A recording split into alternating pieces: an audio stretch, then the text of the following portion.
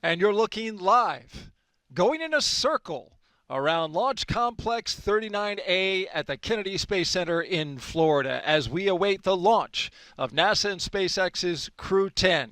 Hey, it's March 14th, Pi Day, and we are ready to fly away.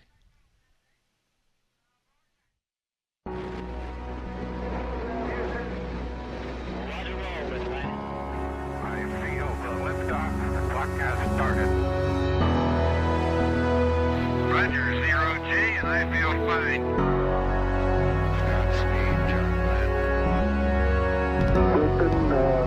Tranquility Base here. The Eagle has landed. Rocket Tranquility, we copy you on the ground. New possibilities are opening up for scientific cooperation between countries. 1-0. Liftoff. Americans return to space as Discovery clears the tower. Discovery, go and throttle up. Discovery, roger. Go for deploy. Everybody in the shuttle program, the crew is go for launch. Rocket. Nice to be in orbit. We have followed in their footsteps to get us where we are today.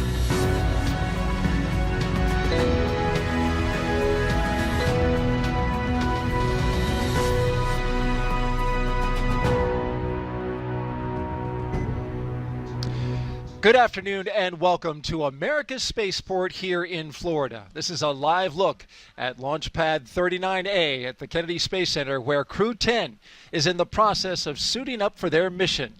The second attempt, today's T0, is 7:03 p.m. Eastern Daylight Time. That's when a Dragon spacecraft sitting on top of a SpaceX Falcon rocket will launch them to the International Space Station. But as you can see now live on your screen, Crew-10 is getting suited up, ready to go, to continue their regular crewed flights from U.S. soil to station as part of NASA's Commercial Crew Program. Hello and good afternoon. I'm NASA's Daryl Nail, and this is the official launch broadcast of Crew-10. And with me again on this second launch attempt to help commentate to what's happening this morning is NASA astronaut Jessica Meir. It is so good to have you back. Thank you, Daryl. It's a lot of fun. This is a nice second go after our dry run dress rehearsal the other day. So we're all excited to get this rocket off the ground today. Crew-10 got practice, we got practice, the production team got practice, and we're going to be even better than we were before, right? Absolutely. Well, the mission today, we are flying NASA astronaut commander Anne McClain, NASA astronaut pilot Nichole Ayers, JAXA astronaut mission specialist Takuya Onishi, and Roscosmos cosmonaut mission specialist Kirill Peskov. Today, the crew's ride to space is the Dragon Endurance spacecraft, its fourth flight to space, and all four previous, well, including this one, will have carried crews for NASA and one of your favorite spacecrafts, right? Yes, Endurance is one of my favorite Dragon names, and this is because of the affiliation with Shackleton's Imperial Trans-Antarctic Expedition. So Endurance was the ship that Ernst Shackleton used in that spectacular voyage. I love reliving these accounts of these early Antarctic explorers. Talk about some brave individuals. Endurance actually was trapped in the pack ice in the Weddell Sea, somewhere where I've actually done research. And that was in 1915. So a nice nod to those incredible explorers. Indeed, Endurance is a very fitting name for that ship and for the one that is flying today. As I mentioned, today is the second launch attempt for Crew-10. On Wednesday, a little background, NASA and SpaceX stood down from the first attempt after teams discovered a suspected pocket of air trapped inside the ground support hydraulic system used for the clamp arm that you can see there on your screen. It's at the very top of the rocket, holds it to the transporter erector. Yesterday, ground support teams successfully flushed that hydraulic system, and now it's ready to go for today's launch.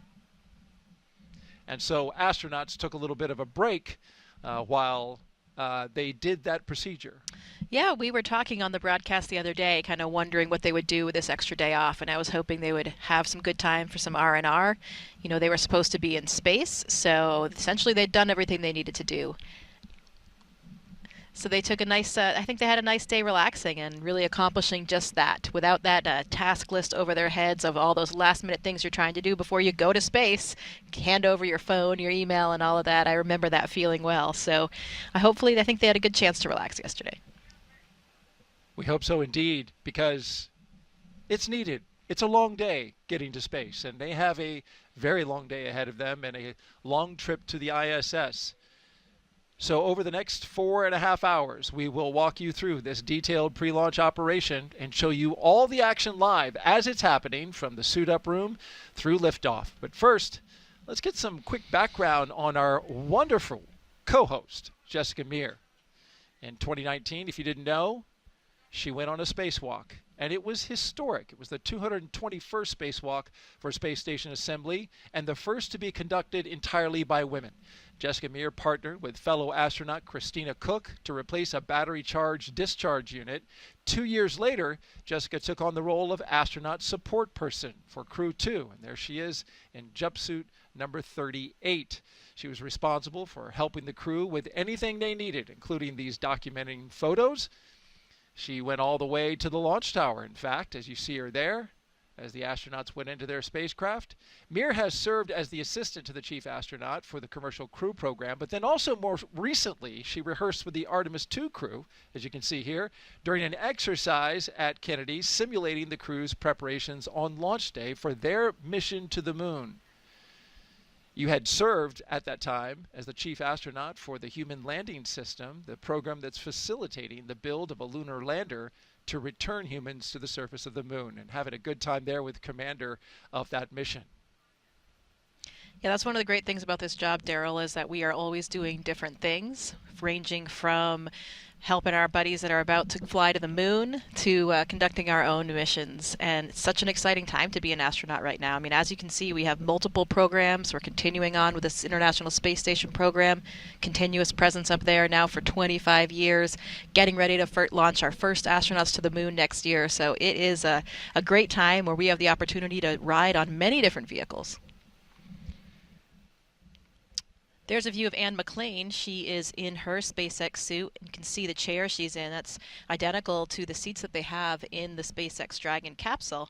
And they are probably getting ready now to conduct their leak checks. So we do this in all vehicles that we fly in, where we buckle into our seats, we get all hooked up like we would in the vehicle, and we pressurize the suits to make sure that they have good pressure integrity. So you can see Takuya Onishi there. Looks like his visor's already down. He's possibly already inflating, if not already up to full pressure there. So we're testing out all of these suits to make sure they have good integrity before we get in the vehicle. And let's talk a little bit about, there you see, that's fully pressurized, what the astronauts did in the time between we first attempted this liftoff on Wednesday to today's attempt. And you can see there, I hear that this beach house here at the Kennedy Space Center was part of the plan. Yeah, that is a beautiful view of the beach house. I've been fortunate enough to have been there a few times in my career as an astronaut, and it's really historic.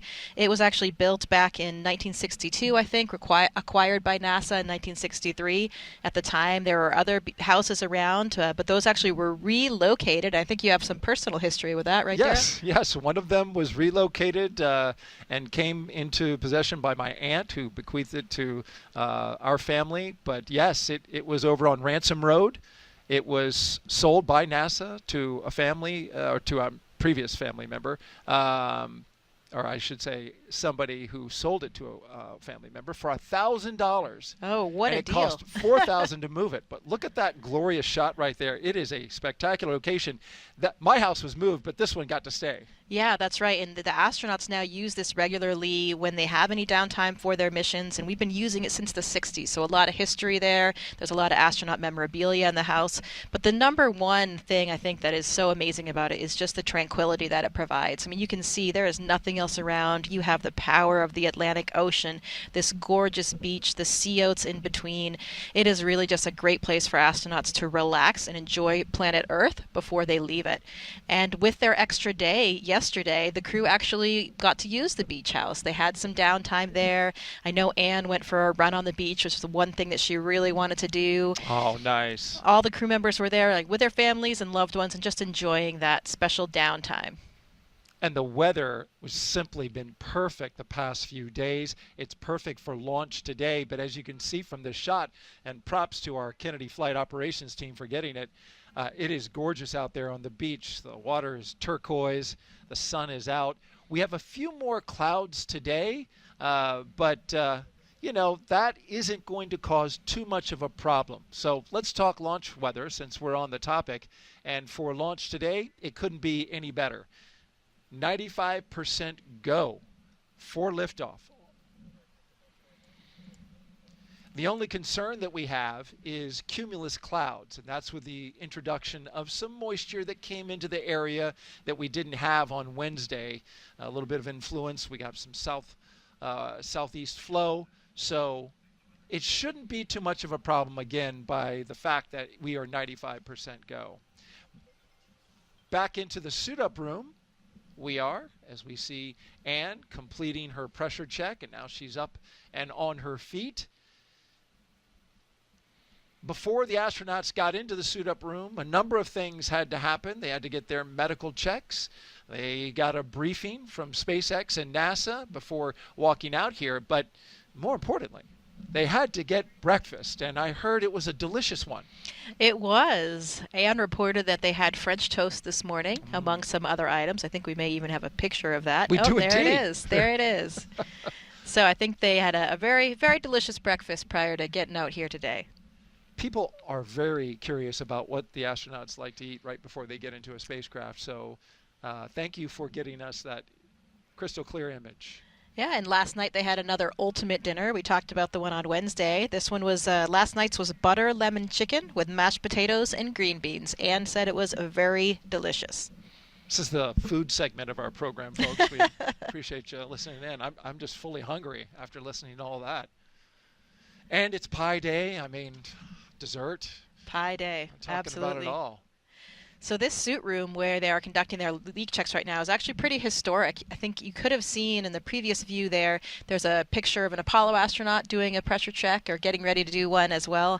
So that's one of the nice things about this quarantine facility. The suit room is located right in that same building. It's so historic and so inspiring for us as astronauts as we get ready to embark on our mission, especially when it's your first mission and you see the faces of all of these astronauts going back decades and then knowing the things that they accomplished, the barriers that they broke. It's really inspiring to be kind of part of that lineage. And I love that sort of tradition that we keep going. You know, it makes it so much more special when you can connect it to the decades of explorers that have come before you. You know, as we always say, completely true, we are riding on the shoulders of giants. And you can see that throughout this room, throughout the whole quarantine facility. With a T-minus 4-hour situation awareness briefing. We're currently counting down to a T0 of 23:03:48 UTC, 19:03:48 local time. The crew are currently getting suited up with leak checks completed at ONC. The advanced team's at the pad opening the side hatch to prepare for crew arrival. Vehicle gases are MEOP, FTS checkouts are complete, and Dragon prop tanks are pressed. Falcon 9 is not working issues this time. Weather looks great across the board for launch site and descent weather. In the event of a scrub, the next available launch opportunity will be tomorrow, March 15th. Procedure 52.91 is open in the event of crew contingency from crew ingress through launch. As a reminder, the launch escape system will be armed prior to propel mode today. Hangar racks go on lockdown at T-minus 45 minutes and last until spacecraft separation or after the launch escape system is disarmed. All personnel are required to stay in their locations until lockdown is complete.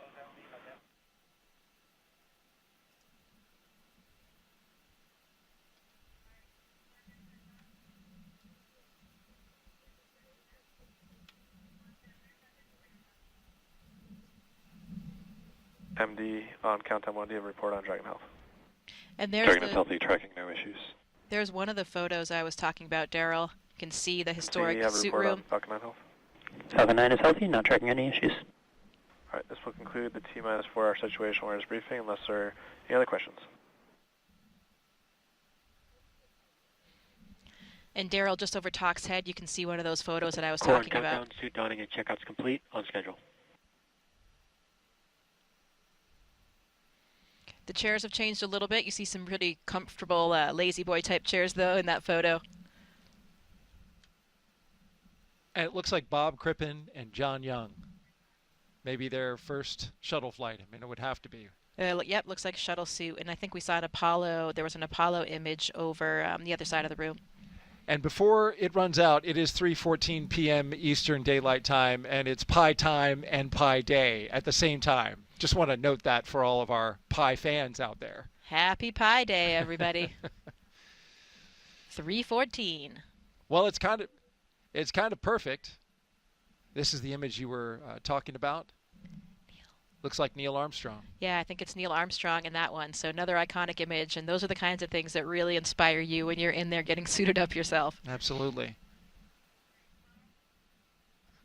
Holding that spherical helmet, which, you know, Pi plays a role in, right? Everything that's circular. I mean, big role in aerospace. Absolutely. We're talking about fuel tanks, or you're talking about cylindrical rockets. Oh, I'm sure that all the NASA geeks watching right now know exactly what Pi entails. Do you count yourself among that crew? I mean, I guess by default, right? So we got a good report from the launch director there that you heard not too long ago. Everything is running on time. They got the advanced team out at the pad. They're opening up the side hatch to get that ready for astronauts to ingress. The weather, as he mentioned, just perfect for launch. Weather is good also in the ascent corridor, an area that runs up the eastern coast along the Atlantic. Conditions are good as there in case the Dragon needed to come off the top of the rocket in the case of an emergency and then splash down along that ascent corridor trajectory.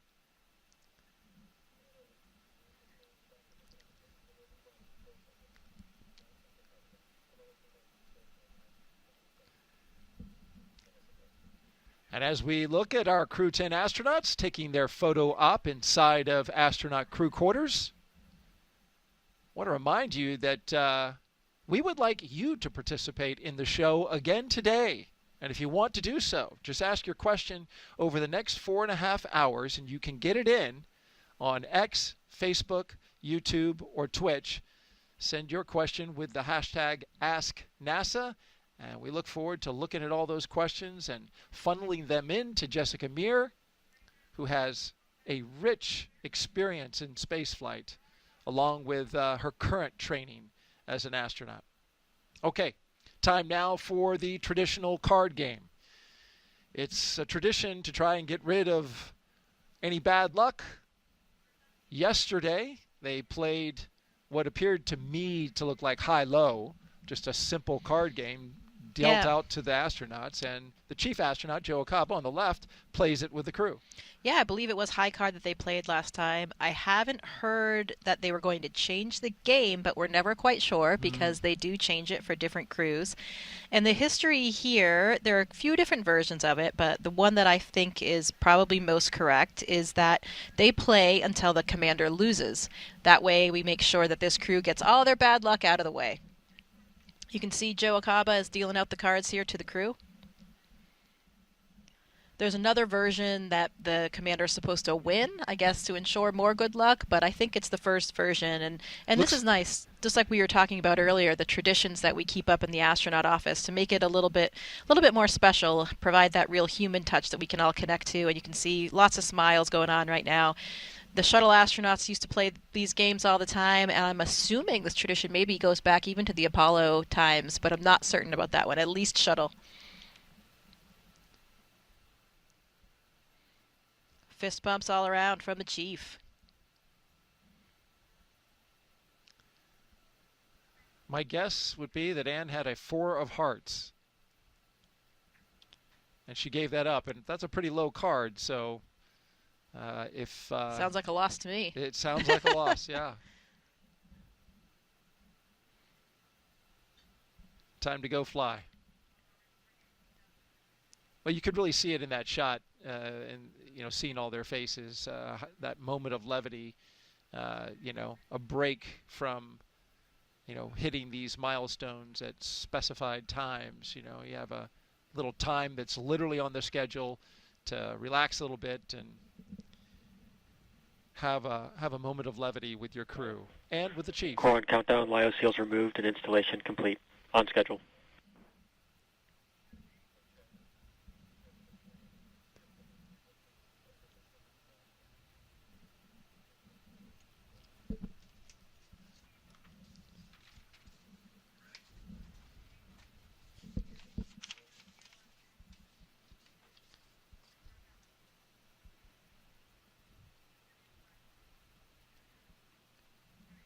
Coming up next for the astronauts, they will walk out of the crew suit-up room, but they will do so at the specified time. While we are out at the pad, I want to talk about something that is new for this mission.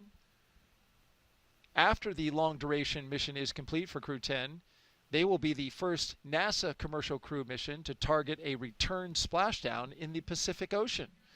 NASA and SpaceX have been working together toward the certification and readiness for Dragon recoveries on the West Coast. Since 2019, Dragon recoveries have primarily occurred off the Florida coast, as you see here. SpaceX is moving Dragon recovery operations to off the coast of California now to allow Dragon to complete its deorbit before safely jettisoning the trunk over the Pacific Ocean, comparable to the first 21 Dragon missions. Crew splashdown locations are on the map that you see here near Los Angeles, Oceanside, and San Diego. The recovery vessel Shannon will be stationed in Long Beach, California to support the new operations. To establish this capability, it not only improves public safety, but NASA and SpaceX worked for months establishing new sites to do this, along with a laundry list of other things like obtaining regulatory approvals, performing engine assessments, and updating flight rules.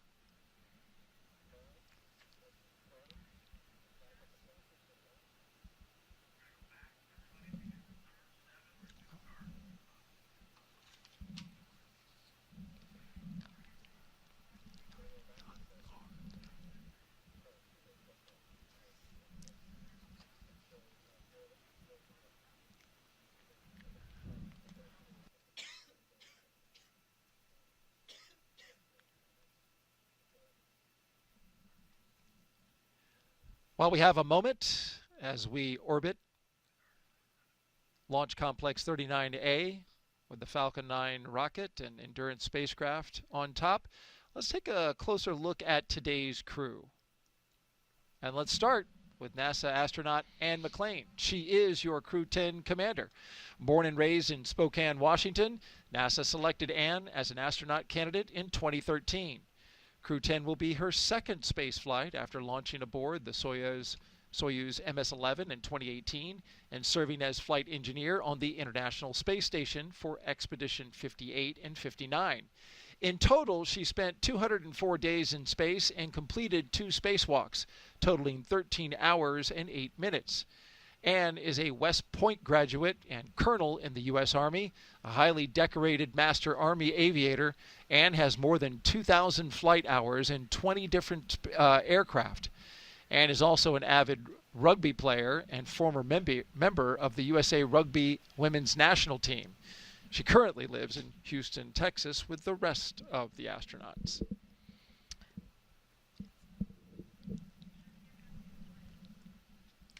The pilot for Crew-10 is NASA astronaut Nichole Ayers. Crew-10 mission will be the first spaceflight for Nichole Ayers, a major in the U.S. Air Force and the first member of NASA's 2021 astronaut class named to a crew. A graduate of the U.S. Air Force Academy in Colorado Springs, Colorado, Nichole served as an instructor pilot and mission commander in the T-38 and the F-22 Raptor, leading multinational and multi-service missions worldwide. She has more than 1,400 total flight hours, including more than 200 in combat. Nichole has a twin and was born in San Diego, California. To the mission specialist now. This will be the second mission to the space station for JAXA astronaut Takuya Onishi. After launching aboard the Soyuz MS-01 mission in 2016 and spending 113 days in space as a flight engineer for expeditions 48 and 49, Onishi received a Bachelor of Engineering degree in Aeronautical and Space Engineering from the University of Tokyo, and soon embarked on a career in aviation with All Nippon Airways in Tokyo. He was selected as an astronaut candidate by JAXA in 2009, and during his stay on the space station, he became the first Japanese astronaut to capture the Cygnus spacecraft in space. When he's not training, Onishi enjoys flying, playing the saxophone, movies, and hiking. And last but certainly not least, this is mission specialist and Roscosmos cosmonaut Kirill Peskov. It is his first trip to space. Before his selection as a cosmonaut in 2018, he was a co-pilot on the Boeing 757 and 767 aircraft for Russian Airlines. Assigned to a test cosmonaut in 2020, he has additional experience in skydiving, zero-gravity training, scuba diving, and wilderness survival. And as you probably noted by me reading their bios there, that all four, we mentioned this on Wednesday, are certified pilots, military pilots, and pilots in private aviation. And that is impressive for a crew these days. Yeah, it certainly is that we have all four pilots, and I like how you highlighted that. You know, we have 2 military pilots, 2 commercial pilots. It's something that the crew talks a lot about. I think it really helps them in their communications. You know, they all already speak the same language, and a lot of them, each of them have really remarked upon that. It kind of gives them this really synchronous way of communicating, and they're all in lockstep with each other. I think that helps them operate very efficiently together as a team. I know it has throughout their training, and I know that will carry over into their vehicle and on the International Space Station as well.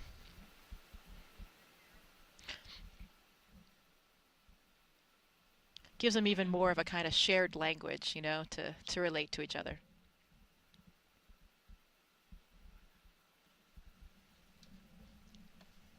And so for these 4 pilots, how long have they trained together for launch, and how much training does that involve? Well, typically we get assigned about 1.5 to 2 years before the mission. Sometimes that's a little bit variable. Sometimes the commander and pilot will get assigned first and start a little bit earlier because they have a little bit of additional training for the vehicle. But about that amount of time, and that is when, you know, we're doing everything from vehicle to space station training.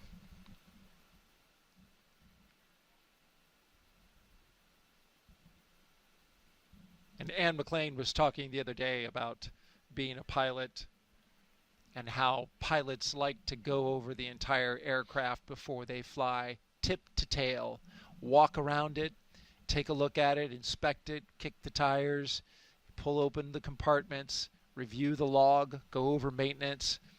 But that's not something that can be done by the NASA astronaut today. You guys rely on a support team, hundreds and hundreds of people, if not thousands, across NASA and SpaceX to get ready for this moment. Yeah, that's a huge part of the process, and it's something that we become accustomed to, where we get to know these teams on a personal level. We know the people, we get to know the hardware, and through this very intensive training regime that we have, we develop a lot of trust in both the hardware and the people, all the ground teams that are keeping us safe. We know that safety is NASA's and SpaceX's #1 priority. And so you develop this camaraderie with the people. You know that everyone is ensuring safety in everything that you do from launch day, and really watching every minute of the day on the space station to make sure things are operating correctly. So yeah, as Anne kind of mentioned, for these pilots, it's a little bit different, where, you know, they have really put their eyes on every piece of hardware and checked it on their own. Now they're using that trust that they really have. But thankfully, to the way that we operate, the incredible relationship that we have with the SpaceX team, we have that level of trust and integrity between both partners, and we know that they will be watching all those factors, and that's a good thing, because as an astronaut, we have so many different things. We really have to compartmentalize our brains. We're switching back and forth between a spacewalk training and then doing a spacewalk, capturing a vehicle using the robotic arm, fixing the toilet on the space station, and then doing an experiment. So we're doing so many different things all the time. There's no way that we can be experts really at any one. And so you become this kind of dabbler, a dilettante on all of them. And what you do is rely on all the people on the ground to help you through that process and make sure that everything goes as smoothly as possible. And we appreciate all of those people who have really spent a lot of time, long hours, weekends, nights, working to prepare this mission for launch. We move you now to looking live outside astronaut crew quarters, where family, friends, and some media have gathered to document Crew-10 as they walk out of their living quarters and then into their vehicles. 3 Teslas all lined up with that license plate. Yeah, I really like this tradition where the SpaceX crews actually change the license plates for every mission. And so it adds a little bit of levity, a little bit of something original to each one. You can see this one, the lift off with the 10 in the middle, lift 10 off. So that's a very appropriate message for what we're here for today. And I think we have some history about what all the other license plates are here too, don't we, Daryl? We do indeed. As you can see here, what's in a name?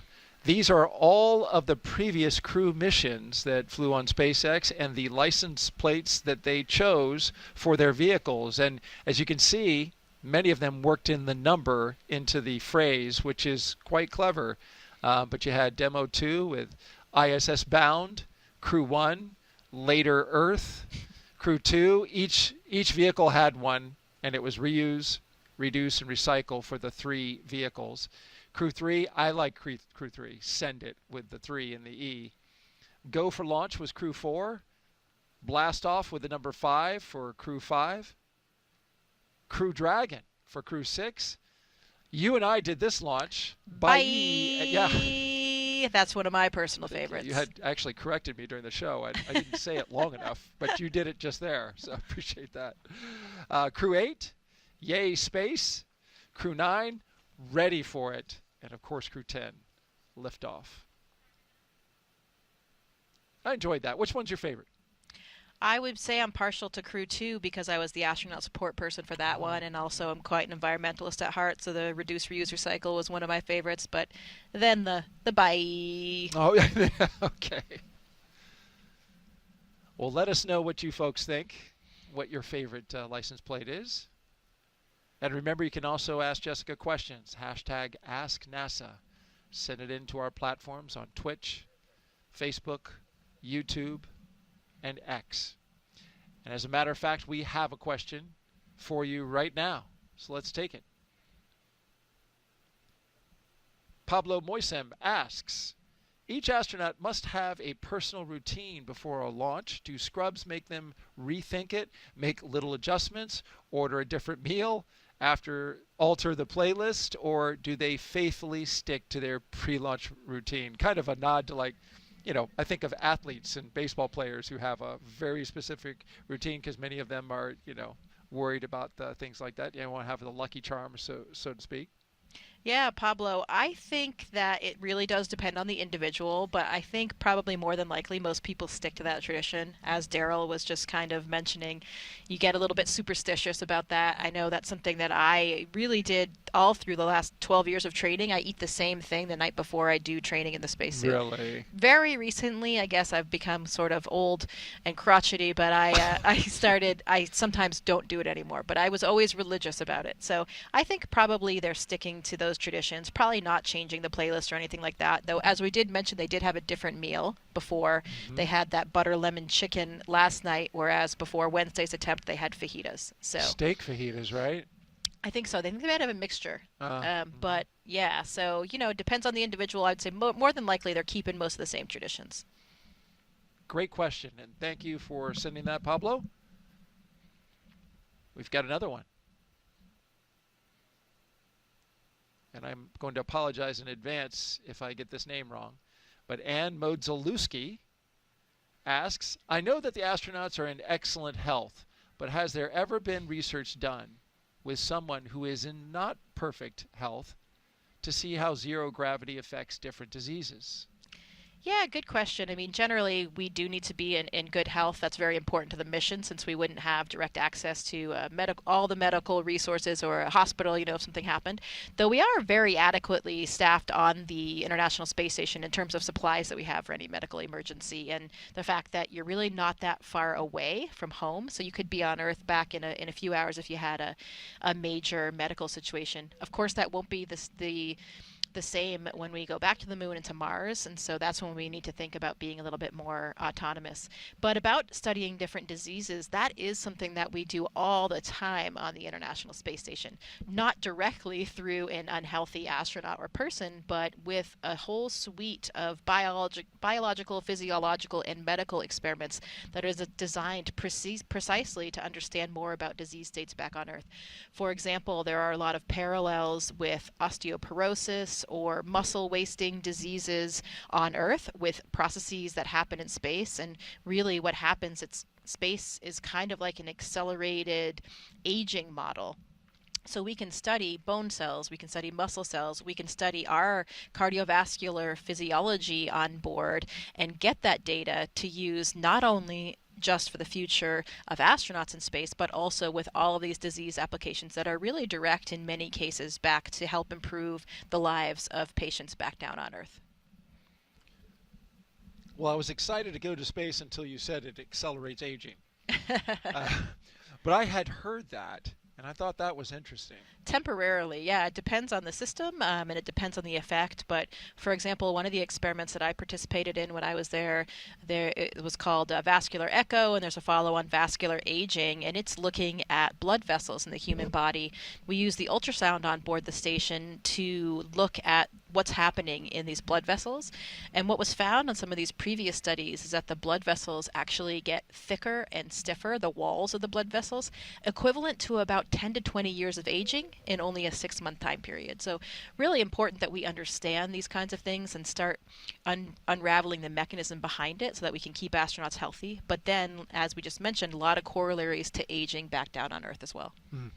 You're looking live now down the hallway towards astronaut crew quarters in the suit-up room where the astronauts will turn the corner, walk that hallway, get into an elevator, go down to the ground floor, and pop out those doors before walking to their vehicles and having a few minutes of time to spend with the people who have gathered there. Special guests, VIPs, family members, loved ones, and the press. And we can see in the middle of the screen, I do believe we have our acting administrator, Janet Petro, there. Yeah, I see Vanessa Weish as well. She was very recently the director of the Johnson Space Center, and now she's the deputy for the administrator. Yes, there is Vanessa on the right side of the screen. And Janet Petro, currently blocked by the fellow there in the blue suit. But Kelvin Manning, I see him in his Crew-10 shirt, or Crew-10 cap, rather. Yeah, and he's acting director of KSC That's now, right. Where we are. Kelvin, great guy, interacts with us as crew members quite regularly whenever we're out here.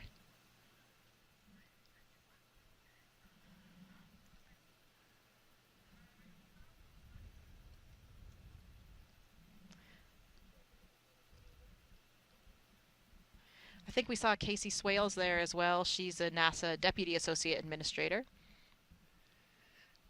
And they are all right down there. That's a wider view outside the U-shaped ONC, as we call it, Operations and Checkout Building.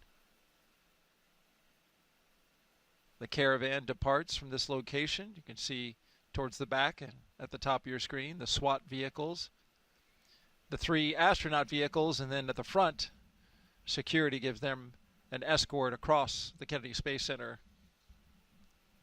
It's about a 20-minute drive to the launch pad. We've got some folks also here visiting as part of NASA's social program. And there they are waving. I think they turned around and waved. But a great group of folks here who are social influencers who have come to document what's Core on happening. countdown, advanced team work complete, ready for crew arrival. Commencing crew walkout and ONC departure. And here they On come. schedule. Walking down the hallway, Crew-10. Leaving the astronaut crew quarters, going into the elevator amidst some applause and revelry. That was astronaut Kjell Lindgren just on the other side of the elevator door. He is the acting director of the Flight Operations Directorate. So that's the directorate that resides above the astronaut office, the flight director office, all the flight controllers. And Kjell actually flew on Dragon as well himself back on Crew-4. He did indeed. And he and his fellow crewmates all came out to Kennedy sometime after their launch and did a meet and greet with everybody who works out here. And it was really a special time to get close to the astronauts, ask them questions, take pictures. For the people who support the launch operations here at the Kennedy Space Center, I know that meant a lot to the people who went out and saw Crew-4 when they visited here.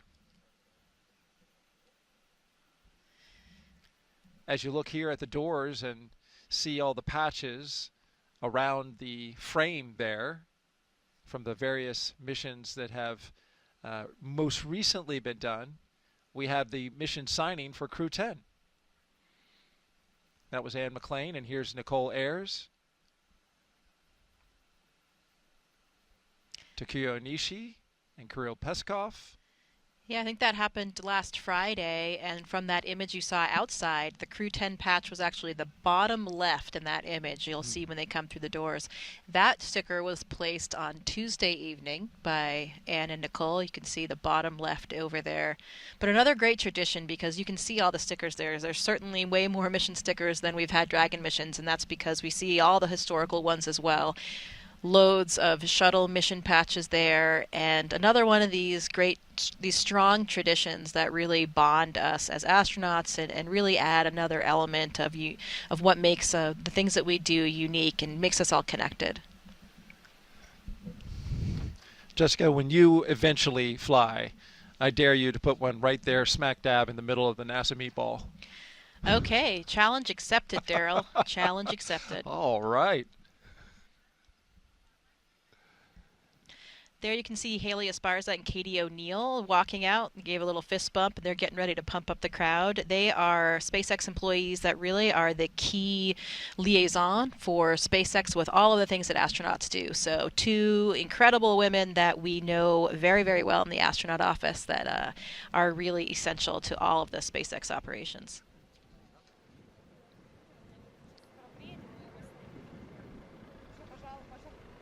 And we are getting close, less than 90 seconds before walkout. Officially happens at T-minus 3 hours and 20 minutes. So among the crowd, we mentioned some of the VIPs earlier, and then we have a few loved ones there as well to see the crew off. So that last moment to wave to your spouse, to your kids, to whomever you have there supporting with you. And another special moment right before you get into those vehicles and make your way to the launch pad. And here they come. Crew-10 taking their first steps outside as they prepare for their journey to the International Space Station. From left to right, Kirill Peskov, Nichole Ayers, Anne McClain, and Takuya Onishi.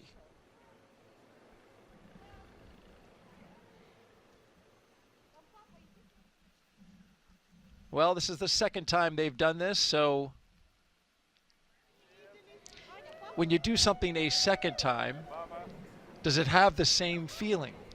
Yeah, I think it's actually probably a little bit better for them because some of those nerves are gone. They've kind of gone through it already the first time, and so I think they're probably a little bit more relaxed, but still feeling all of that excitement and exhilaration for launch day. So I'd say it's probably the best of all worlds to, really combine those things. once you've been through something before, you have a little bit less anxiety about it, right? Like you know what to expect, and it just makes you a little bit more calm and at ease. So my guess is that's what they're feeling today. Well, a relaxed crew is the kind of crew you want to have on launch day. Absolutely. You can see the big smiles on all of their faces as they're looking out toward their loved ones, their families, friends, colleagues. I imagine the conversation is a little different than it was on Wednesday, right? Because you said your favorite goodbye words, and now goodbye again. Yeah. There. Yeah, so you probably had a pretty good view of the crew there when they came out, and I don't know if you noticed the height distinction between the crew, but Anne McClain is actually certainly not a short woman. She's taller than an average female. I think she's 5'7", maybe a little bit more than that. But in her crew, she's actually the short one. If you noticed, her crew is exceptionally tall. So they actually made an unofficial logo, which I love, and it has all the 3 crew members as giraffes and the 4th crew member of Anne as the panda on the crew. Here's a picture of that shirt, actually modeled by my husband. And with your daughter watching and Yes, observing. yes, she was observing. I think her Sweet favorite's girl. the panda as well, because that's a childhood favorite of mine. Perfect for my classmate Anne. Oh, there it is. The 4 crew members and there, the panda with her call sign Animal. Animal. Yeah, that call sign was bestowed on her from her old rugby team, the Atlanta Harlequins. She played with them when she was in flight school. Doors are closing. Getting ready to blast their playlists, I assume. It's one of the cool aspects. I remember when I was the astronaut support person, actually riding in the car with the crew back on Crew-10, get to participate in that. They're blasting their personally designed playlists with some, real pump-up music for them. The lights are blaring on the escort cars, and it's a really exhilarating time. Did you rock out? Oh, yeah, certainly. Got to get pumped up. That launch was actually at night, which I think allows you to get even more pumped up with the lights and the music in the darkness. But beautiful weather day for what we're doing today. Can't complain. Speaking of the weather, Daryl, I'm glad we have such a sunny day, because on that walkout, not sure if you knew about this, but Nichole Ayers, call sign Vapor, she is actually very anti-umbrella, stemming back to her days in the Air Force. I guess it's an Air Force flight, an Air Force jet pilot thing, where they're too tough for umbrellas, so they have to really stick it out no matter what the conditions are.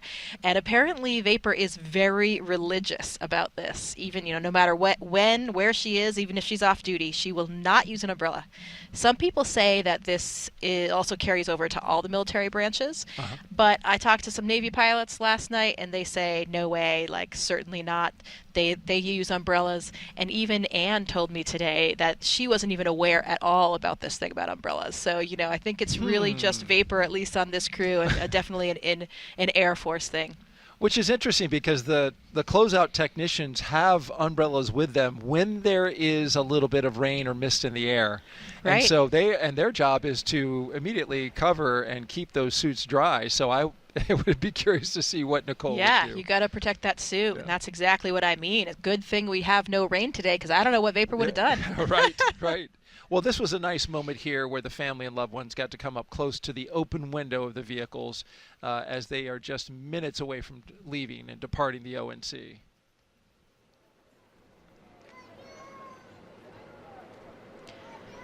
In the first vehicle, you've got the closeout lead and 2 suit technicians. In the second one, the commander and pilot, along with a flight surgeon. And in the third, the 2 mission specialists. They're getting a wave out the window as they drive off.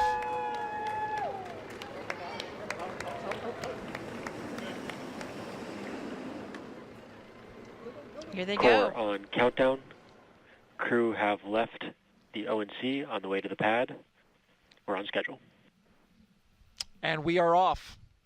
The crew on their way to Space Launch Pad 39A.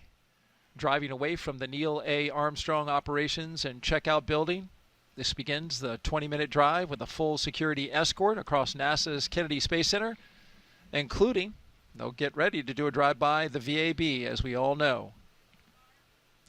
You know, I think once we see them get going on the other road here, they're going to get up to like 65 miles per hour or so, which I think they're cruising along and in pretty close proximity of each other.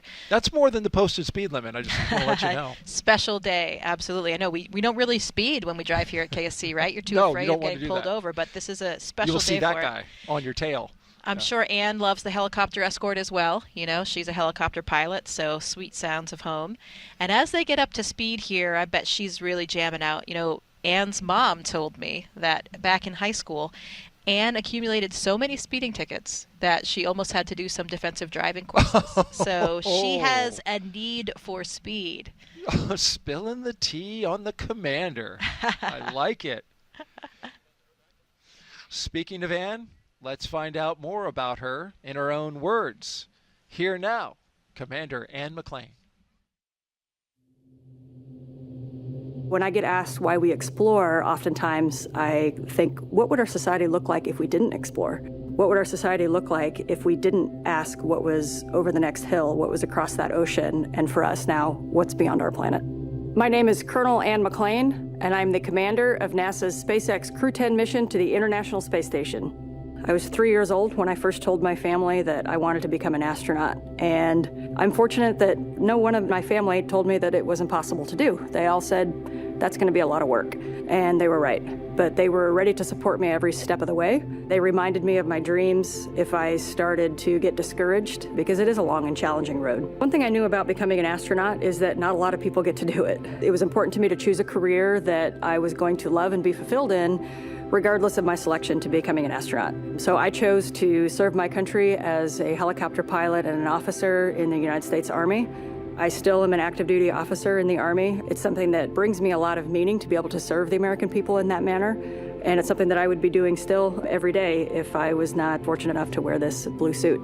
This is my second flight to the International Space Station. I think on your first flight, there's a lot of unknowns, right? You don't know how it's going to feel to go to space.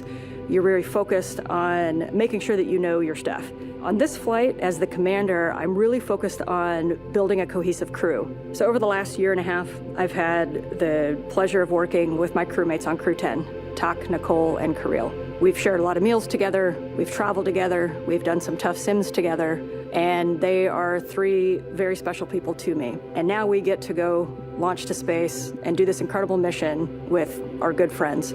The International Space Station is a proving ground for a lot of technologies for deep space exploration, but it is also a national orbiting laboratory where the U.S. can work with universities, research labs, other countries to develop things that benefit us on Earth, everywhere from cancer research, Parkinson's research, materials research, and at the same time, we're looking at the things that we're going to use on Mars and future moon missions. In my career at NASA, and especially on my first space flight, there were certain moments that I had, like when I came out of the hatch on my first spacewalk, where I realized we are operating at the edge of what humans are capable of. And that is such a special moment. I think it's that intersection of the magical and the technical, where I can look across the amazing beauty of the Earth, but I can see also this amazing creation, the International Space Station. And it doesn't belong to me or to NASA anymore, that it belongs to every single human on Earth. It's our platform to figure out how we got here, where we're going in the future, and the context in which we live. Our goal is to be a beacon of hope for all of humankind, so that people can look and say, this is what we can accomplish when we work together. The next member of Crew-10 we'd like to hear from now is pilot Nichole Ayers. Space exploration is so important for humanity. You know, we learn so much as we get further away from Earth. Every time that we make a further step, we learn something and we learn how to adapt, and that is so important to humanity. We are explorers, each and every single one of us. My name is Major Nichole Vapor Ayers, and I am the pilot on NASA's SpaceX Crew-10 mission to the International Space Station. As a little kid, I always wanted to be an astronaut from the time that I was about knee-high. Growing up in Colorado really inspired me to go explore. I loved exploring in the mountains and learning how to camp and hike and live in a weird and exciting environment. Growing up as a twin is probably my favorite part of growing up. You have this built-in best friend to get in trouble with, to go exploring with. We grew up right there in Colorado Springs. We got to see the Thunderbirds fly over the Air Force Academy every year, which really inspired me to become a pilot in the Air Force. I always had an affinity for the sky and for space. Being next to the Air Force Academy kind of was the natural path for me. So I was a very serious little kid who set my goals really high and worked really hard and never got bumped off that path. I got my wings in August of 2014, and then I flew F-22s in Alaska, got to do some great flying up there in the mountains. I had a no-notice 6.5-month deployment. From there is when I moved down to Houston to start my job as a NASA astronaut. Crew-10 is a group of pilots who are going to space together to execute science and maintenance. We are about to launch to the International Space Station for a 6-month rotation aboard the orbiting laboratory. We've got a great group of humans who are funny and caring and kind and also wicked smart and capable and efficient. Our major goal is to get to the space station, execute the mission as well as we possibly can, and then come home still funny, kind, and caring about each other. Doing science in space is so important because here on Earth, there's gravity and it's a force that holds things down, and in space we can remove that force. And so we get a glimpse into processes and forces and structures that are too small or too weak and they can't actually flourish here on Earth. Long duration spaceflight is so important for human research to figure out how humans adapt and what happens to your body in microgravity. We get to learn how hardware and plants react in space, and we get to put them in this environment that's pretty harsh. You know, we're outside of the atmosphere, and now we don't have the protection of the atmosphere. What happens to those things, and how do we fix them, and how do we better prepare our people, our hardware, our food, our water systems for that deep space exploration? Throughout all of our training, it's been apparent to me that there is a massive humanity that gets us to space. It takes a village to get us there. The International Space Station wouldn't be where it is today without the international cooperation, and it's just blown me away with how many people it takes to get to space. From Crew-10, we just want to say thank you. And you see them passing the VAB now, where we just had a big major milestone in the NASA Artemis program. Engineers finished stacking the twin solid rocket boosters on the inside of that very building that you see there for Artemis 2. The big rocket doors there. And there you have the view of those twin solid rocket boosters, 177 foot tall. They provide most of the 8.8 million pounds of thrust needed to launch 4 astronauts on a 10-day lunar journey. Since November, crews have used a massive crane to lift and assemble 10 booster segments, each packed with avionics and motors that will safely detach after launch.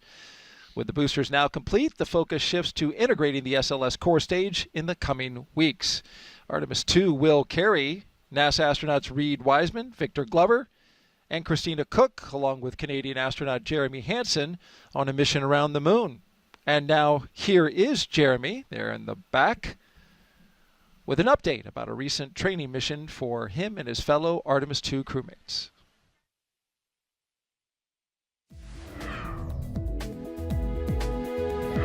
Hey everyone, I'm Canadian Space Agency astronaut Colonel Jeremy Hansen, mission specialist for the Artemis 2 mission. I'm here at the Johnson Space Center here in Houston, Texas, where we normally do most of our training.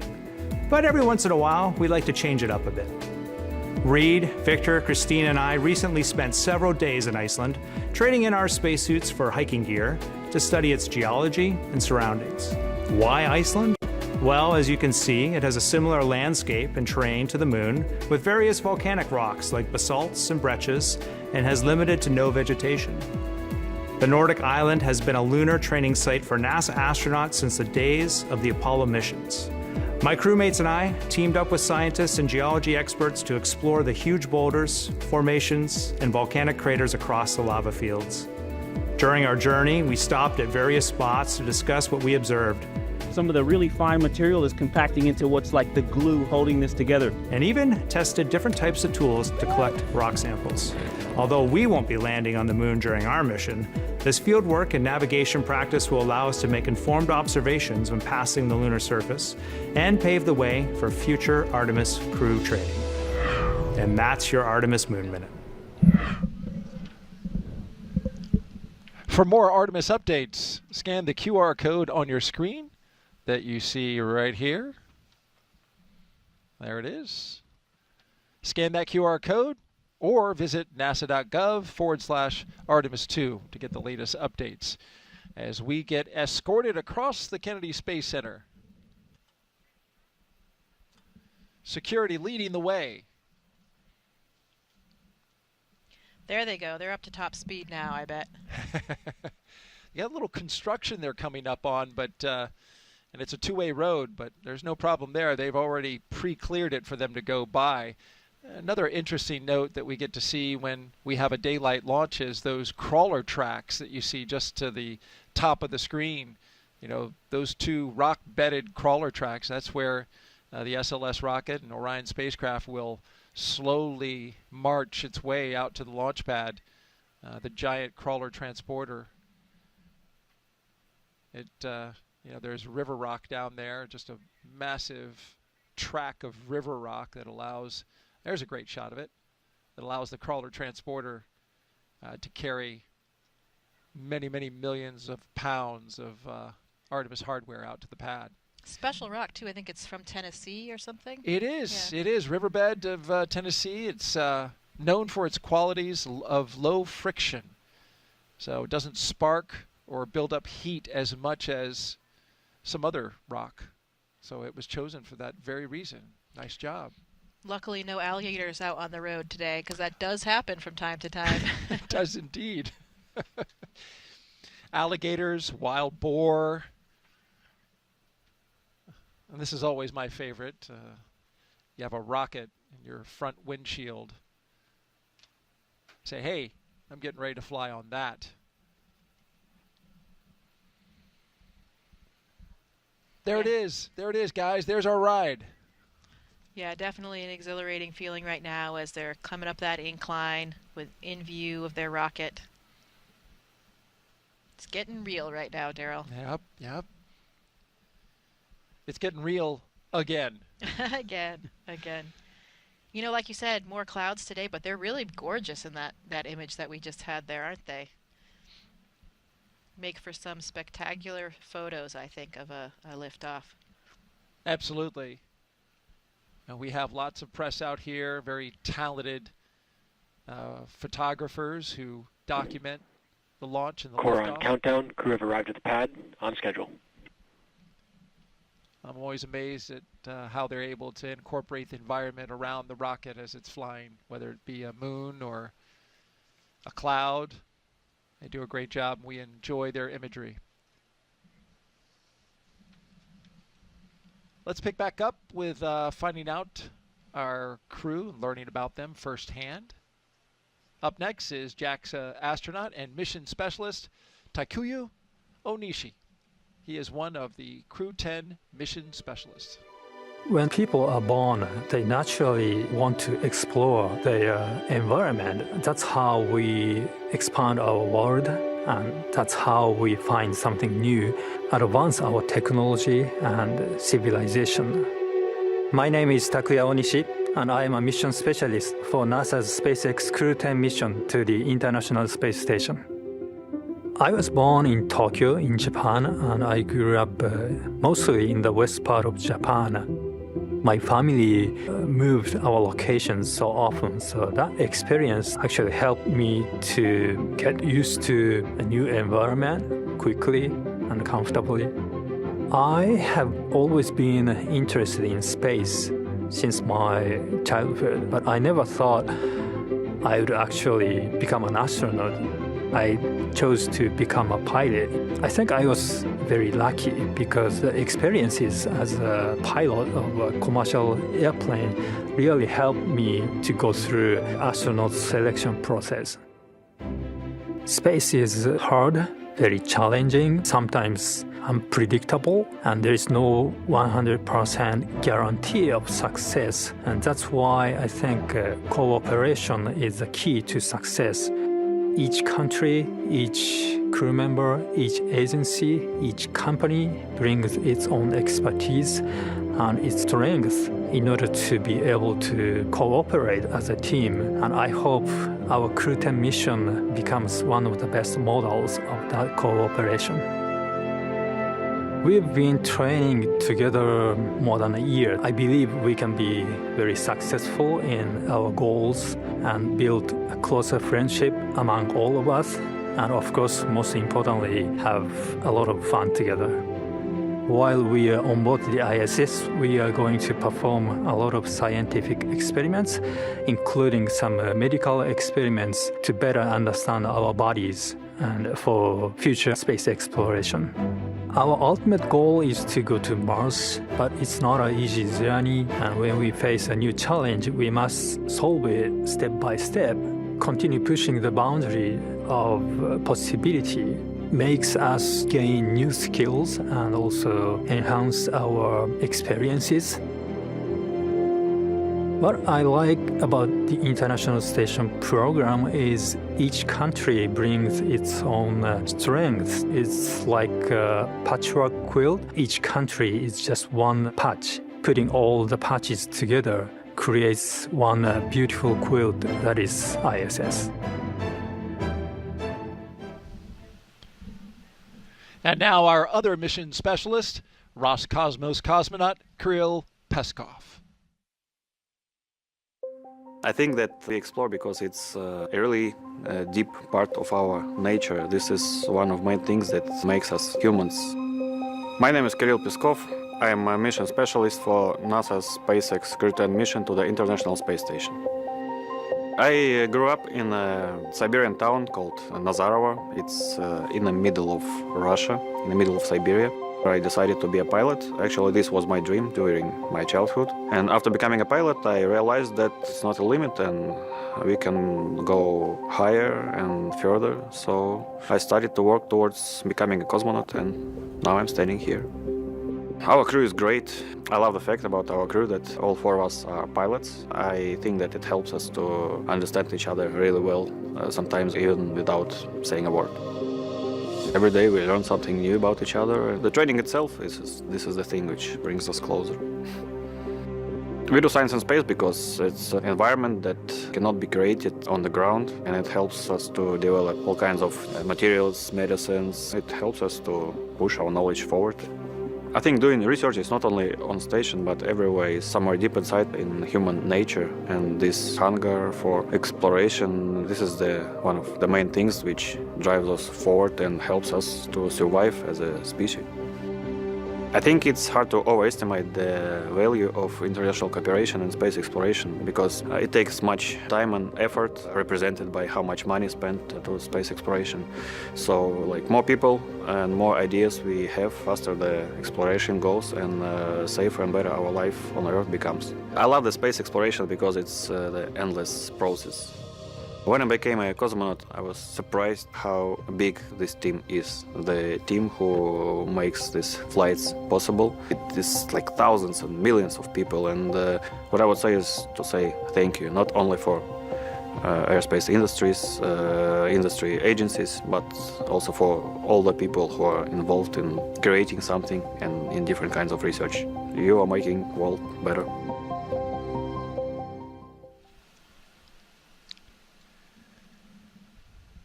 Back live now at the launch pad as your commander and pilot walk towards the elevator after taking a look at their rocket for the second time.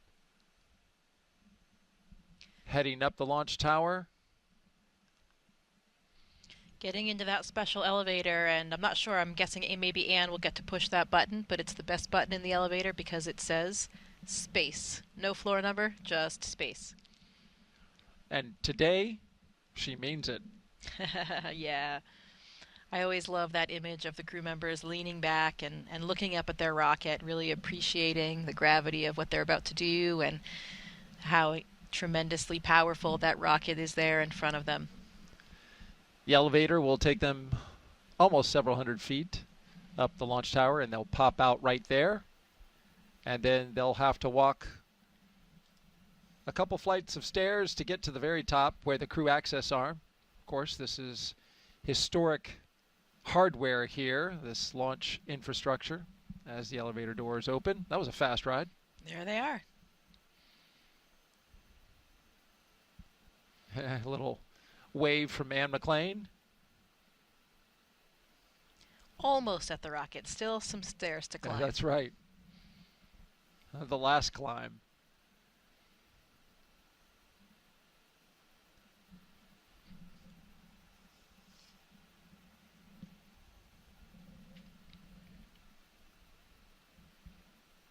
And we talk about how this, is a launch tower that went all the way back to Apollo and through shuttle. So that's why this, slight modification where the elevator doesn't quite go to the spot of this taller rocket where the spacecraft is and where the door and the hatch are. But a lot of history at these pads, both 39A and 39B,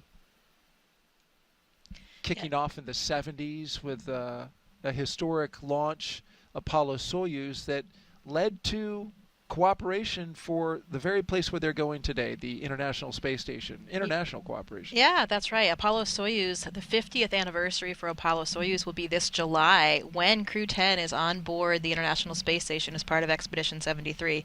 Apollo-Soyuz was, of course, a 9-day mission, and it was testing the compatibility of the docking and rendezvous systems and the capacity for international space rescue, which I would say is incredibly impressive at that time because, of course, it was the Cold War, the Soviet Union, and they still were able to demonstrate that countries can work together in a peaceful way for a greater good of exploration and science, and even demonstrating that rescue capability if we had to help each other out in space. I always love that bit of history that, depends on where you're from. Some people call it Apollo-Soyuz, and in Russia they call it Soyuz-Apollo. Of course they do. Well, beautiful shots here on the left-hand side of your screen. You can see our helo shot of the launch tower and tiny little astronaut there on the balcony. Yeah, that's Kirill and Tak, and we just heard in Kirill's package that he's from Siberia. And I love this fact that his fellow colleagues told me. Even though he grew up in Siberia, he never saw a bear until he came to California for training. So that was his first bear, being from Russia and from Siberia. I thought that was a very fun fact. And speaking of animals, here comes Animal and McClain on the right and to the left. Nichole, Ayers making their way into their Dragon spacecraft Endurance. They signed the patch yesterday, so no need Core on to countdown, sign it crew in again. the white room.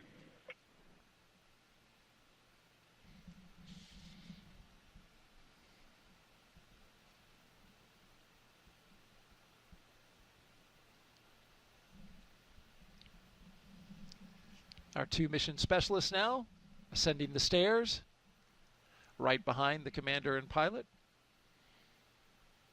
And another commander coming up the stairs, since Tak will be the commander of the International Space Station once they arrive up there. So excellent experience for an experienced crew member like Tak to be in charge of the space station. And it's a really nice transfer of controls from McClain being the commander of the vehicle and then handing over to Tak, really giving both of those experienced astronauts a chance for leadership and a commandership. And how can you not do what they're doing right now? Take in that view. Look out over the railing and just see what a beautiful Florida day it is. It's an incredible view from up there. Usually a little bit windy, but man, every time I've been up there looking out, you can see the whole coastline, all the other launch pads, the VAB, really the entire Space Center, and it is simply gorgeous. Maybe that wind is why one of them is standing a little off from the rail. Yeah. Kirill is actually no stranger to the U.S. either. He actually he was an exchange student in high school in Texas, actually. And there was a great story there. He went to the Johnson Space Center when he was here in high school, and he had some photos, some memorabilia from JSC that he had hanging up in his room when he was a high school student. And his host family in Texas is actually, I think they're still here. I know they were here on Wednesday for the launch. I'm assuming they stayed as well. So really cool connection for him. That is very cool. Core on countdown, crew ingress started, on schedule. And they'll ingress the crew one at a time, being very careful when they step over that seal that surrounds the hatch. Very important to keep the environment inside. And here come our mission specialists down the crew access arm. Takuya Onishi and Kirill Peskov.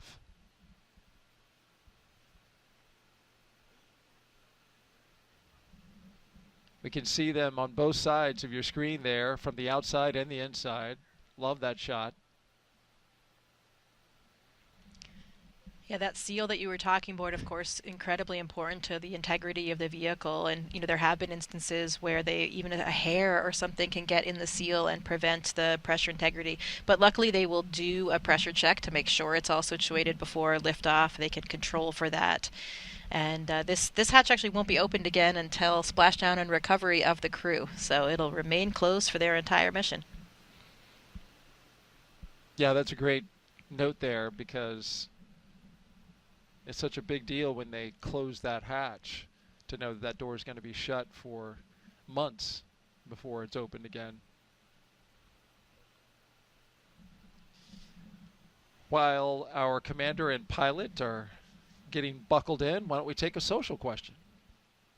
We've been taking them throughout the show. We thank you for submitting them. Chloe Bokeli asks, Jessica, what is your favorite part about the ride up to the International Space Station? Well, it is an incredibly dynamic ride. As you are launching in any rocket, I launched on the Soyuz rocket and the Soyuz capsule, so different than what we're seeing here today. But all of those launches involve, the accumulation of the G-forces. You especially feel that kind of kick in the pants when the different stages of the rocket detach. But I think my favorite part was, only about 8 minutes, then you're in space. Everything in the capsule starts kind of lifting up, even anything that was on the floor, little bits of dust or anything that was dropped. Your pencil, your arms start lifting up, and everything is weightless. And I remember looking over at my crew. Oleg Skripochka, my commander, he had flown before, so it was familiar for him. But Hazza Ali Al-Mansouri, the very first astronaut from the United Arab Emirates, it was his first flight, just like mine. And I remember looking at him, and his eyes were enormous, and both of us were just thinking, wow, like, this is it. We made it to space. Wow. My journey to space was only 6 hours, or to the space station was only 6 hours. Now the Soyuz actually often does what's called a 2-orbit rendezvous, and they're there in only 3 hours. Today, these astronauts will actually be in this capsule for 28 and a half hours, so much different, considerably longer than the flight profile if they had launched on Wednesday. And that's just simply orbital mechanics. Depends on the time that you're launching, where the space station is relative to you, and all of these factors. So it could be a very short flight and could be longer. Really, that just kind of showing they'll have quite a bit more time to acclimatize to weightlessness. They'll probably have some really incredible views to look at, whereas, for me, it was all very, very fast. I never even got out of my seat. How about that? But they'll actually have a sleep period up there. They'll get out of their seats and suits pretty soon after they're in space. They'll go to bed for a while, and then they'll try to, get some rest and then wake up refreshed for the next day when they will be docking to the space station. Yeah, I imagine that is something to really, there's something challenging about getting some sleep after you just launched to space in a spacecraft. Yeah, for sure. I haven't had to do that yet, but I do remember when I got to the space station, you were pretty exhausted. It's a very long day. But your head is just going through so much. You have this whole new mapping of new neural networks as you're starting to navigate in a three-dimensional volumetric way of space, and it is very, very stimulating. I think my memories of those first few days are a little bit hazy just because of that. So it'll be interesting to see. I know we talked about that a little bit on Wednesday with Anne and Tak, both experienced astronauts. Generally we see the veteran astronauts emerge, and they look a little bit more graceful. I think because they've already had those neural networks formed. Even if they haven't used them in many years, they're already there. Whereas the rookie astronauts, Nichole and Kirill, they'll probably be a little bit less graceful as they kind of navigate and all of those mechanisms start coming into fruition. That 28.5-hour transit to the International Space Station will put this crew on course to arrive at the International Space Station at 11:30 p.m. Eastern Daylight Time tomorrow, Saturday, March 15th.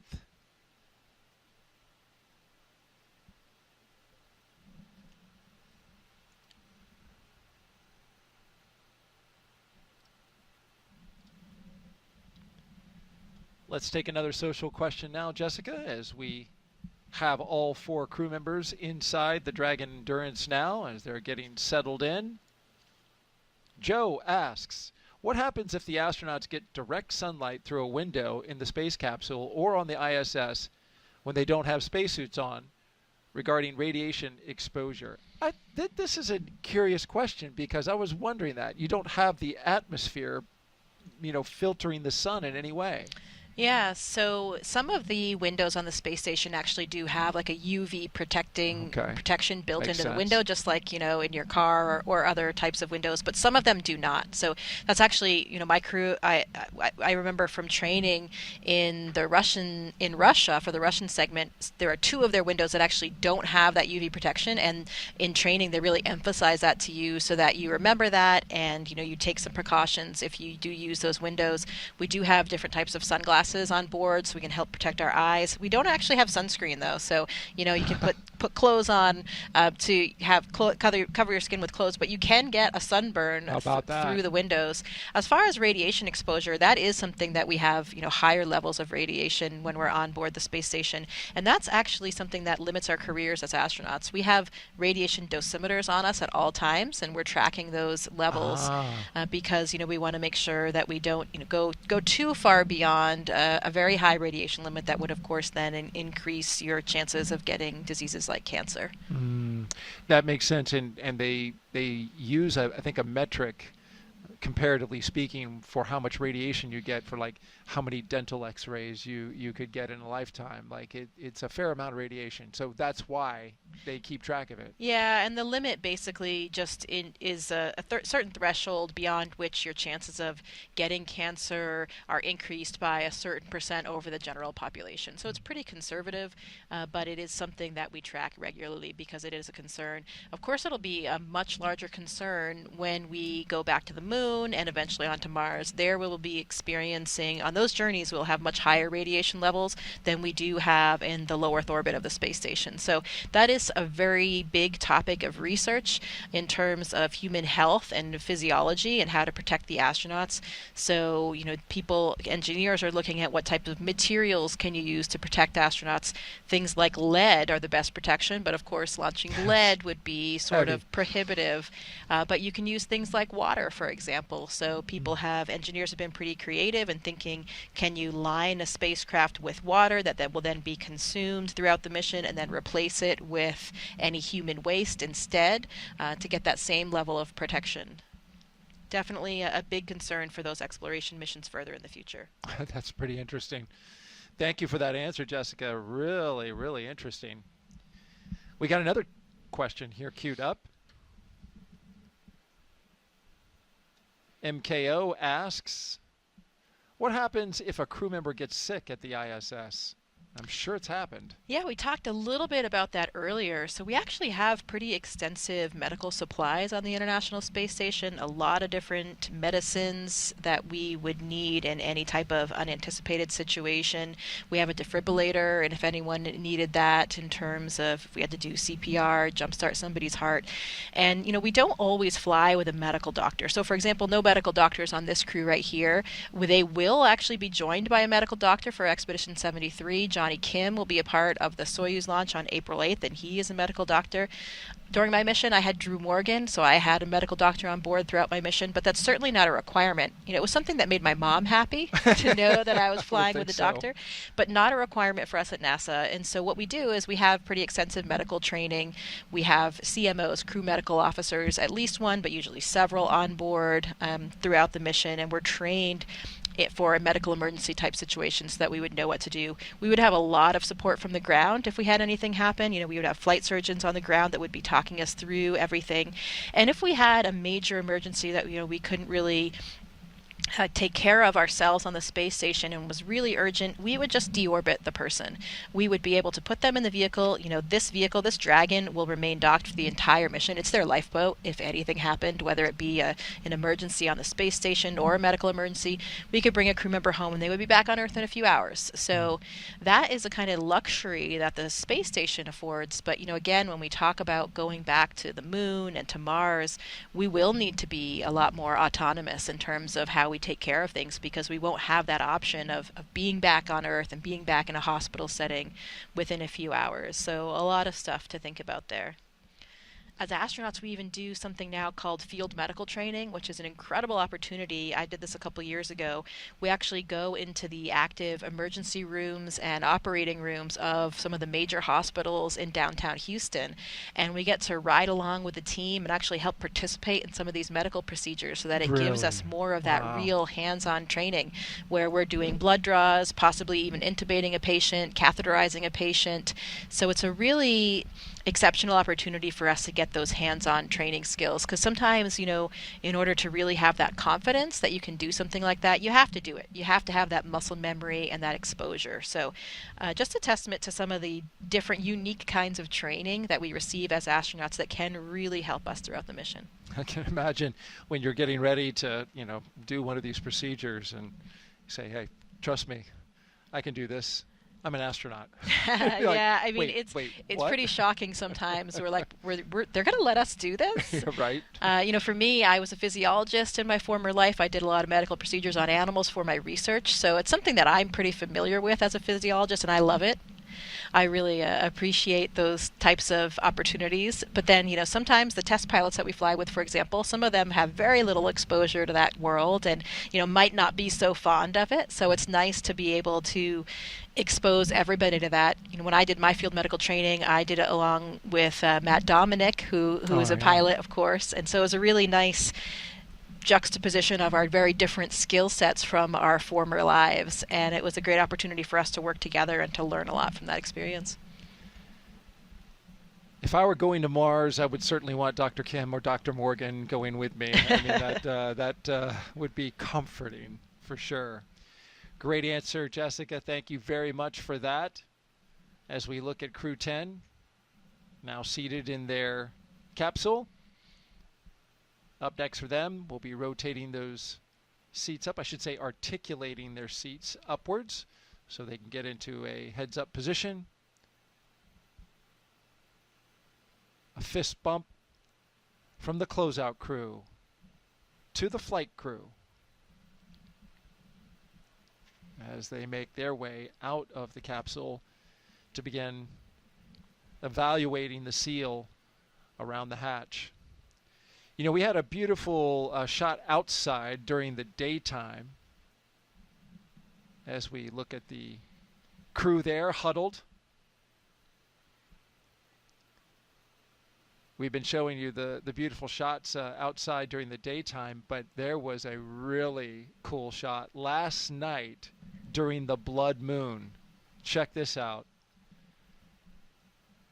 Now this is time lapse, as you can see the shutter capturing the moon as it went by the Falcon 9 rocket and the Dragon spacecraft. So you can see in the middle there where it was a total eclipse, a total lunar eclipse. You know, this is where the sun, the moon, and the Earth are all aligned, and the moon gets into the darkest part of Earth's shadow, and it gets that reddish look. And look at that! Like, what a shot that was. Yeah, that is absolutely gorgeous. And we haven't had a total lunar eclipse visible here since 2022. How about that? So really a beautiful view that we had here throughout the U.S. and other places of this blood moon. Okay, Dragon Crew-10, good afternoon. We're in 4 knot 100. We're complete through 1.3 and 1.4. We're ready for comm checks. SpaceX copies and stand by for umbilical comm checks.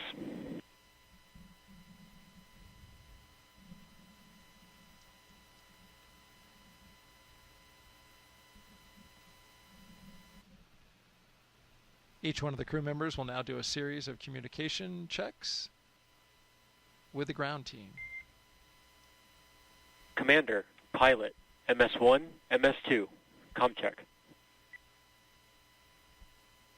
Loud and clear. Clear.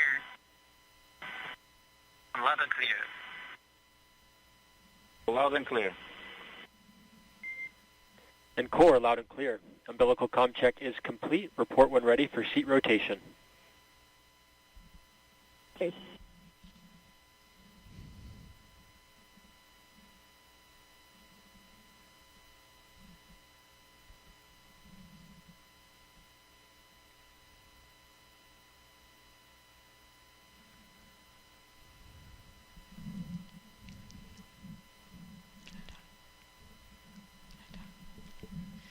So you can see Nichole Ayers is reaching up there to the displays above her, and once their seats rotate back, Dragon, step 1.7, ready for seat rotation. SpaceX copies will report when initiating.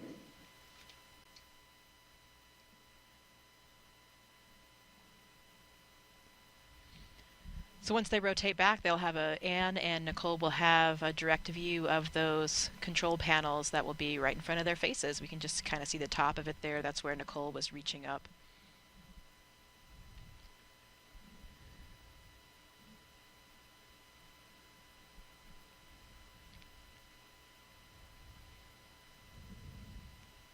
So they're all strapped in there with their seat belts and their 5-point harnesses, and even their boots have a little, kind of like a guide that they can slide onto. Slot. Yeah, it's a little slot, exactly. It slides onto the corresponding part on the little footrest. So that helps keep their feet in place.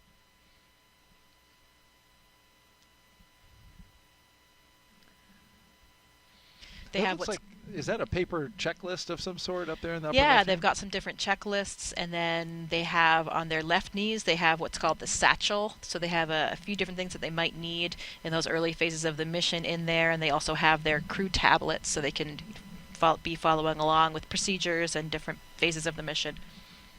Just like a pilot to have a paper backup, though. Always, always. Redundancy is key. Yeah. I think that's...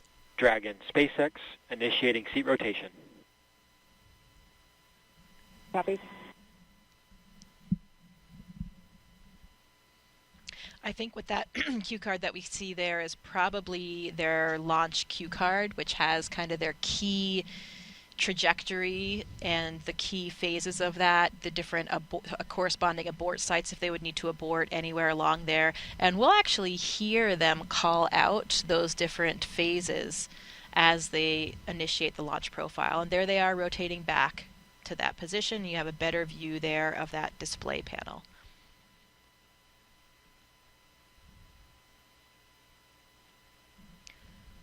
Three sets of giraffe legs coming up there and one set of panda legs. Good view. It's quite stark in this particular camera view. Black and white, just like a panda. There you go. Dragon, SpaceX, seats are in the launch position. And the two mission specialists, they have a better view of their window, looks like to me. Yeah, that's one of the big differences. So, as I mentioned, I flew on a Soyuz, and the Soyuz has a fairing covering it for liftoff. So the windows essentially are covered until you jettison that fairing. Dragon does not have that. So these astronauts will actually be able to see their ascent away from the launch pad. And I've heard that that is incredibly beautiful, a very cool thing to see as you're lifting off. There's a little bit of what their view will look like, clearing the launch tower, perhaps seeing a bit of coastline along the way, depending on which way their windows will be facing. One of the things when you don't have that fairing like we have in Soyuz, apparently other astronauts have told me that it makes the Dragon much louder in those first few minutes because you don't have that additional layer of protection like you do on Soyuz. That makes sense. A window much thinner than the rest of the capsule. The astronauts also use those Dragon windows sometimes for photography and aurora viewing when they're on ISS. So you have, more windows to do exactly what astronauts like to do best when they're in space, is to look back at Earth, the incredible view of the Earth below them. It's really spectacular and never gets old. Dragon, SpaceX, go for Section 2, suit leak check preparation. Something every photographer can appreciate, having multiple different angles to take photos. Yeah, and just the way that the windows on the space station are lined up, the angle that you get from those Dragon windows is really great for the aurora because you can see them coming from hundreds of miles away and get your cameras ready better than you can from some of the other windows. So, we've seen a lot of incredible photography, especially lately with astronaut Don Pettit on board. Yeah, he does a great job. Exceptional photographer. Definitely recommend checking out some of his imagery and that of other astronauts on social media or on the NASA website.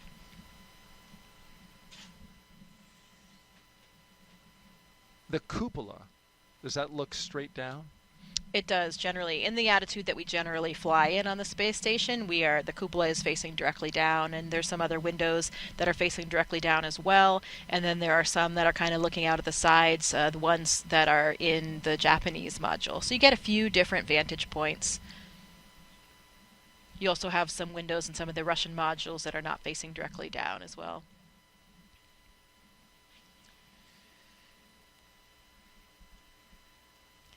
Taking photographs in space is not easy, though, so extra props for Don's incredible photos. Matt Dominic also took a lot of exceptional photos. Really, most astronauts do, but those two really kind of stood out. But it is difficult, especially because of lighting. You know, the lighting is changing all the time when you're in your orbit, going around the Earth every 90 minutes, 16 sunrises and sunsets every day. Changing quickly. Yeah, changing all the time. So you think you have your settings perfect, and then suddenly the light changes. You know, suddenly there's some different shading from a cloud on the subject. You know, there's all kinds of things that are changing all of the time, and that makes it really difficult to get that perfect photo or video. I had never thought about that. Of course, on Earth, when you're trying to shoot photos in the dusk or dawn time and that light is changing quickly, it's a challenging time. But when you're going around the Earth every 90 minutes and the sun's zipping around, Dragon set 2.9, tear complete, ready for leak checks. that can really be challenging. So we got leak checks coming up right on time. SpaceX copies. You are go for Section 3, suit leak check. Please go for Section 3, suit leak check.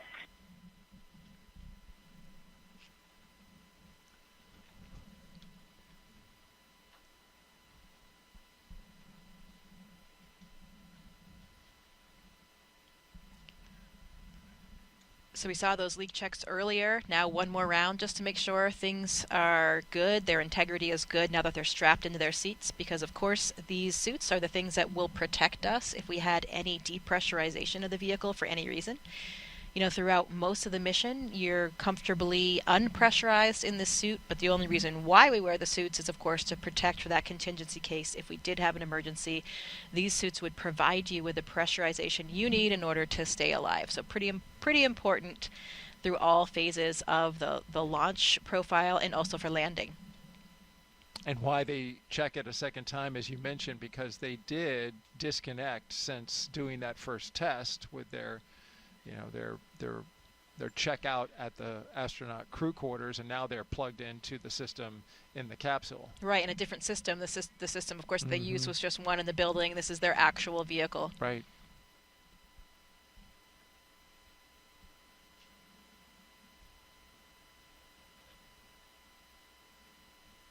If you're just joining us, it is T-minus 2 hours and 27 minutes and counting until Crew-10 launches to the International Space Station as part of NASA's Commercial Crew program.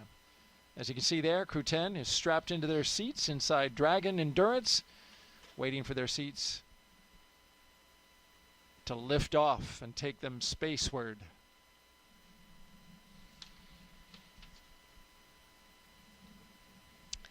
Yeah, so these vehicles actually don't have a ton of cargo space when we have the astronauts on board. You know, most of our cargo comes up on the cargo vehicles. There is a Dragon cargo vehicle version, and we also have the Northrop Grumman Cygnus, and we have the Russian Progress vehicle, and that's how we get most of our supplies up there. We in the past have had a Russian vehicle called HTV, and now there's actually a new one during this mission that TAK will be able to capture, and it's called HTVX, so that'll be the first flight of that new cargo vehicle. But interestingly, you know, not a ton of other room on this vehicle with the crew. So their personal belongings are actually already up there. They've been up there for months. All of the clothes that they need, most of the food that they need, and that kind of thing. Personal things will already be up there. There's a small amount of items in this vehicle with them, maybe some more food, a few, very small amount of personal belongings. But really, the cargo comes up on those cargo vehicles.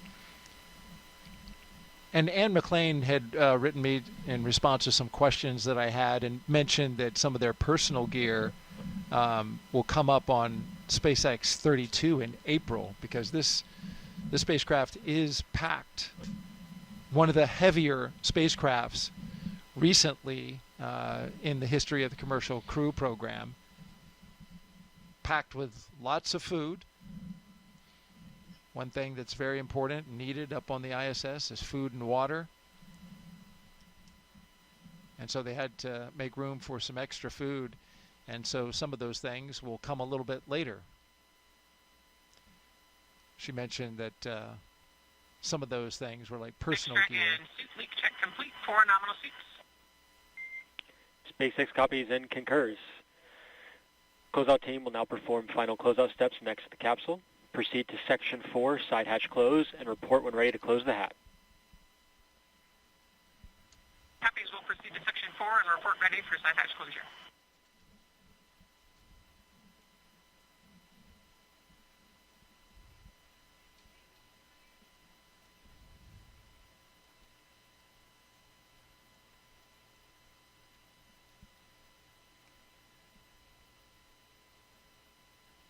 And McClain said that she packed some shirts from sports teams. Dragon SpaceX, we got a question for MS2.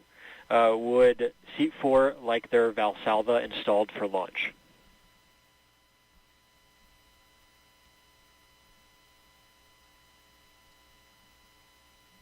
Dragon, affirmative. We would like that Valsalva, thanks. Copy the affirmative. Stand by 1.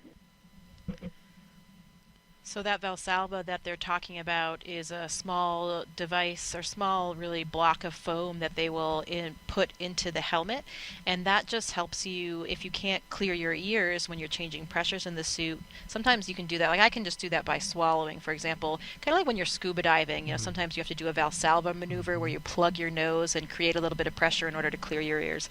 So that's what they're talking about in spacesuits. In all types of pressure suits and spacesuits, we often have these Valsalva devices. So you can lean your nose up against that device in order to block it and then get that pressurization that you might need to clear your ears. Ah, interesting.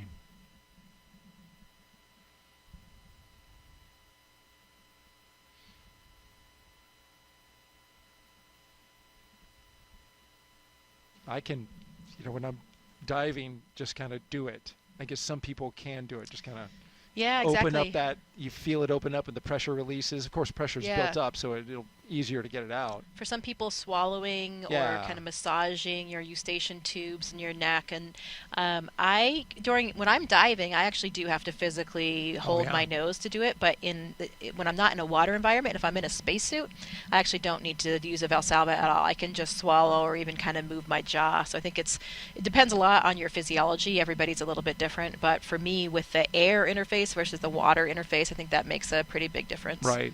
So it's more like when you fly on a plane, right? And you get up 33,000 feet. Exactly. You feel your ears clear. That is complete. Crew is ready for Section 4.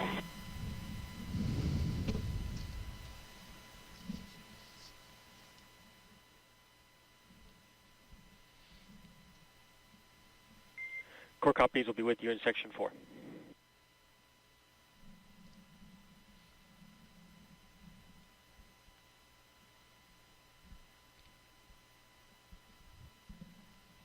A look outside from the press site. A historic site itself for the fact that countdown clock. And Dragon SpaceX, for one more ask following that install for Valsalva, we'll look for affirmation that Crew is go for hatch closure.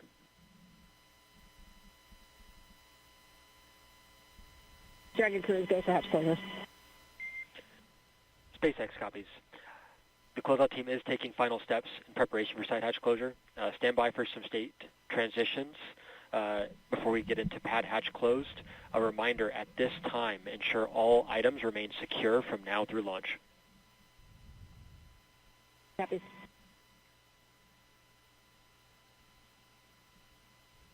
And there they are removing the protective cover for that seal, so they're now ready to do an inspection of it and then get the hatch closed.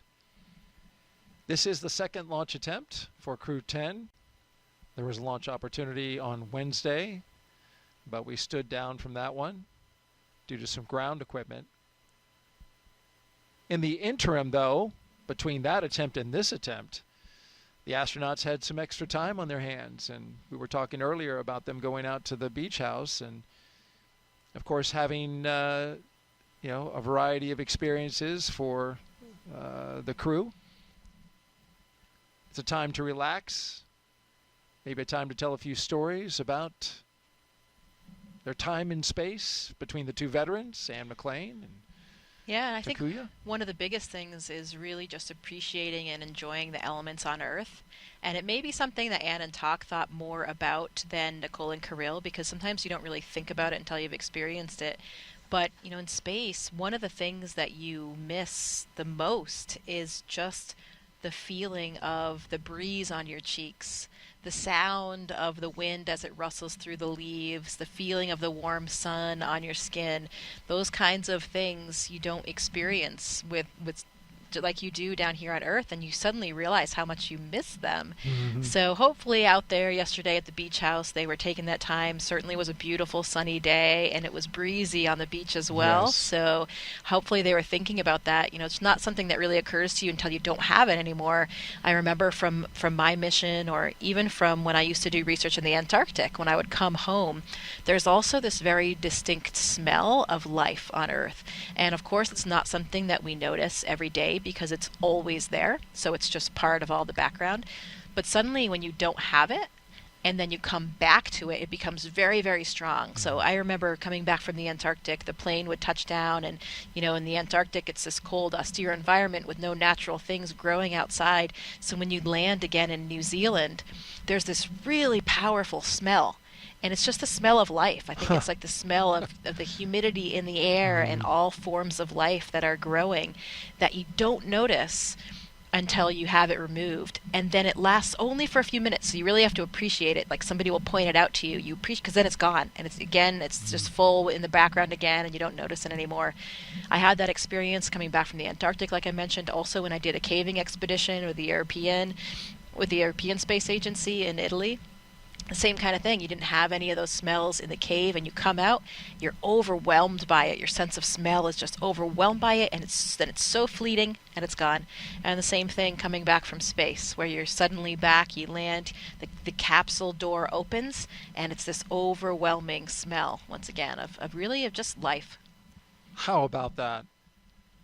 For all the excitement of going to space, it's oftentimes these things here on Earth that just give you such a feeling of nostalgia once you come back into it. And that smell of life that you're talking about, that is fascinating.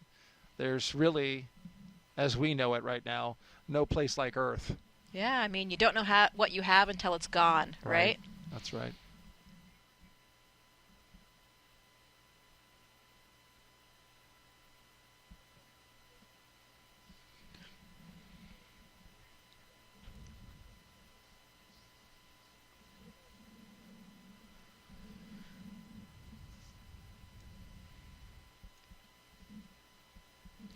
You know, I'm thinking about the crew in there and what are they thinking about right now? And maybe they're taking some time to think about their family members and loved ones that are friends and family that are here today for the launch. And there's a lot of special people here today that I know for all of these crew members. I've been able to spend quite a bit of time with Anne's family, and she has a lot of friends here as well. The Axiom 4 crew, who will be joining them on the International Space Station hopefully during this mission, they were here for the first launch attempt, but unfortunately they had to go back to training. Peggy Whitson, the commander of that mission, is a close friend of Anne's, and all 4 of those crew members were here as well. Anne's high school friend Steve Gleason is here. If you're not familiar with that name, he was a safety for the New Orleans Saints, and then unfortunately came down with ALS, Lou Gehrig's disease, but has become quite a notable figure and on behalf of ALS and research and support for that disease. Vapor has an incredible presence here with all of her family and her volleyball team, and I love it. I remember this when Vapor was selected as an astronaut as well. Both Anne McClain and I were actually on the selection board for Nichole Vapor's class, and I remember her family being there to celebrate their announcement. They all had matching t-shirts, and they do again today, her volleyball team as well, so a lot of spirit that they're showing. Kirill, I mentioned he has his host family from when he was a high school student in Texas, as well as friends and family members here from Russia. Dragon, SpaceX side hatch is closed, and we have begun the side hatch leak check. Copy. And Tak has a lot of friends from school and his previous jobs back in Japan, so everybody has an incredible representation of family and friends here to support them. And I bet the crew members are thinking about them a little bit. It's interesting. It's something we've talked a lot about as astronauts that, that this launch day is the hardest for the loved ones, for those friends and family members. As crew members, we are so well trained in every little step along the way that, we don't really have any surprises. We know what to expect, and we're pretty calm because you're just doing your job. You're doing what you're trained to do. But it's the family members that really this is the most difficult on, because they don't have that same level of training. They don't necessarily understand all the nuances, and it's their loved one sitting on the top of that rocket. So it's an interesting dichotomy, though, where I think the astronauts are quite calm, but they're probably more worried about their family members and how they're feeling than they are really about themselves right now. And to draw the connection between you and Anne McClain, you two were in the same astronaut class, and that's how you became close friends. Yeah, we were selected as part of the 8 Pauls class back in 2013. So 11 and a half years we've been astronauts together, and we have become incredibly close. So this is a very special launch for me to see Anne embark on this second mission, especially because it's just watching her exactly where she should be. Anne is one of those natural born leaders. She just has this aptitude and ability to relate to and lead people in such a powerful way. So seeing her today as the commander of this crew, knowing that her crew is in such good hands, it is a really wonderful thing to see. Those leadership attributes come out even in the broadcast, as I've observed her just checking in on her teammates, seeing how they're doing. And when she answers questions in press conferences, she has a strong command of how to communicate, and she communicates really well. And that's a key to being a good leader, is to be able to have strong communication skills. Yeah, she absolutely does. And when we talk about the crew maybe thinking about their family members, I bet Anne right now is thinking about her 3 other crew members and making sure that they are comfortable and safe and have everything that they need. I have seen her do that all throughout the training profile and throughout her time here at KSC leading up to launch as well. She's really taking care of that crew.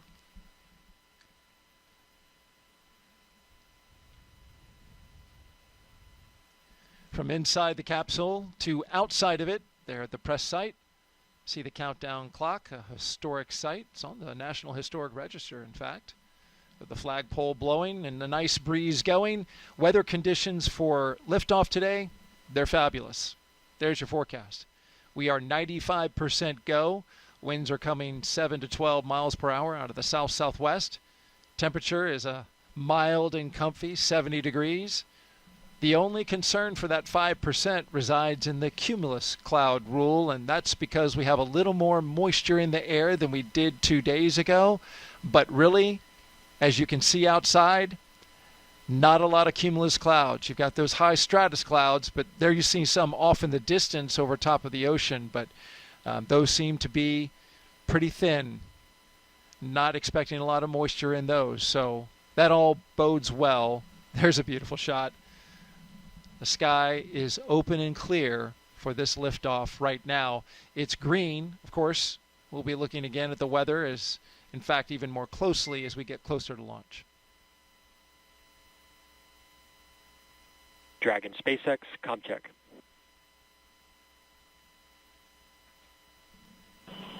SpaceX Dragon, loud and clear. Core, loud and clear. TDRS comm check complete. Stand by for comm checks with DC, MD, and LD in the launch configuration.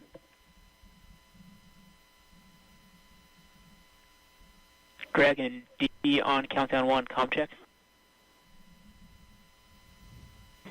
DC Dragon, loud and clear. DC loud and clear. Stand by for comm checks with MD. Dragon, MD on countdown 1, comm check. MD Dragon, loud and clear. MD loud and clear. Stand by for comm check over Dragon to ground. Dragon, MD on Dragon to ground, comm check. MD Dragon, loud and clear. MD loud and clear. Stand by for comm checks with LD. Dragon, LD on countdown 1, comm check. LD Dragon has you loud and clear. LD loud and clear. Stand by for comm check over Dragon to ground. Dragon, LD on Dragon to ground, comm check. LD Dragon, loud and clear. LD, loud and clear.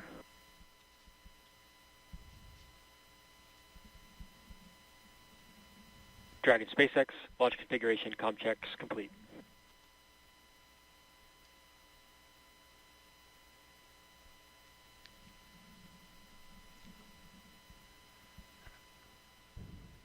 All right, with the communication checks complete, that's a good milestone that we are passing now. Able to communicate with the crew both on the ground and through the air. We're now T-minus 2 hours and 9 minutes from launch. The ISS is an incredible orbiting lab and, of course, Crew-10's final destination. Here's a closer look now at how we're getting help here on Earth from all of that revolutionary science research being done up in low Earth orbit. The International Space Station isn't just a symbol. It's a powerhouse of cutting-edge science, constantly revealing secrets that defy Earth's limitations and drive us farther into the cosmos. Our mission is research and science. We have experiments mounted on the outside of the station that are looking at Earth. We study our own bodies and how they react to space, to weightlessness, to radiation, and that helps not only us go on further in future missions, but also helps for medical research back home. And then we study lots of different things as well, like materials, combustion, all sorts of things that help us understand life back on Earth. Yeah! Microgravity doesn't play by the rules. It flips them upside down, transforming how liquids flow, how flames burn, and unraveling biological mysteries before our eyes. I saw some heart tissues beating in space, and it was incredible. Photon, we see that top one beating. Looks like happy heart cells. But we're not just along for the ride. We're explorers, diving headfirst into the challenge and harnessing the power of this unparalleled platform, just as we have been for decades. We're on a relentless quest for answers, seeking to understand the intricate workings of the human body in space and ensuring future crews stay safe on their daring journeys beyond Earth's orbit. The human aspect of human space exploration is always going to be very important for decades to come. And when it comes to technology, we're not waiting around. We're discovering new ways to grow crops in harsh environments and engineering innovations to tackle Earth's greatest challenges. We have amazing technology that allows us to recycle water and create water for us to drink. It's delicious. Microgravity isn't just a curiosity. It's a game changer in the fight against diseases back on Earth, paving the way for breakthroughs that benefit us all and enabling new economic opportunities in space. Welcome, Axiom 3 on board the International Space Station. From our vantage point more than 200 miles above Earth, we are not just spectators.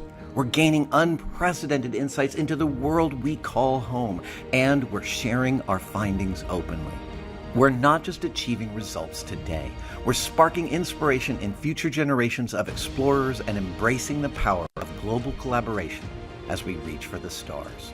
What was your favorite experiment on the International Space Station? Toby, great question. My favorite experiment was the one that I got to eat. It was us growing hatch chili peppers in our plant habitat. Station Huntsville on 2, we have video in Node 1. Look at those chili peppers.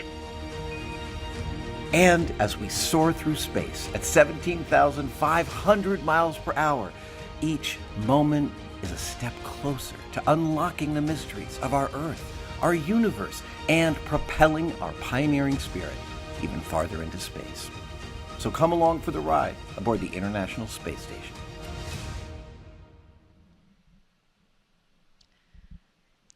Seeing that video brings a lot back of a lot of fun memories of my mission. We didn't grow peppers, but we actually grew Mizuna lettuce during my mission, and that was something that I very much enjoyed because you had something green and growing that you were taking care of. You were giving it water every day and monitoring the growth. And then the best part was at the end of the experiment, we processed the lettuce, and some of it, of course, had to go back down for science, but then we were able to enjoy a fresh salad. So that was a big moment for me. And we have so much incredible science going on the International Space Station during all increments. And there are some specific experiments I can highlight today for what this crew specifically will be doing. There are kind of two areas. We're actually gotten into the time now where we even do some science on board the Dragon before the crew docks to the International Space Station. Some of those experiments that they'll be doing in Dragon, they have an experiment called Space Health, which is a Canadian Space Agency experiment. It's a biomonitoring wearable technology garment, and it's looking primarily at things like the cardiovascular system in terms of understanding more about how that system responds to microgravity to make sure that we can monitor these aspects of astronauts and keep them safe on orbit. There's an experiment called Thigh Cuff that they'll be doing in Dragon as well, and this is really a small kind of restraint that they put around their thighs, and this can help prevent and counteract some of the fluid shift that we experience in microgravity. So in microgravity, we have this upward fluid shift of our blood volume where it really leaves our legs, because here on Earth, gravity is pulling, of course, all that blood down to your feet. So in space, you have this upward fluid shift where the blood goes upward into the torso area and in the face. Sometimes you can see that in some of the astronauts, especially as they start adjusting to the microgravity environment.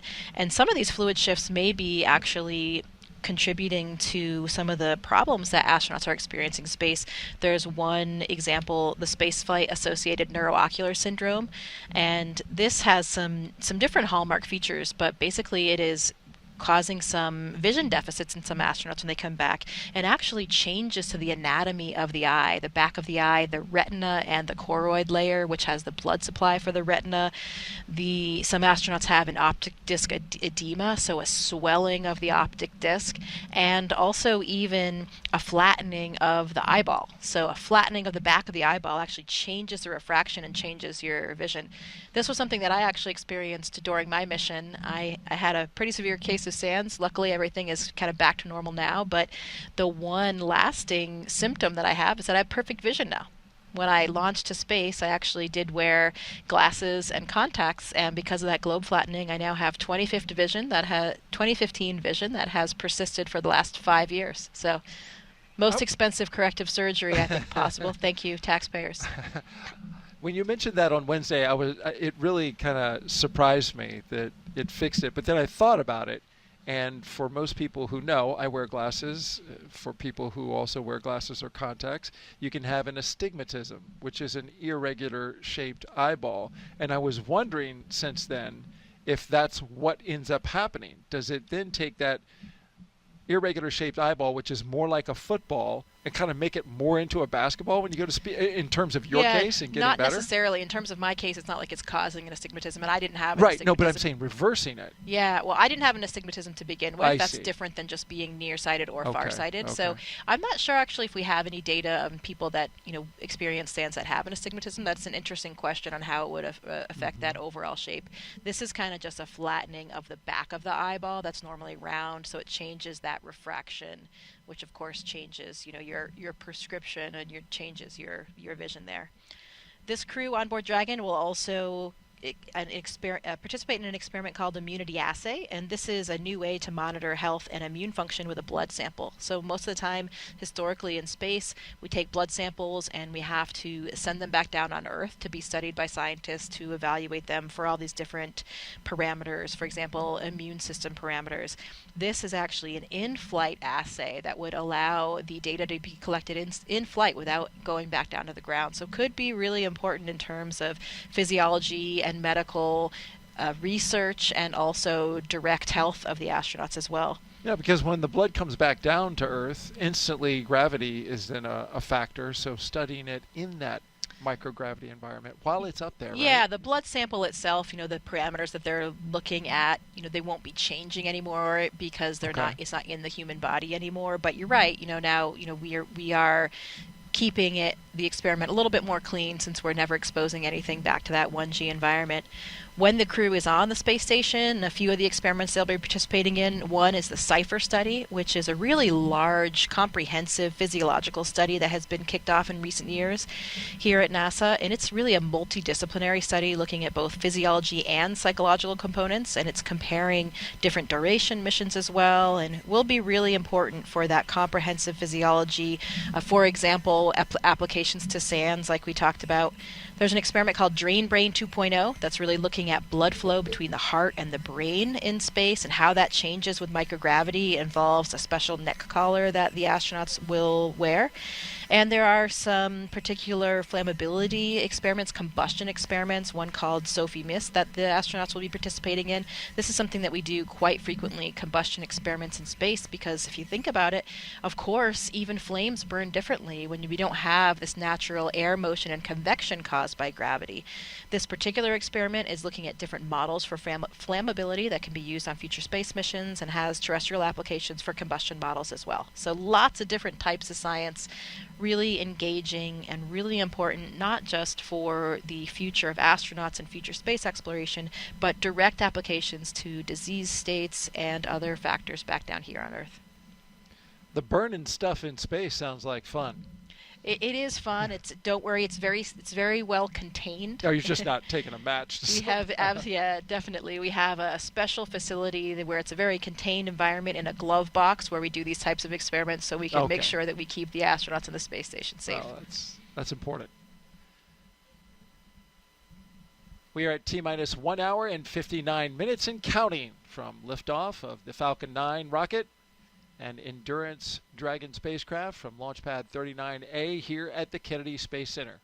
Crew-10, as you can see here, currently inside Dragon. So far, Crew-10 has completed their comm checks to make sure they can communicate with the teams here on the ground. Their seats have rotated from their upright to their reclined launch position, which allows them to see and access their display panels. They have also completed their suit leak checks to make sure that their spacesuits are working properly. We also heard verification that we have a good side hatch leak check, so that's good.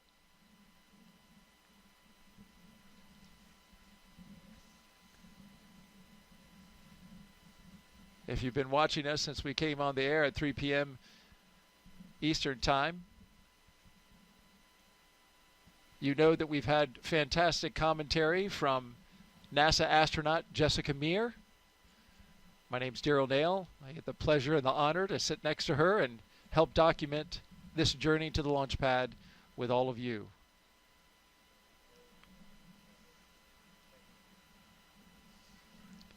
Let's go over the crew so you have a sense of a little bit about the folks who are inside the capsule today. We'll start with our crew commander, Ann McClain. This NASA astronaut is a West Point graduate and U.S. Army colonel who has spent 204 days in space and completed 2 spacewalks. She's a highly decorated Master Army aviator with over 2,000 flight hours. Post-ingress briefing.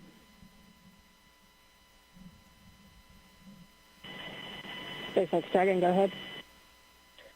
Good news. At this time, we are tracking no issues with Dragon or Falcon proceeding with launch today at this time.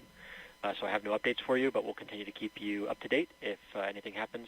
Otherwise, the closeout team is performing their final steps in the White Room before they depart the pad. How copy?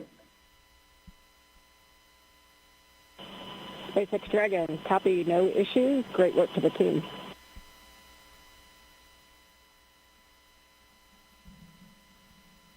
That's a great update. Working no major issues. The launch vehicle, the spacecraft, the ground systems, all good as we watch the closeout crew continue to do their work before leaving the launch complex. And just to wrap up on Ann, she's a former rugby player and a pretty good one from what I hear. She's got the nickname Animal. Yeah, she is pretty tough. We talked earlier about her need for speed, and I think that leads into the story we told on Wednesday that I have to retell about how she has a particular inclination to operate vehicles in complex situations. And this one goes back to high school where she apparently ordered a pizza so large it could not be transported in the car. So she and her friend got in the car, they put the pizza on top of the car, and Anne, as the driver, natural commander seat of course, had her left arm up on top of the car to hold the edge of the pizza box and her right hand on the steering wheel, and her friend had her right hand up on the other side from the passenger seat. So Anne is really ready for anything, I would say, in terms of transportation and complicated vehicle setups. And where in the world is it that you can order a pizza that's as big as the roof of a car? Spokane, Washington, apparently. Apparently so, right? Wow. Colossal something, I guess they were called. Ah, okay. Well, it's a good thing it didn't come off the roof because it sounds like it would cover an entire windshield. So good job, Anne. Hey, let's talk about our Crew-10 pilot now, NASA astronaut Nichole Ayers. She's a U.S. Air Force major and graduate of the Air Force Academy. Nichole has flown the T-38 and the F-22 Raptor, logging over 1,400 flight hours, including 200 in combat. This will be her first space flight, making history as the first astronaut from NASA's 2021 class to fly. And she has said that that is very special to her. She feels humbled by it, and she's flying stuff up into space for her fellow classmates in honor of her being able to go first. You know where she got her call sign, Vapor? I do not. It's an interesting story as well. You know, she's an F-22 pilot, and apparently is one of her early flights, and I think she had a formation flight with her colonel or something as her on-wing, so big deal flight. She got ready to start the aircraft, and suddenly as she was doing so, there was some kind of smoke building in the cockpit. So her training kicked in, and she was abort, quick, ready to leap into action and abort that engine start. And turns out it was just condensation. So that's how she became known as Vapor. The vapor that condensated onto her glass inside the cockpit. Well, it's as good a nickname as any. I thought you were going to say that she pulls really hard G's and creates a vapor trail, and that's where I thought you were going. Well, that with too. Oh, that works as well. She is a jet pilot. Yes, she is indeed. Let's move on to our mission specialist now, Takuya Onishi. He's our JAXA astronaut on board. He's returning to space for his second mission. A former commercial pilot, he spent 113 days aboard the space station in 2016 and then became the first Japanese astronaut to capture the Cygnus spacecraft. When he's not training as an astronaut, he enjoys flying, hiking, movies, and playing the saxophone.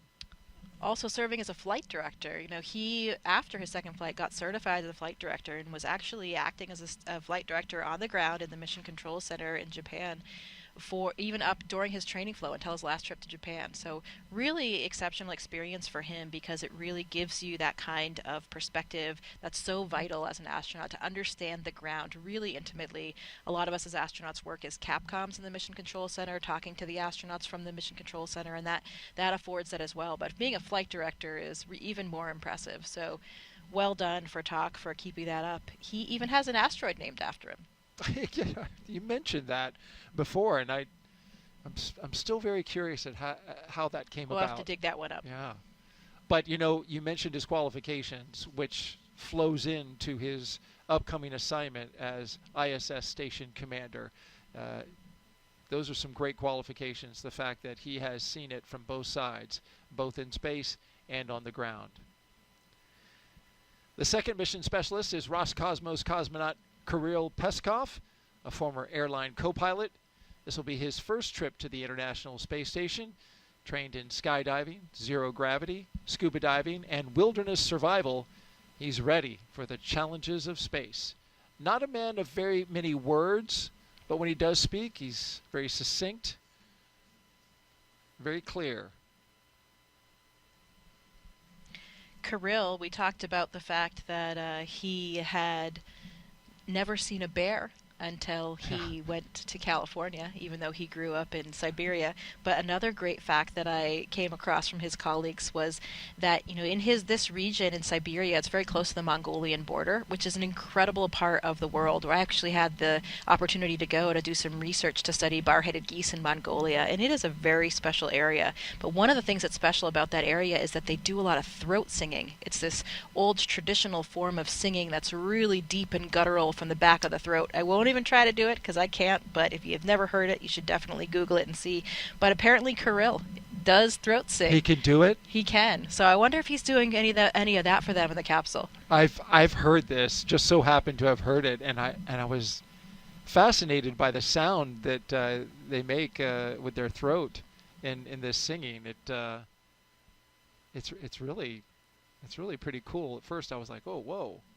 But there was a very popular commercial on TV in which they had some of that throat singing, and that's where I first heard it, so I had to go look it up. It is very cool. That is pretty cool, yeah.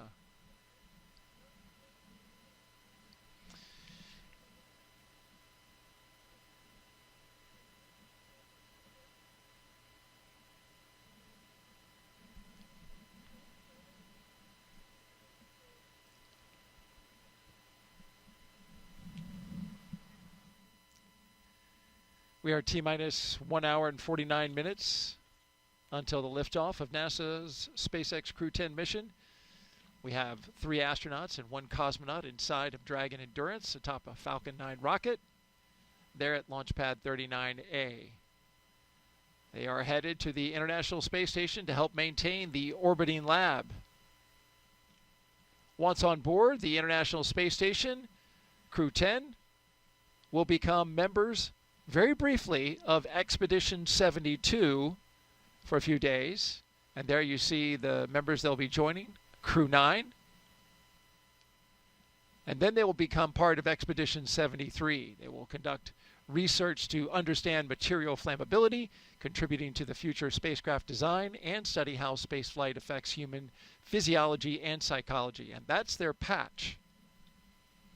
Yeah, this is an interesting one, Daryl. The Expedition 73 patch was designed to honor the science and scientists that make space exploration possible. And if you look at some of the elements on the patch here, the number 73 is a prime number and a binary palindrome.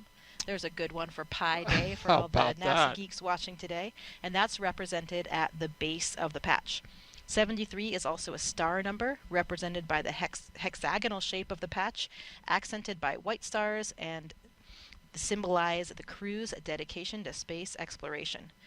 The grid lines illustrate our earthly perspective from the cosmos, and finally the ISS, the International Space Station, symbolizing humanity's continued collaboration across space and time. Those grid lines to me look like something out of an 80s video game. Yeah, or the Matrix. You know, I believe Johnny Kim was the mastermind behind this mission. I believe we talked about it on Wednesday, but the way that we start a new expedition on board the International Space Station, it actually rotates not with the Dragon flights, but with the Soyuz flights. So Expedition 73 will begin on April 8th with the launch of that Soyuz mission. Sergei Ryzhikov, Alexei Zubritsky, and NASA astronaut Johnny Kim for his first flight.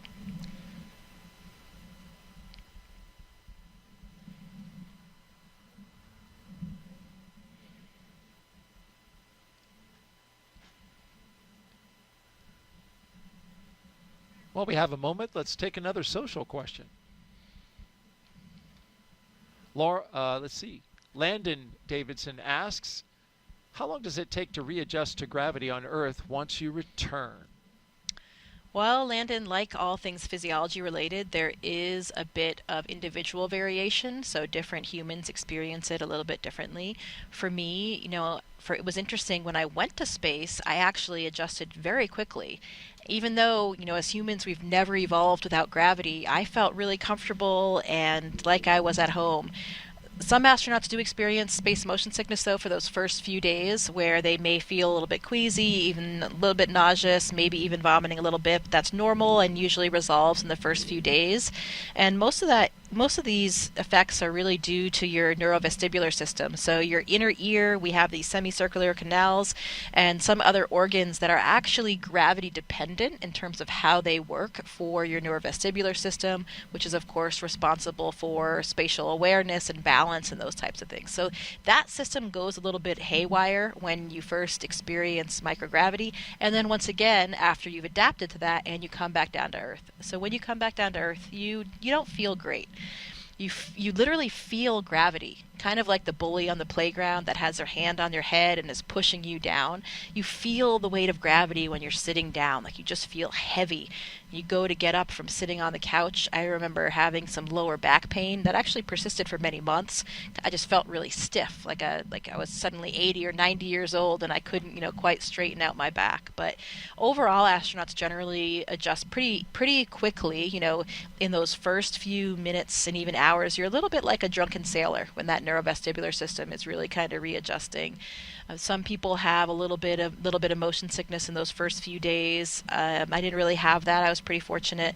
And then, you readapt to things like walking kind of quickly because your body just, gets used to it. You'd been doing it for so many years before flight. It takes a little bit longer to adapt to running because it's this more complex motor neuron connection for running than it is walking. And I remember that very well. I was in the gym with my trainer and, she's like, okay, go ahead, run across the gym. And it felt so strange as I took kind of that upstroke of one foot. It felt normal, but then when I landed my foot, I felt like I was an elephant crashing down to the ground. Wow.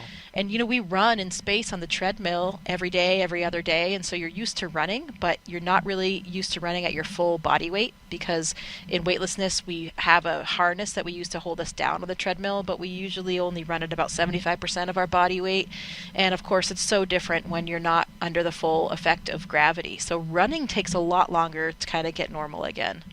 So depending on what exactly you're talking about, the first days, even weeks, you feel pretty tired, but then you adapt fairly quickly after that, and maybe some lingering effects for some people, back pain and that kind of thing, but really a lot of individual variation there. And you touched on it. It's not like you're not working out on station. Your exercise is part of your daily regimen, and you're staying as fit as you possibly can. So it's really interesting that when you come back down, that neurovestibular system, that's the thing that's not used to it and is throwing everything off. Yeah, because your cardiovascular system, you are running and bicycling every day pretty much up there to maintain your cardiovascular system. But of course, the rest of the time, your cardiovascular system is not acting against the force of gravity like it is here on the ground all the time. So there's some level of deconditioning that just happens where, on the space station, I'm up there, I loved running on the treadmill. You kind of feel like a gazelle since you're a little bit offloaded. I feel fast. And yeah, even your gait changes, your stride changes a little bit because of the mechanics of running are just different up there when you're not under your full body weight and you're kind of, you're being held down by this harness. But I really, really enjoyed it. But you're running for miles, every day. So Sonny Williams did and a few other people have actually done marathons. Dragon SpaceX closeout team has departed the crew arm. SpaceX Dragon copies. So what happens is when you come back down to Earth, you just even though you've been running miles a day, you come back to Earth and you can't even run a mile because you've had this kind of cardiovascular deconditioning. So that takes a little bit longer to come back. Interesting, from a marathon to struggling with a mile just because of the change in coming back from space to Earth. Well, we are now T-minus 1 hour and 42 minutes and counting. Let's take you now inside Mission Control in Houston, where flight controllers are constantly monitoring the International Space Station and the people living on board. NASA's Gary Jordan is there. Good afternoon, Gary. Good afternoon, Daryl and Jessica. Thank you. This is Mission Control Houston, and we're in the International Space Station's flight control room here at NASA's Johnson Space Center in Houston, Texas. The team continues to prepare for launch, led by Flight Director T.J. Creamer. Today we'll be, of course, launching the 10th rotational crew mission to the International Space Station under the agency's Commercial Crew Program. Following Crew-10's arrival, the space station will have a total of 11 crew members aboard for just a few days. 4 of those 11 crew members include the Crew-9 cadre, with NASA astronauts Nick Hague, Butch Wilmore, and Sonny Williams, alongside Roscosmos cosmonaut Alexander Gorbanov. During the next few days, Crew-10 will go over handover procedures with the off-going Crew-9, including a safety briefing and orientation. Then the new crew will jump right in to help advance scientific knowledge and demonstrate new technologies. After a few days of handover activities, the members of Crew-9 will prepare for their undocking and return to Earth. Direct handovers between crews allow for continuity of the activities and helps to ensure a continuous U.S. presence on the space station, which is now at 24 years and counting. Ahead of Crew-9's return, NASA astronaut Sonny Williams turned over command of the space station to Roscosmos cosmonaut Alexei Ovchinin. In just a few weeks, NASA astronaut Johnny Kim and Roscosmos cosmonauts Sergei Ryzhikov and Alexei Zubritsky will join the on-orbit crew. Shortly after the departure of the Soyuz MS-26, with NASA astronaut Don Pettit coming home, will mark the commencement of Expedition 73, led by the new commander, JAXA astronaut Takuya Onishi. All of this, of course, coming up after today's launch. We continue with the countdown, and with under 2 hours before launch, we'll send it back to Kennedy. Daryl?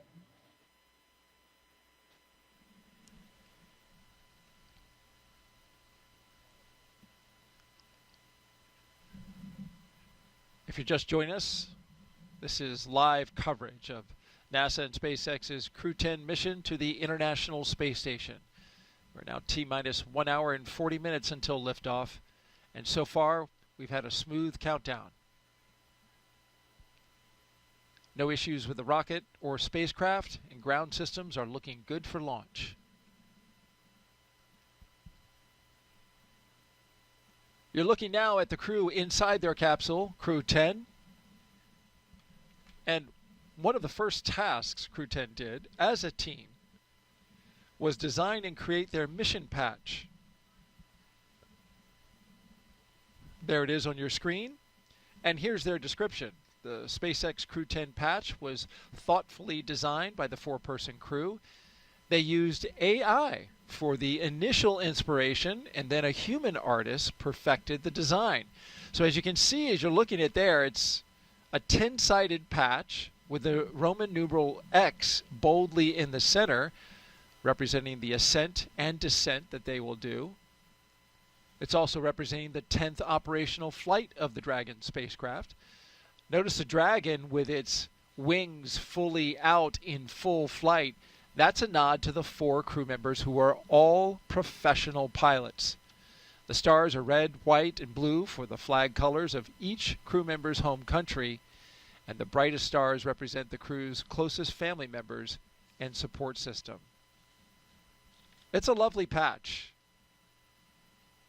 And it was interesting, Nichole Ayers was asked about it. She said she kicked off the design of the patch when she and her husband initially used the AI image generator to come up with some ideas, but it was really just to kind of kick off some ideas, and she took those then to the human artist, who then was able to artfully design that Crew-10 patch. And I really like that X in the middle and how it's got them ascending into space and then returning to space. It's a good one, and you can see it there represented on the flagpole just below the American flag. Flies the Crew-10 patch on the CCP flag. CCP standing for Commercial Crew Program. Yeah, it's one of the great things that we do together as a crew. Another one of those traditions like we talked about. You know, I don't know that everybody knows that we really do design those patches by ourselves. So we try to capture the elements that are important to us, special things from our professional and or personal lives, special things about the mission and timing, and just things that mean a lot to all of us as crew members. Oftentimes, you know, we are capturing the international spirit of cooperation and collaboration that's reflected by the makeup of our crew. We talked already about that 50th anniversary of the Apollo-Soyuz mission as well. All of these things really play into our patch design and thinking about what components to put there. Will you have some artistic influence in your patch if you do a patch one day? Oh, absolutely. So yeah, I did help design the patches for my previous mission and for future missions as well.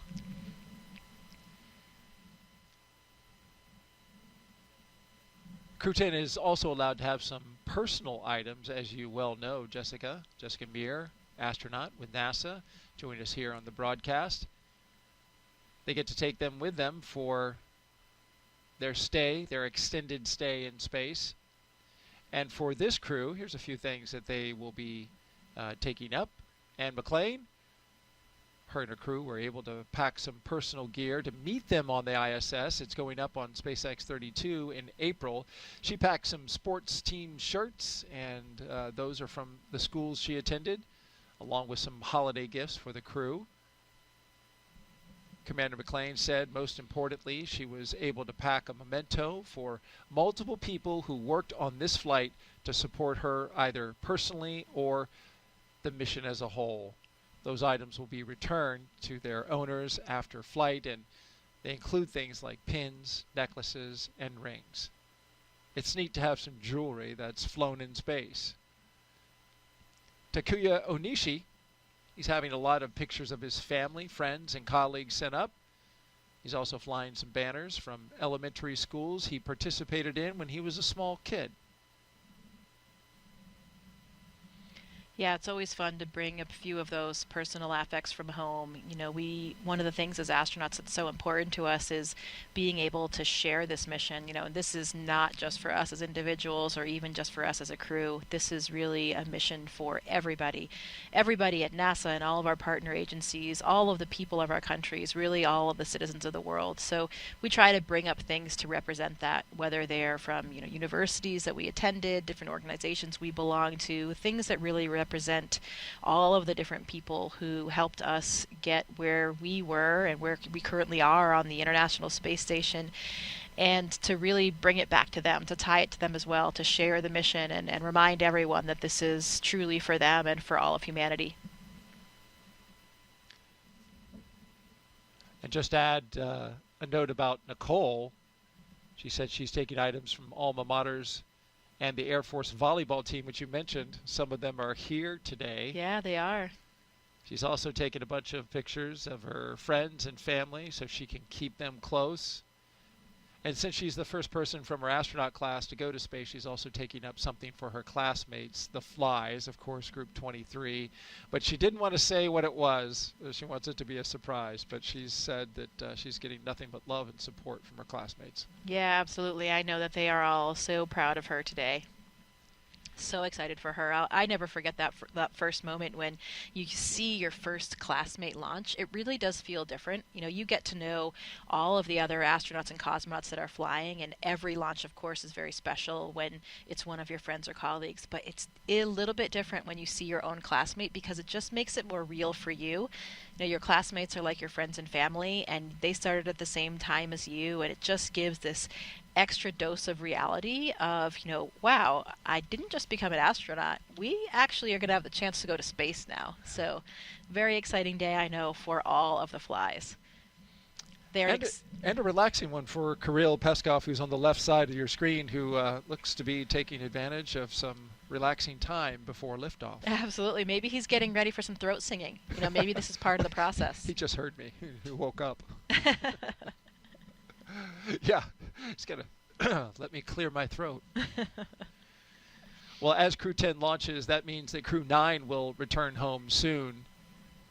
Crew-9 launched from Pad 40 at Cape Canaveral Space Force Station back on September 28th, 2024. And that was a unique flight because it was only 2 crew members in order to make room for Butch Wilmore and Sonny Williams, who, of course, flew up on a Boeing Starliner test flight, but are now coming down in those 2 open seats with Crew-9. That capsule is on station right now. Wilmore and Williams have been living and working on the space station now for over 9 months, the other 2 for a little over 5 months. Once Crew-10 arrives, there will be what's called a direct handover for 4 days, which is going to be shorter than usual. And then, of course, Crew-9 will undock and come back home. And so that's going to be a quick handover period that they're going to have, a little different than the longer week or so that they have. Yeah, it depends on what's going on, you know, with comings and goings of different spacecraft. So those handover periods can be variable, also because, you know, we never know exactly when the Dragon's going to leave because we have to have good weather prediction for landing. So you never know exactly how long they'll be, but we do have to plan for something. This one is called a 2+2 handover. So we'll have 2 days of dedicated handover activities where the crew members that are up there, the experienced crew members, will be handing over all the important information, how they do things. You know, of course, this new crew is well trained on all the systems and everything up there, but there is just something to understanding exactly the lay of the land when you see it in person. Little nuances that you can really only get from the crew members that are up there, you can't necessarily get from the ground teams. So we take that time to really hand over all of that really important information. That will be, especially for the new astronauts that have never been on board, but even for Anne and Tak, who are experienced and have been on ISS before, things have changed. It's been years since their mission, so there's different hardware on board, different systems. Some things are running a little bit differently, so really important time. The other component of 2 from that 2+2 is 1 arrival day and then 1 departure day. We will be extremely happy to have Sunny and Butch back down here on Earth. They've been up there for longer than expected, but they were up there in space doing their mission, doing what we do as astronauts, the moment we all wait for as astronauts. So they've had a very productive mission. I love that we saw that image of Sunny running on the treadmill. We talked about how she ran a marathon in a previous missions. I'm not sure if she did it again on this one or not, but I'll have to ask her about that. It'll be great to have them back, and they are coming back with another one of my 8-ball classmates, Nick Hague. So. Indeed. And a lot has been made about the return of Sunny and Butch, as we know, in the media and the reporting that's been happening about that. What's your sense of it inside the astronaut office that so much attention has been given to their return?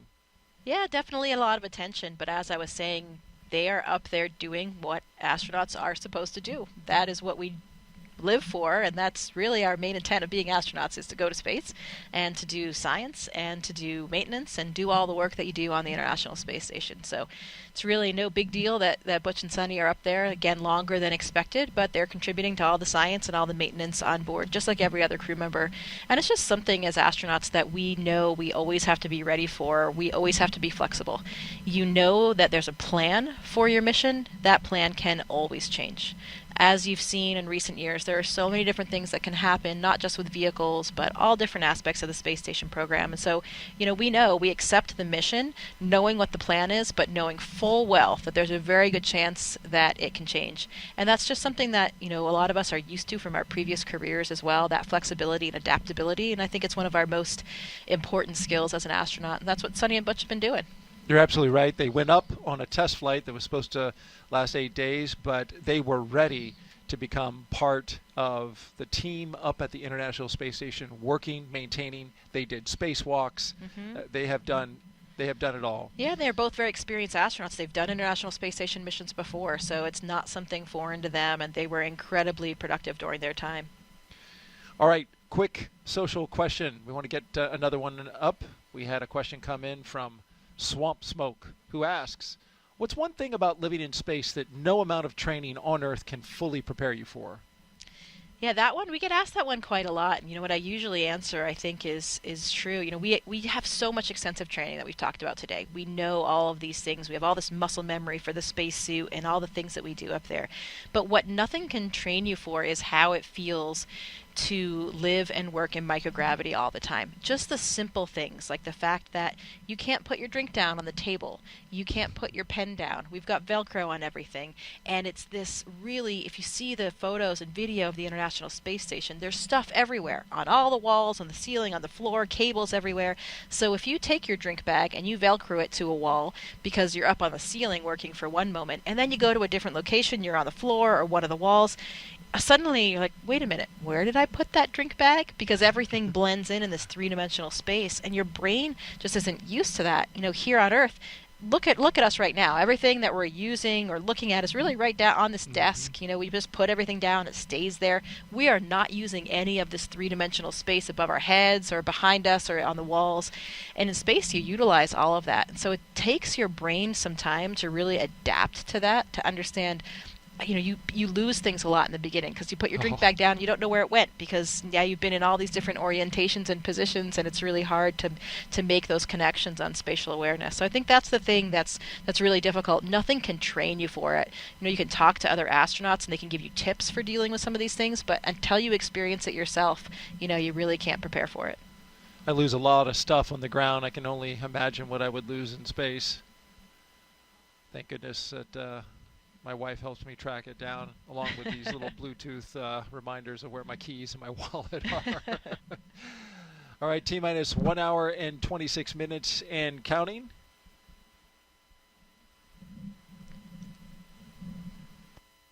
Crew-10 getting ready for their mission to the International Space Station, and there you see them from left to right. We have Roscosmos cosmonaut and mission specialist Kirill Peskov. To his left, our right, the pilot, Nichole Ayers. To her left, going to the right, is the commander, and McClain. And then to the far right on the screen, mission specialist and JAXA astronaut Takuya Onishi.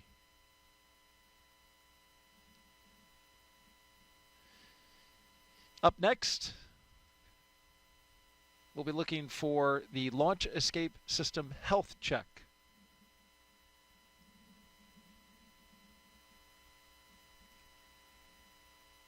It's been a beautiful day so far here on the Space Coast ahead of liftoff. Currently at 7:03 p.m. Eastern Daylight Time and 48 seconds for those who like to know the detail.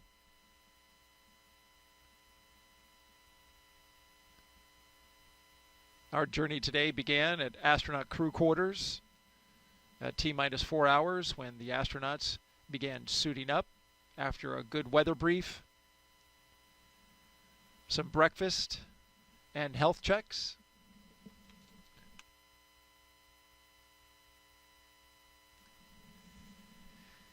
They got into their vehicles and traveled out to the pad. It took about 20 minutes. They ascended the launch tower and then crossed that crew access arm that you see on the right-hand side of the screen. That took them into the white room at the very end of the arm, and they ingressed into the spacecraft where they are now. Got less than 90 minutes until liftoff. They performed this routine exactly as they did today on Wednesday during the first launch attempt. We got down to T-minus 43 minutes until we had an issue with some ground equipment and the hydraulics, where there was a trapped pocket of air inside the system. That was fixed and bled out on Thursday, and now the ground support equipment is good to go. The launch vehicle is go, and so is the spacecraft.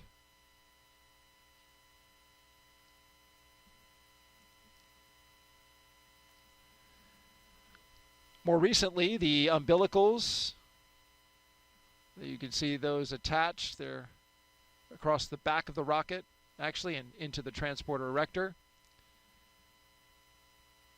They provided some comm checks through those. We did some suit leak checks for the astronauts inside the capsule. We also did some comm checks, completed those. And the closeout team closed and sealed the hatch right after they got a leak check of its own inside the capsule to make sure that nothing would leak out. There you see it there. And that side leak hatch check is good. Side hatch leak check, rather. Also a final check for FOD, which is foreign object debris. The closeout team carefully examined the area around the seal for the side hatch, and they have since left. They cleared out of the blast danger area, and now the only 4 people who remain inside the perimeter of Launch Complex 39A are right there on your screen. The crew for Crew-10.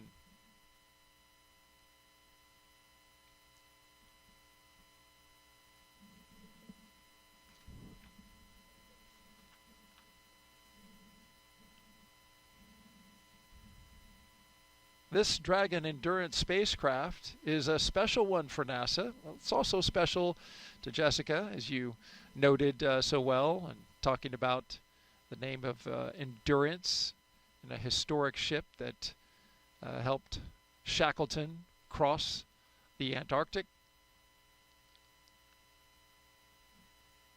The Dragon spacecraft Endurance will take Crew-10 to space today in its 4th space flight. Since its first flight in 2021 for Crew-3, SpaceX's Endurance Dragon has been a workhorse for NASA's commercial crew program, flying mission after mission. It has safely carried astronauts to the International Space Station. With Crew-7, Endurance proved its reliability yet again, marking its 3rd journey to orbit. In all, Endurance has flown 10 astronauts and 2 cosmonauts to and from the International Space Station. And it's supported international crews from NASA, ESA, JAXA, and Roscosmos.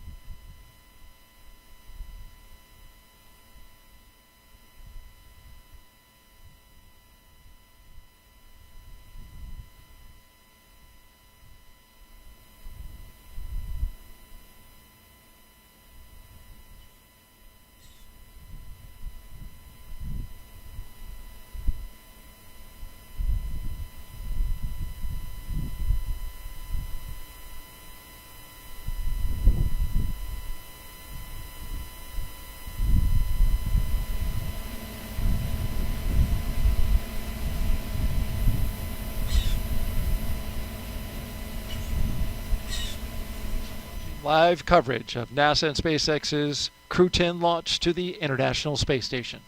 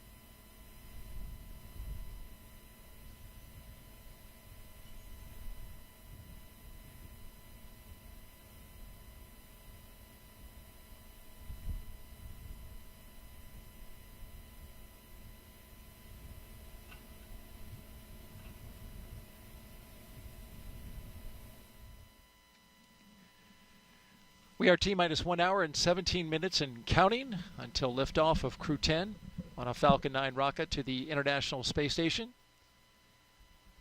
Crew-10 will be the latest crew to fly as part of NASA's Commercial Crew Program, which uses private companies to transport people to and from the orbiting lab from right here on U.S. soil. We've had a great countdown so far. What a beautiful shot. The Indian River Lagoon in the foreground. In the background, the Falcon 9 rocket and Endurance spacecraft with Crew-10 on board. Weather is 95% go. The only tiny concern is the formation of cumulus clouds, but as you can see from this view, we don't have many of those around here, and that's a good thing.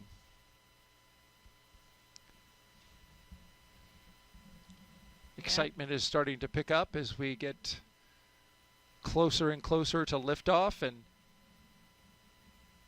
Jessica, it's been a good day so far. Yeah, absolutely. The weather looks perfect, and much to Vapor and other Air Force jet pilots' delight, no need for umbrellas today. That's right.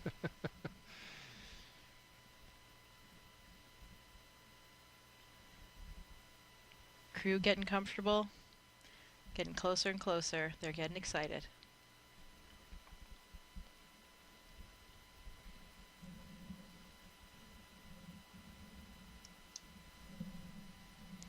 You know, Daryl, it's been 5 years since the Demo 2 mission, which was the first crewed mission of SpaceX, and that was an interesting timing.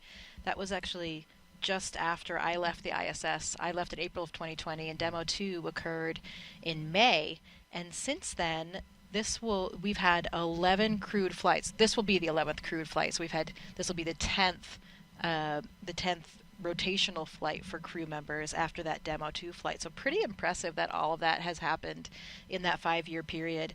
And another fun fact, the Demo 1 mission, which was of course the mission without a crew for that very first test of the Dragon and docking to the space station, that was when Anne McClain was on board for her first mission in 2019. So she played a very crucial role of getting in Dragon and doing all of those checkouts after that vehicle had docked to the space station. So pretty cool full circle story here of Anne being up there for that first uncrewed mission, and now in Crew-10, the 11th crewed mission in the last 5 years. So pretty impressive. How about that? She saw the first Dragon come up, and now she's on board the 11th.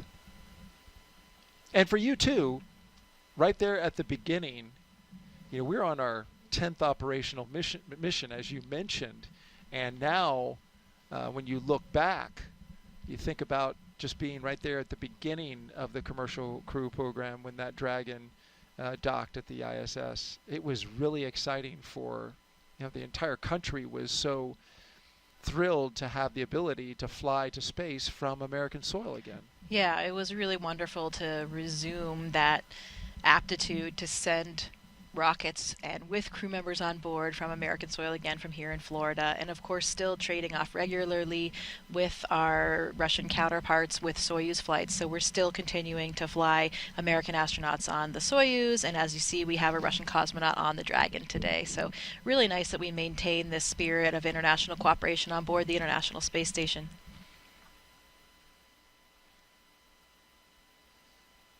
Especially, as we said, with that 50th anniversary of Apollo-Soyuz coming up in July.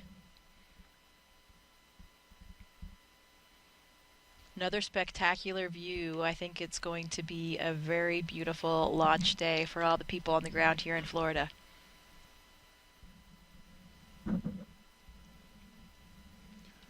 Absolutely, we are headed in that direction.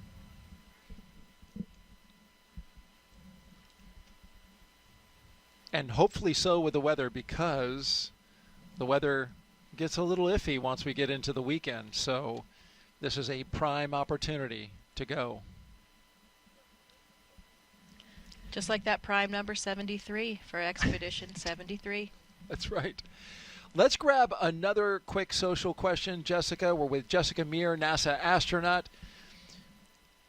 Mohammed Therick asks, apologies if I didn't get your name correctly, what lessons from the Crew-10 mission will influence future astronaut rescue and contingency planning for the ISS and beyond?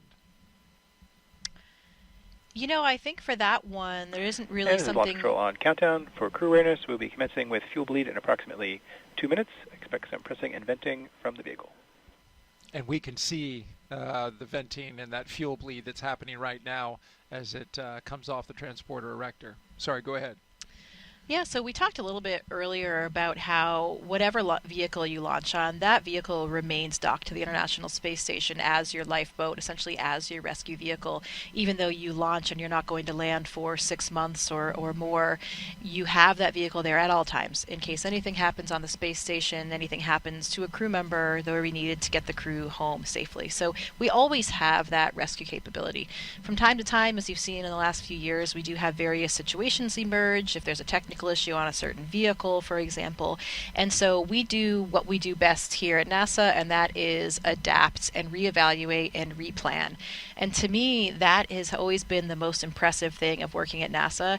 When I am most impressed about NASA, it's when we have these challenges, because you see NASA rise to the occasion and do what we do best: readapt and be flexible. And that's the same thing for all of these rescue missions. We will replan and do whatever we need to do.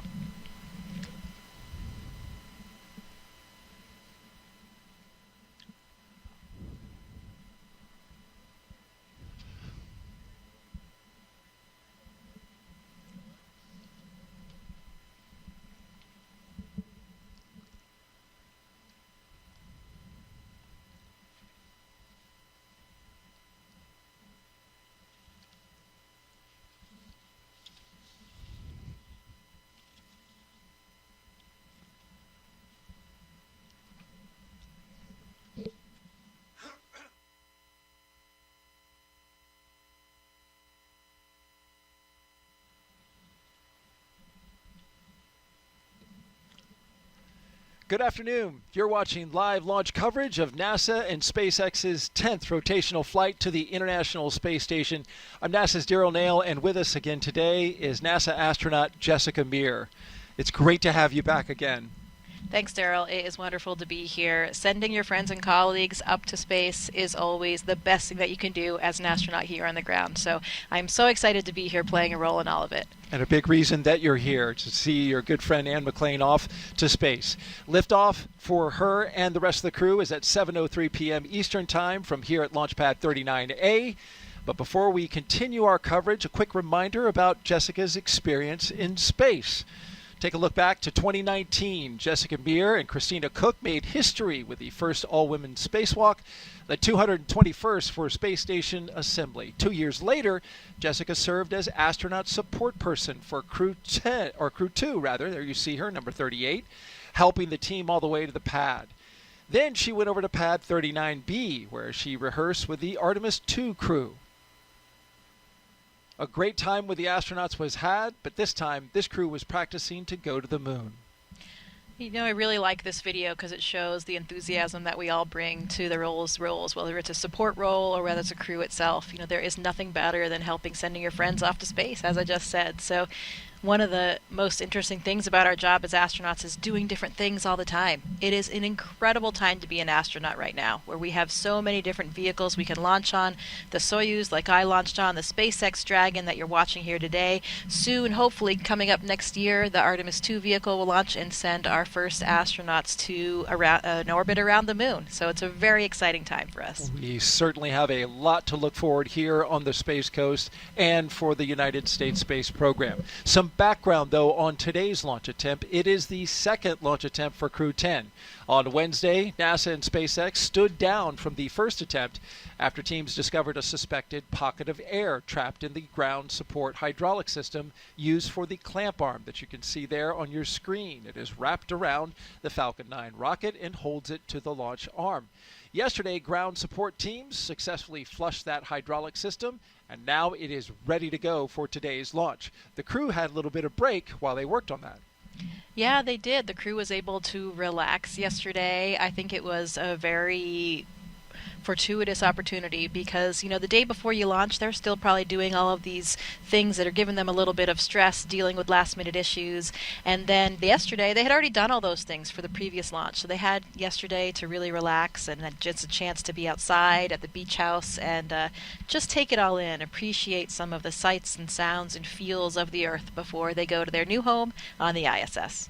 Crew-10 will be launching from pad 39A that you see there. Big props to our flight operations crew right here at the Kennedy Space Center for those beautiful views. You see the helicopter on the left part of your screen orbiting around the pad, going in circles, and appropriately so, here on Pi Day. Once the crew... Sorry?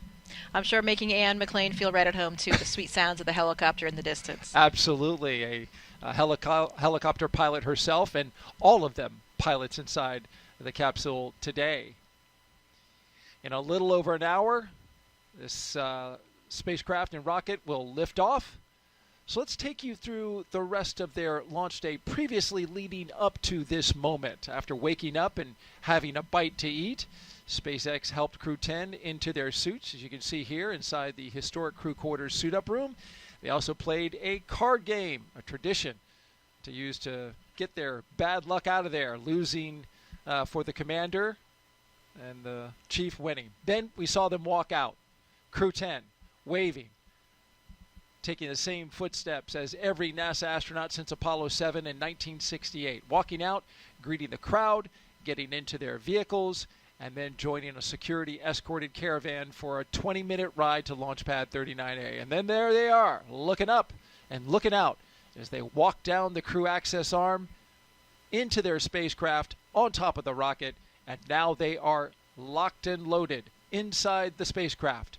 And we are watching them live while they await the next big milestones, the fueling of the Falcon 9 rocket and the arming of the launch escape system. Throughout this broadcast, we've been taking your questions from social media, so keep sending them. Hashtag AskNASA on NASA's YouTube, Facebook, X, and Twitch platforms. Also, for those of you watching on NASA's YouTube channel right now, a reminder to make sure you refresh your player or browser to join our live chat. Now, at this time, we are expanding our coverage and would like to welcome SpaceX and NASA commentators joining us live from Hawthorne, California, where the SpaceX mission team is located. And a great good afternoon and welcome to both of you.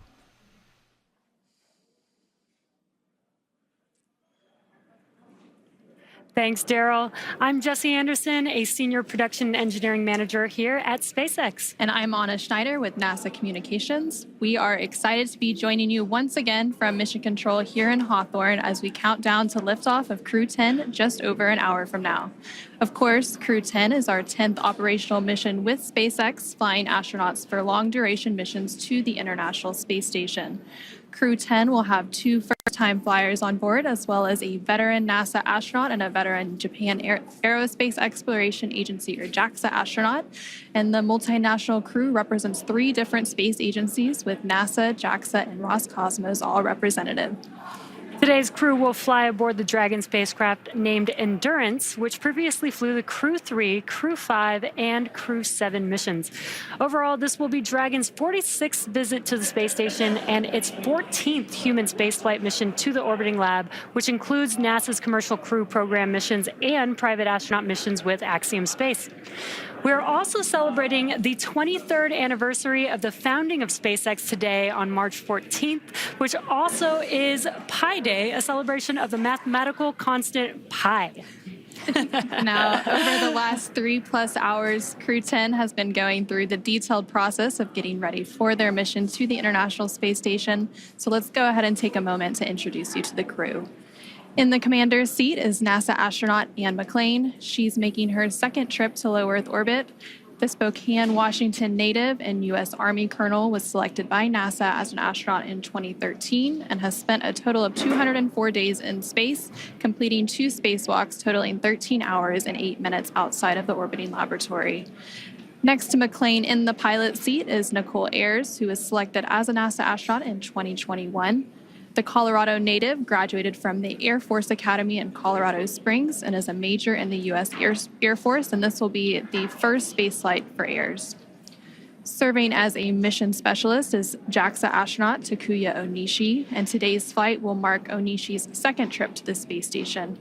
He was selected as an astronaut by JAXA in 2009 and has logged 113 days in space previously.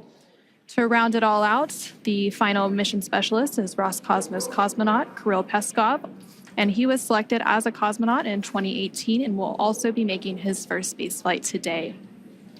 Once on board the International Space Station, Crew-10 will briefly become members of Expedition 72 and then Expedition 73 in April.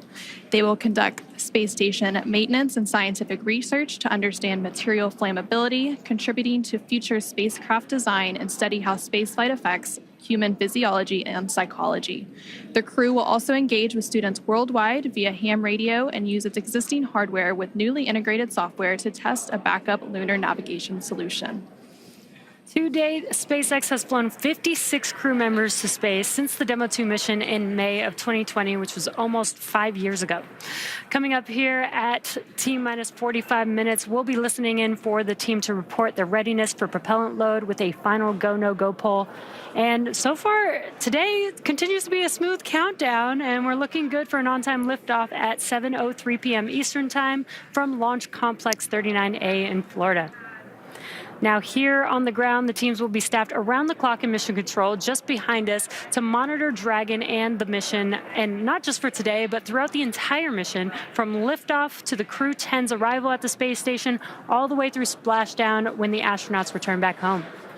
And on console or headset in mission control, which you can see there on your screen, there are 6 key positions. The mission director is in charge of the room and tasked with making real-time decisions to ensure mission success. The person that you may hear talking to the astronauts is the crew operations and resources engineer. You'll hear us refer to them as the core throughout the broadcast. And there are 4 additional team members focused on vehicle systems, including avionics, navigation and control, software, propulsion, life support, and communication with ground support teams. Now, apart from mission control, our Falcon 9 team... Dragon SpaceX, cycling orbit tank isolation valves to equalize low flow pressure. Additionally, I can give you a go to step into Section 5. When ready, report go for launch.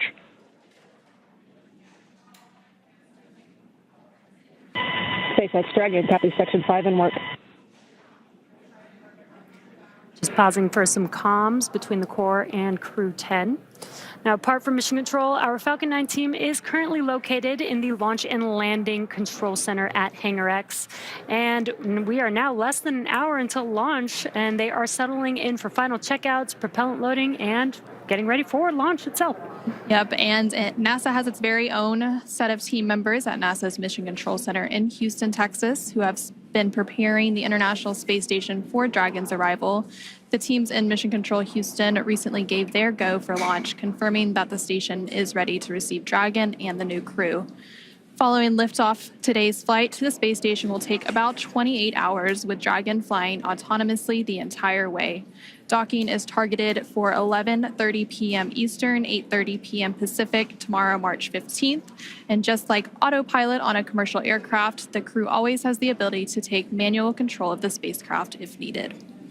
And before all of that happens, as the booster returns to the launch site and slows down from supersonic speeds, people in the immediate area may hear a brief double clap of a thunder-like sound known as a sonic boom. Similar sonic booms like this were heard during the return and landing of the space shuttle, and sonic booms like these are one of the hallmarks of reusable systems like Falcon. Here's what some of these booster returns have looked and sounded like on previous missions. I know a lot of people will be excited when they hear the sonic boom. And these are going to provide quite a show because you're going to hear the sonic booms.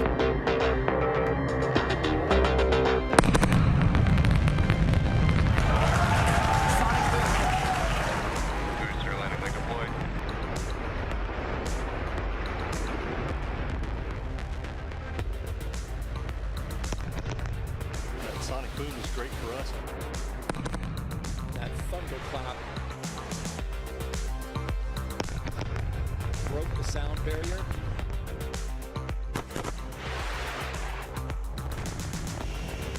Side booster separation confirmed.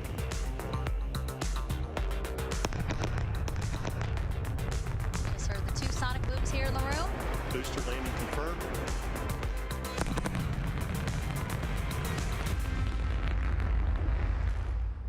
We are now at T-minus 57 minutes and counting to today's launch. While we wait, let's check in with NASA's Gary Jordan at Johnson Space Center to see how things are shaping up at Mission Control in Houston. Gary, how's it going? Hey, Jesse. Hey, Anna. Thanks for having me. Welcome again to Mission Control here in the Johnson Space Center in Houston, Texas.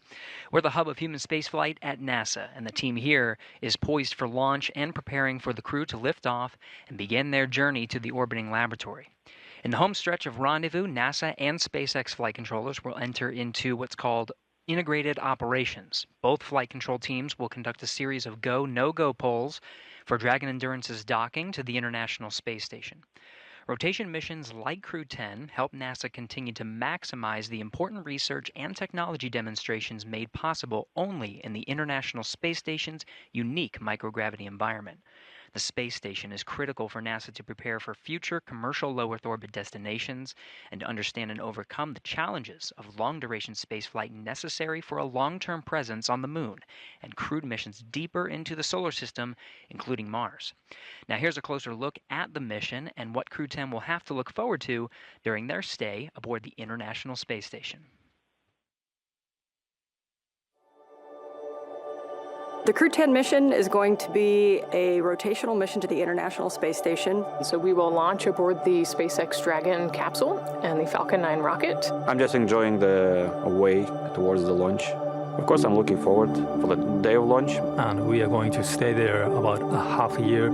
So the first goal of Crew-10 is to continue learning about the Dragon and the Falcon 9 rocket that we're going to be flying on to enable SpaceX to continue their development of rockets and even private astronaut missions in the future. The other mission is to get us safely to the International Space Station so that we can crew this incredible national orbiting laboratory that we have and continue the science experiments that we have ongoing there. One of the unique characteristics of the International Space Station is microgravity. We get to learn how humans and plants and other types of hardware react in the space environment and the microgravity environment. And it helps us to develop all kinds of new materials, medicines, and it helps us to push our knowledge forward. The discoveries that we make on board the International Space Station then inform what we do on Earth, and it allows us to further both humankind here on Earth and get to further places in the universe. So I've often been asked why we explore, and I think it's different for everybody. When people are born, they naturally want to explore their environment, first as babies, and then as kids, and finally as adults. That's how we expand our world, and that's how we find something new. Every time that we make a further step, we learn something and we learn how to adapt, and that is so important to humanity. This is probably the main things which drives us forward and helps us to survive as a species. There are so many unknowns in space, and as explorers and as humans, we want to find out what's in that unknown. For me, it's the fact that I get to be a small piece of figuring out what the unknown is and taking that next step to get to the Moon and to Mars and the Artemis program. Our ultimate goal is to go to Mars, but it's not an easy journey, and when we face a new challenge, we must solve it step by step. I think that's one of the biggest benefits of the International Space Station. We're outside of the atmosphere, and now we don't have the protection of the atmosphere. What happens, and how do we better prepare our people, our hardware, our food, our water systems for that deep space exploration? It's really important on the space station that we learn those lessons now when we're in low Earth orbit. That way we know what we need to bring with us when we go onto the Moon with the Artemis program. One of the things that we do on the International Space Station is work with our international partners all across the world. I think it's hard to overestimate the value of international cooperation in space exploration, because we all know that it takes much time and effort. Space is hard, it's very challenging, it's sometimes unpredictable, and that's why I think cooperation is the key to success. The International Space Station wouldn't be international without all of our partners. And our goal is to be a beacon of hope for all of humankind so that people can look and say, this is what we can accomplish when we work together. T-minus 52 minutes and counting. We just pulled go for NASA and SpaceX to begin propellant load at T-minus 35 minutes. A great update there to our milestones. We now have NASA's Megan Cruz live from a nearby launch viewing location here at Kennedy Space Center. Megan. Hey, yeah, back here again today, and the weather is as beautiful as it was Wednesday, and the crowd as excited as ever to see liftoff in less than an hour. Now, we again want to bring in Mike Ravenscroft with NASA's Commercial Crew program. He's on console working the launch today over at Cape Canaveral Space Force Station. Mike, great to have you back. Hi, Megan. Happy to be here. All right, so again, thanks for stepping off console. When we spoke during Wednesday's launch attempt, there was a ground hydraulics issue. What was done to resolve that to get us to launch today? Yeah, Megan. So the team worked really hard on Wednesday during that first attempt to resolve the issue. Unfortunately, we weren't able to get there. So the teams, the SpaceX and NASA team, met Wednesday evening, Wednesday night. and developed a troubleshooting plan to go ahead and restore this system back to operational. So we went ahead and met, and Thursday they went off and executed that plan. They went ahead and opened up some of the valves, did some inspections, opened up some of the valves, and went ahead and bled the system. And then they did perform checkouts and performed the checkouts, and the system was nominal at that point. So we got back here today on launch countdown and did some additional checkouts, normal checkouts that are performed on day of launch, and everything's checking out good. That's wonderful to hear, and it's always great to see teams coming together to resolve issues to get us to launch. Now, as CCP's Launch Vehicle Systems Office Manager, you were also part of keeping an eye on today's booster, correct, which is flying for its second time? Yeah, Megan, so we watched that booster from the beginning when it's starting to be built, the whole way through production, the whole way through all the testing that's performed, even before it's getting that first launch, which occurred in December for the Empower-E mission. So we track all that, track all the issues that come out from all that in the first flight, and we review all that data. And then when it goes into maintenance for our flight, we are tracking all that work along with SpaceX and ensuring that the vehicle is ready for day of launch and a safe flight for the crew to the ISS. And Mike, last question for you. How do you feel just being a part of NASA's Commercial Crew Program? This is awesome. I can't imagine myself anywhere else. This program, I've been here for quite a while, and this is a family. You get to work with folks from all over the country, from California to Texas to Alabama to here in Florida, and it's just a family, and that's how we feel about each other. We work hard. We get to work with a lot of great contractors, and so day in and day out, you get to show up for work and enjoy what you do. Yeah, and do amazing things together. Mike, thank you so much. We appreciate your time. Thanks, Megan. Appreciate it. All right, let's get back over now to Anna and Jesse in Hawthorne.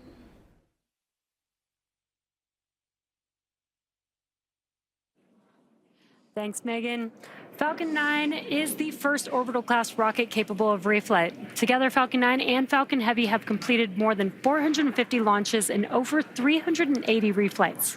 And today, the booster will be attempting to land at Landing Zone 1, which is just down the coast from the Kennedy Space Center in Florida. This will be the second flight of the first stage booster supporting the Crew-10 mission. Rapid reusability drastically reduces launch costs, helps increase launch frequency, and enables a wide array of new government, commercial, and scientific opportunities in space. Lowering the cost of access to space is helping take humanity's next steps into the solar system, whether in low Earth orbit, interplanetary, or even deep space. And when costs are lowered, government and commercial customers can launch more missions, which helps accelerate development. This also helps commercial satellite and private research customers afford to launch more projects to space, which helps stimulate innovation here on Earth. All of this to say, reusability is the key innovation that is making space more accessible for the industry as a whole. And just like the first stage of Falcon 9, Dragon is also reusable. The reusable Dragon spacecraft has flown people to the International Space Station 13 times. And as we mentioned earlier, today's crew will fly aboard the same Dragon that previously flew the Crew-3, Crew-5, and Crew-7 missions. But back to today's mission. We are coming up on T-minus 48 minutes to launch, and our teams are carefully moving through the pre-flight process. Now, a lot of preparations have brought us to this point, including a dry dress rehearsal, static fire on Sunday, and initial launch attempt on Wednesday. Now, we did stand down from that attempt due to a hydraulic system issue, but the teams completed inspections of the ground support hydraulic system used for the clamp arm supporting the Falcon 9 rocket and successfully flushed a suspected pocket of trapped air in the system. Now, all of that hard work brings us to today's launch, and next up in our the team has pulled go for LES arm, propellant load, and launch.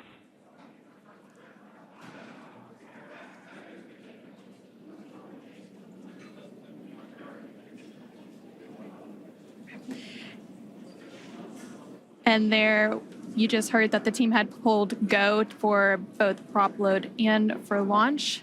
So that was the next step in the countdown that we were waiting for, and that was from the SpaceX launch director, and they were calling up to the crew to let them know that we had received that go to continue with that prop load. And then, as we mentioned earlier, the Dragon launch team, as well as key NASA launch members are in the Launch and Landing Control Center at SpaceX's Hangar X in Florida. And the launch director will also check in with the Dragon mission director, referred to as the MD, and the NASA launch manager to make sure everyone is on the same page and everyone is ready to move forward. Again, there's a lot of teams and a lot of moving parts to getting a launch off the ground. And so leading up to the final stages of launch today, you will hear various check-ins on that process. So right now, there on your screen, you can see Crew-10. They are on board Dragon, waiting to get the green light to stow the crew arm for the launch and arm the launch escape system. And we did just hear that go, so we should start getting a good view of that access arm moving away from the spacecraft pretty soon.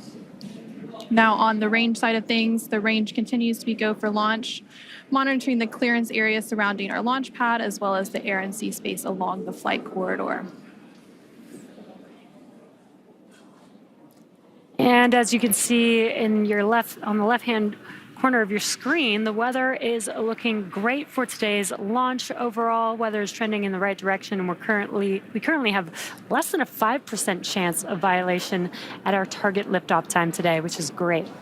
Our teams will continue to keep an eye on the weather, but we'll have a final pre-fueling weather briefing in about 20 seconds from now at the T-minus 45-minute mark. Now, weather is forecasted to be excellent on the Space Coast heading into today's launch opportunity. And again, the current forecast is greater than 95% chance of acceptable conditions at launch. Now, weather along the Atlantic T-minus coast... 45 minutes. Both control rooms go into lockdown and remain in that state until the launch escape system is disarmed. All operators are to remain at their console and maintain a sterile cockpit until MD confirms successful disarming of the launch escape system following orbit insertion or propellant offload in the event of a scrub. For non-urgent no-go conditions, brief the CE or LD and they'll approve aborting the countdown. For urgent issues affecting the safety of the operation, operators shall call hold, hold, hold on the countdown net. Launch control will abort the launch auto sequence immediately and proceed into the launch abort auto sequence. At T-minus 10 seconds, launch control will be hands-off, relying on automated abort criteria for the remainder of the count. Operators advise the launch director whether structural breakup or fire is imminent or occurring per Dragon manual escape flight rules. Launch control, you may proceed with arming the crew for movement. Crew access arm retraction starting. And that was the launch director performing a briefing with the crew. Sounds like everything is go for launch, and we're going to start seeing that crew access arm moving away from the vehicle here shortly. We should also see propellant load getting underway in just a few minutes as well. Again, our teams are staffed around the clock in Mission Control here in Hawthorne, Mission Control in Houston, as well as the Launch Control Center to monitor Dragon throughout its entire mission from liftoff all the way to Crew-10's arrival at the space station and then on its return home to Earth. And there you're seeing some great shots of the crew access arm pulling away from Dragon. Clear skies as far as the eye can see. Perfect weather for today's launch. Getting exciting over here.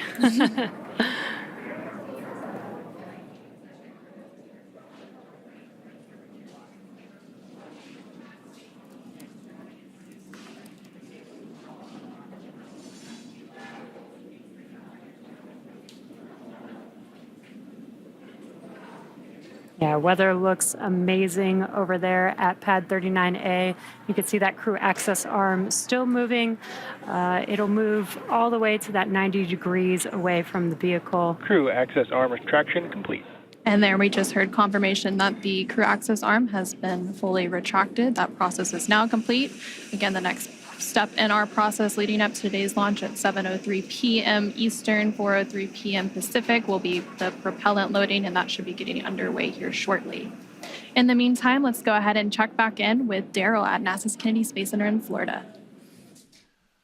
All right, thank you very much, ladies. Back here with NASA astronaut Jessica Meir as we orbit the launch pad, Launch Complex 39A here at the Kennedy Space Center, going in circles on Pi Day. Seems fitting, Jessica. Absolutely, it does. This is the day for it. We've got a few milestones coming up here in the next few minutes. We're going to close our visors at T-minus 39 minutes. and then start the process of getting that launch escape system armed. As we just saw, the crew access arm has moved away, so if there were to be an emergency, going through the crew access arm is one option up until the point in which the launch escape system is armed, and then it's off the top of the rocket. Yeah, that's right. That launch escape arm could actually swing back in just about 30 seconds, and during that time, the crew would actually be unbuckling their seatbelts and getting ready to egress, so that timing would work out. I just closed, arming the launch escape system. Copy, Dragon. You are go for 6.6 arm launch escape.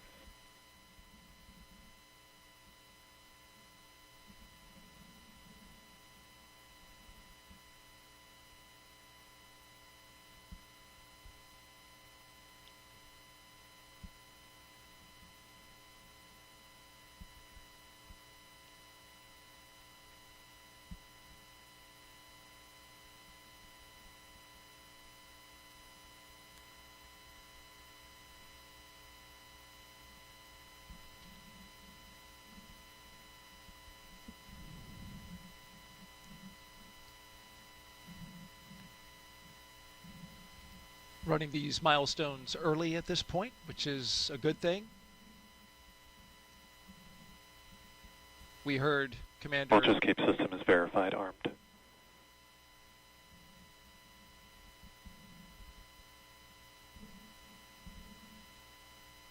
There we have the verification that the launch escape system is armed.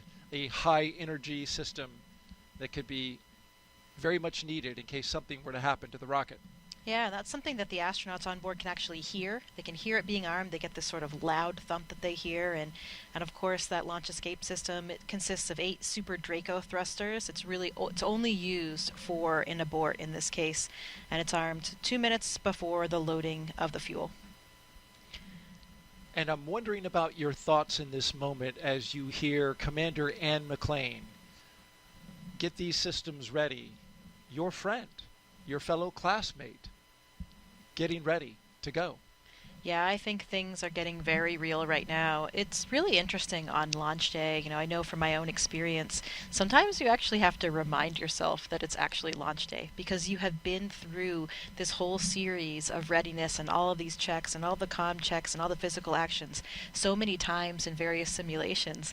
I remember on my launch, I really did have to remind myself. I'm looking at my monitor, I'm going through all of these different cues and the procedures, but then I would hear something, maybe the groan of the fuel in the lines or a slight movement of the rocket, and that was what made me realize, oh, wait a minute. At the end of this one, I'm not going to be going home and going to dinner. I will be in space. So perhaps that realization is kind of setting in for these 3 astronauts and cosmonaut. I'm sure it's a little bit different for Anne and Tak, who have gone through a launch before. Totally new for Nichole and Kirill. So a really nice blend of experience in that Dragon capsule today. And a beautiful scene outside as we head towards sunset. We'll be lifting off just before then at 7:03 p.m. Eastern Daylight Time. Sunset right around 7:30. It should make for a beautiful launch for those who are gathered in the area to watch. The sky will become lit up as the sun dances with the exhaust from the Falcon 9 rocket.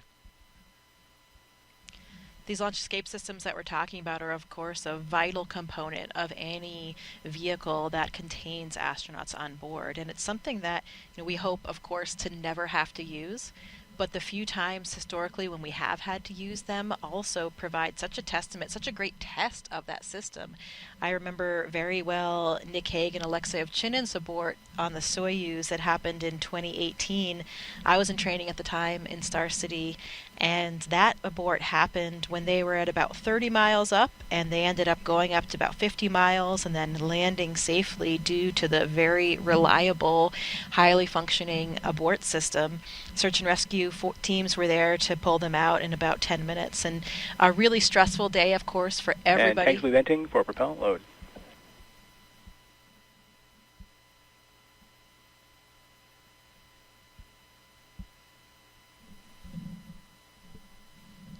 That was a stressful day for everybody on board and everybody on the ground, but again, a really nice test to see that these systems are in place for a reason and they do work. Nick Hague went to space that day and came right back. And fortunately, everything went well, and he was able to return to the ISS, and he's up there now. Yeah, he's up there right now waiting for this mission to join him. I know that he's very much looking forward to giving Anne and her crew a big high five, especially for those 8-ball classmates, but really for everybody on board.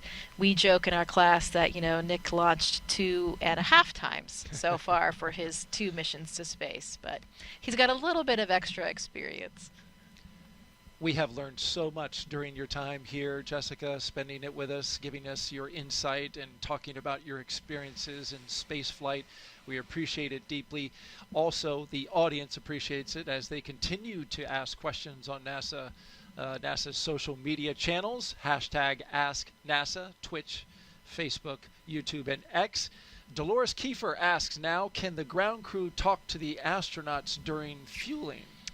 Yeah, they can. We just heard a call go, and those comm loops are open. Of course, we can talk to the crew if in case of any type of emergency or any type of information that they need. We have those comm loops open. Interestingly, speaking about that, the crew can actually hear the fueling process. So they can hear the valves, they can hear the flow of the fuel as well. So interesting for them to be following along with the process. Can hear it, see it, and feel it. Just a few seconds now before we start propellant load for the Falcon 9 rocket.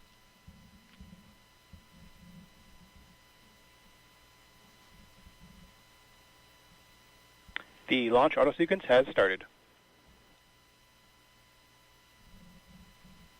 And here we go. Tanks are being filled. Prop load is underway. A very dynamic time for the astronauts and the ground crews.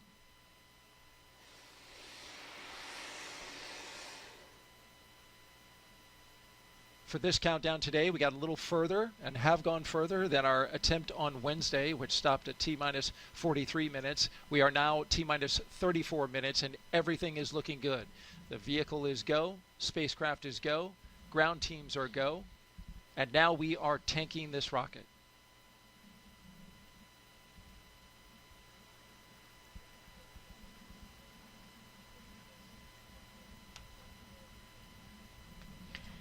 So this crew is hearing those sounds. As we mentioned, they can hear the fuel flowing through the valves and flowing through the pipelines. And this is a rocket-grade kerosene called RP1 and also liquid oxygen. That is the fuel for this powerful Falcon 9 rocket today. 1.8 million pounds of thrust once the rocket takes off. Thanks to our Kennedy Space Center flight operations team for these beautiful helicopter shots. Doing a great job. Let's go back now to Hawthorne, California, and join our commentators there.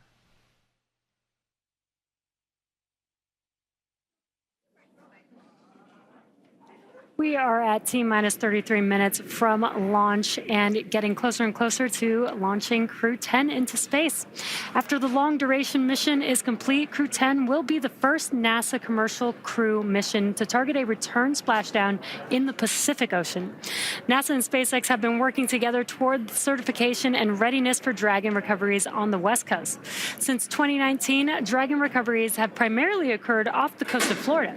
SpaceX is moving Dragon recovery operations to off the coast of California to allow Dragon to complete its deorbit before safely jettisoning the trunk over the Pacific Ocean, comparable to the first 21 Dragon missions. Crew splashdown locations are near Los Angeles, Oceanside, and San Diego. The recovery vessel Shannon will be stationed in Long Beach, California to support the new operations.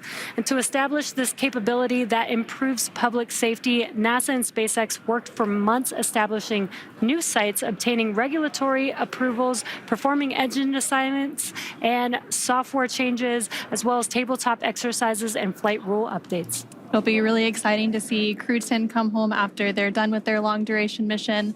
But Crew-9, who Crew-10 will be handing over once they get docked to the space station, will, of course, still splash down off the coast of Florida in a few days.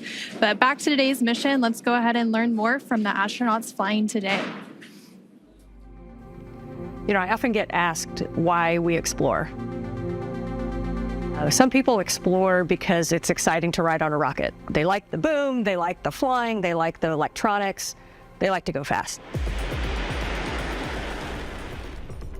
Some people want to explore to answer questions about the context in which the Earth exists. How old are we? How many galaxies are there? How big are we? Are we like a speck of dust on somebody's sleeve, or are we the biggest thing going out there in the universe?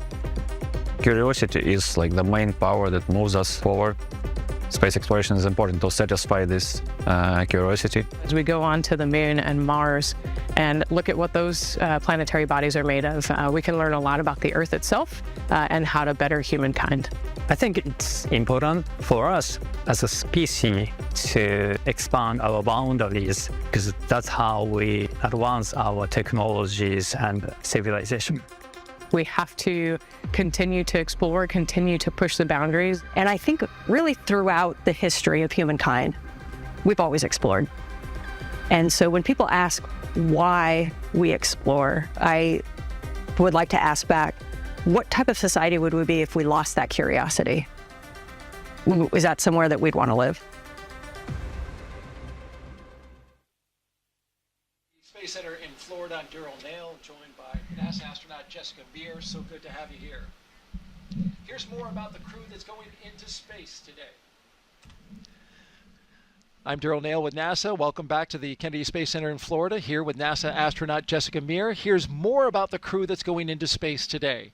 NASA astronaut Anne McClain, she is your Crew-10 commander, making her second trip to low Earth orbit. The Spokane, Washington native and U.S. Army colonel was selected by NASA as an astronaut in 2013 and has spent a total of 204 days in space and completed 2 spacewalks totaling 13 hours and 8 minutes. She's very competent and, as you've described, a very excellent leader. Absolutely, a natural leader, and it is so thrilling to be here watching her do what she was born to do and leading this crew to space today. Sitting next to her is the pilot for Crew-10, NASA astronaut Nichole Ayers. She was selected as a NASA astronaut in 2021. The Colorado native graduated from the Air Force Academy in Colorado Springs and is a major in the U.S. Air Force. This is her first space flight, and she's pretty excited about it. Absolutely. Takuya Onishi. He is the JAXA astronaut, serving as a mission specialist. Today's flight will mark Onishi's second trip to the space station. He was selected as an astronaut by Japan Aerospace Exploration Agency in 2009 and has logged 113 days in space, and he will eventually be the station commander. Yeah, that will be a very nice moment to see as Anne hands over those leadership reins over to Tak. Transfer of controls from her as the commander of the SpaceX vehicle over to Tak to be commander of the space station. So great opportunity for leadership for both of these experienced crew members. And the second mission specialist is Kirill Peskov.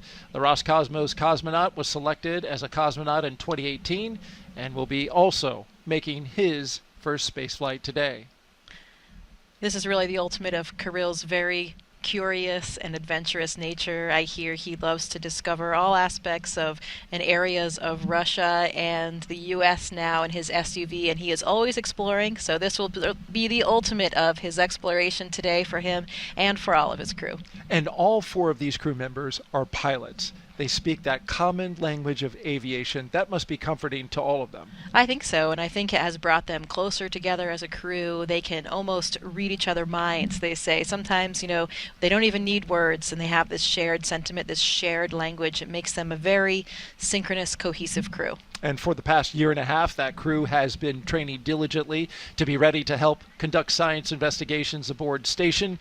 The crew will perform biomedical research and technology demonstrations over the 4-month expedition. Commander Anne McClain is participating in the Canadian Space Agency space experiment involving heart health. This headband is actually connected to sensors throughout my body, and they are collecting real-time data on my heart rate, oxygen saturation, and my respiratory rate. Imagine the day where you go see your doctor because you're concerned about your heart health, and they give you these sensors to wear, and they get this massive, comprehensive look at your cardiovascular health over multiple days doing multiple activities. Another science investigation on board involves tiny materials inspired by our own DNA that could help be used here on Earth with those people who suffer from arthritis in their knees.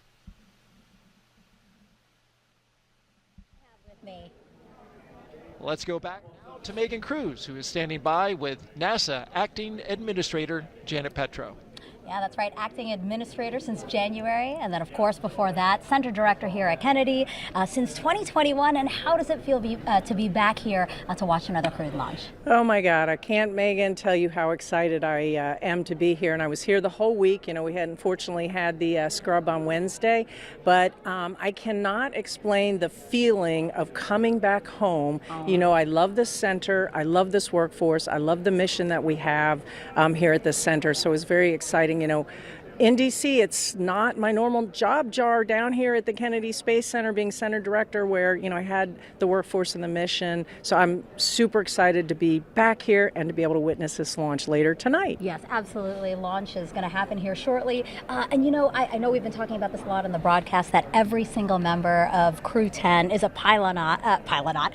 Yes, actually. A pilot, as are you. Did you get to talk to the crew? I see that they've signed your hat. I absolutely did. So I got to see them a couple times. So when they landed at the landing facility here, I got to see them and greet them. And that's where they gave me this hat, That's which amazing. is so cool. I've never gotten a present from a crew before. So Crew-10, hats off to them for giving me, and they did sign it. And then on Tuesday, we got to go what's called Behind the Glass tour and talk to them. They're behind a glass because they're in quarantine, and we got to talk to them and ask them questions and talk to them and just see how they were doing. And so that's pretty special. So I got to talk to all of them, all of those pilots there, and they are super excited, ready to go. Yeah, and speaking of excited, you know, we have NASA astronauts Sunny Williams, Butch Wilmore, Nick Hague, plus Roscosmos cosmonaut Alexander Gorbanov. They're going to come back shortly after Crew-10 arrives on station.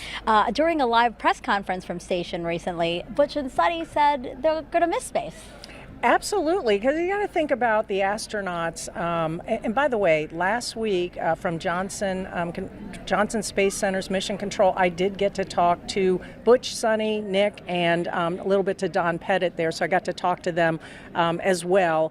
But you got to figure they, you know, to be selected and trained and the passion that they have to go to space. You know, for them, it's got to be this is what they do for a living. Mm-hmm. This is what they're going to do. And in fact, I would bet they might have some mixed emotions for leaving because, you know, every time you get to go to space, which is what all astronauts want to do, you never know. It might be your last time because you might not be selected for another mission or whatever. So I bet they have mixed emotions leaving their colleagues up there at the space station. I'm sure they're anxious to get home and put their feet on Earth and spend time with their family, but I think that they have enjoyed their time in space. You know, when I said behind the glass to Butch and Sunny a while ago, I asked them, and they had told me that they hope they get to stay a little bit longer than 8 days in space. That was at their behind the glass. And I don't know if they meant to stay as long as they got to, but I know that they are a valued member of this expedition crew, and they've done amazing research. They've done spacewalks together. I think Sunny now holds a record for the most amount of time in the vacuum of space. So they have to be very, very proud of what they've accomplished. They were very much integrated as a crew and did a lot of work on the station, research and science experiments. And so, yeah, I think they're going to miss space. I think so. Well, Janet, no mixed emotions here. It was great seeing you. I'm going to put this in a jar of memories of today because this was wonderful, and we're about to see launch. All right. Great Thank you, here, Megan. Janet. All right. Bye-bye. All right. We'll send it back to Daryl and Jessica. All right, thank you both. And just behind them, as you saw in that shot, was the Vehicle Assembly Building, a very iconic building here at NASA, where we recently reached a major milestone in NASA's Artemis program. That's, of course, preparing for the first crewed mission around the moon in over 50 years. Engineers finished stacking the twin solid rocket boosters for Artemis II. These 177-foot tall boosters will provide most of the 8.8 million pounds of thrust needed to launch 4 astronauts on a 10-day lunar journey. There's a shot of the core stage, which they're starting to work on now. Since November, crews have used a massive crane to lift and assemble those booster segments. They're each packed with avionics and motors that will safely detach after launch. Now, with the completion of that, they're going to focus on the SLS. Artemis II will carry NASA astronauts Reed Wiseman, Victor Glover, and Christina Cook, along with Canadian astronaut Jeremy Hansen, on a mission around the moon. So here's Jeremy now with a little more about that.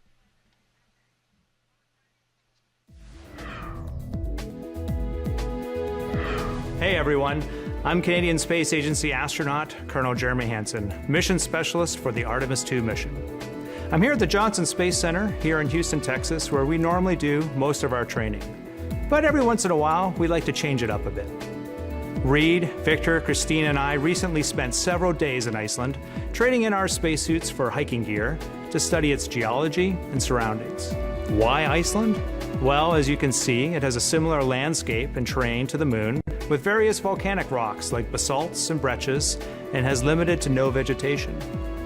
The Nordic island has been a lunar training site for NASA astronauts since the days of the Apollo missions.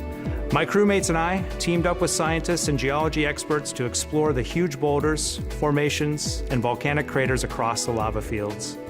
During our journey, we stopped at various spots to discuss what we observed.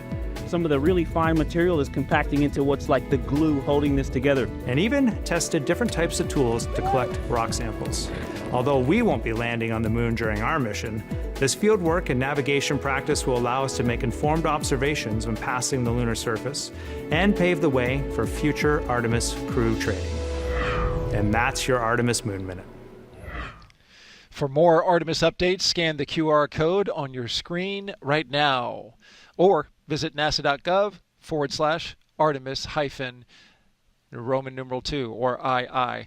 You don't have to worry about getting updates there, though, because, Jessica, you are friends and former classmates with both Victor Glover and Christina Cook. Yeah, that's right. They are my astronaut classmates, like brothers and sisters, and it has been so exciting to see this Artemis journey. I was here for the Artemis 1 launch, and that just made it all so real. We saw the hardware, we saw the vehicle, we saw the launch, and we knew that the next time that vehicle launched, it would be with my friends and colleagues on board. So it was an incredibly exciting moment for all of us as astronauts. That launch coming in February of 2025, currently scheduled on the calendar. Let's go back now to SpaceX in Hawthorne, California.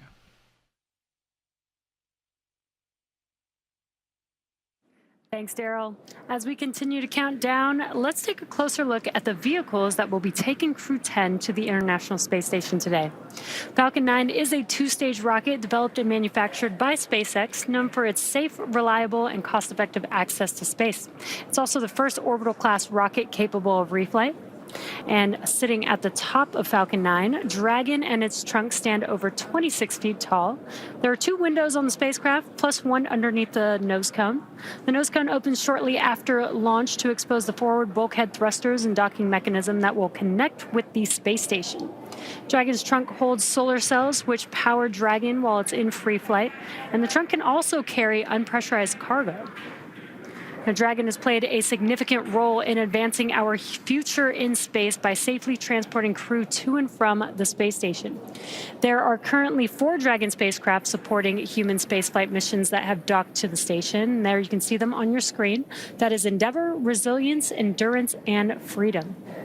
Now, designed to be the safest spacecraft ever flown, Dragon is capable of carrying up to 7 passengers to and from Earth orbit and beyond. And Dragon has 16 Draco thrusters that can be used in space to help navigate the spacecraft to its destination, each providing 90 pounds of force. That doesn't include the 8 Super Draco thrusters used for an abort, which are no longer active once the crew is in orbit. Dragon has flown 49 times, with 15 human spaceflight missions since 2020, when Dragon became the first private spacecraft to take humans to the International Space Station. In that time, Dragon has flown over 1,000 experiments to space and 56 crew members representing 14 different countries. Dragon has proven to be a versatile spacecraft. It can autonomously dock to the space station when outfitted with the International Space Station docking adapter, as it is for today's flight. When it's not going to the space station and in free-flyer mode, the docking adapter can be swapped out for a cupola. Another option that we have is the Skywalker hardware, which supports extravehicular activities as the crew used during the Polaris Dawn mission. Now, continuing down the vehicle, we do have the second stage. The second stage is powered by a single Merlin vacuum engine, or MVAC engine, which is optimized to perform in the vacuum of space. After stage separation, the MVAC will ignite and carry Dragon to its target orbit. Now, the Falcon 9's first and second stages are connected by the black inner stage, which houses the MVAC engine and the system that decouples the two stages during stage separation. And below that is the first stage. Stage 2 LOX load has started. Good call out. Stage 2 LOX loading has begun. Below that is the first stage, which is powered by 9 Merlin engines. These 9 Merlin engines provide the initial thrust to lift. Dragon SpaceX reporting that we continue to track no issues with Dragon or Falcon proceeding to launch. SpaceX Dragon, copy.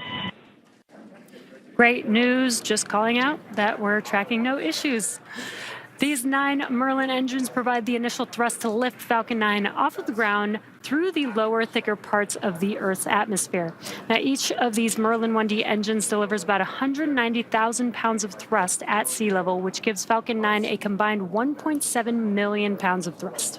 And after stage separation, stage 1 will return to Earth for recovery and reuse on a future mission using a combination of the Merlin sea level engines and the 4 titanium grid fins located near the top of the booster, which will guide it during its re-entry and landing.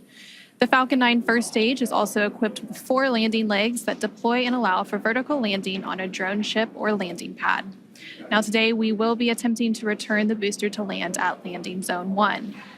The second stage will power Dragon into its initial low Earth orbit before separating, leaving Dragon to continue its journey to the space station using its own thrusters.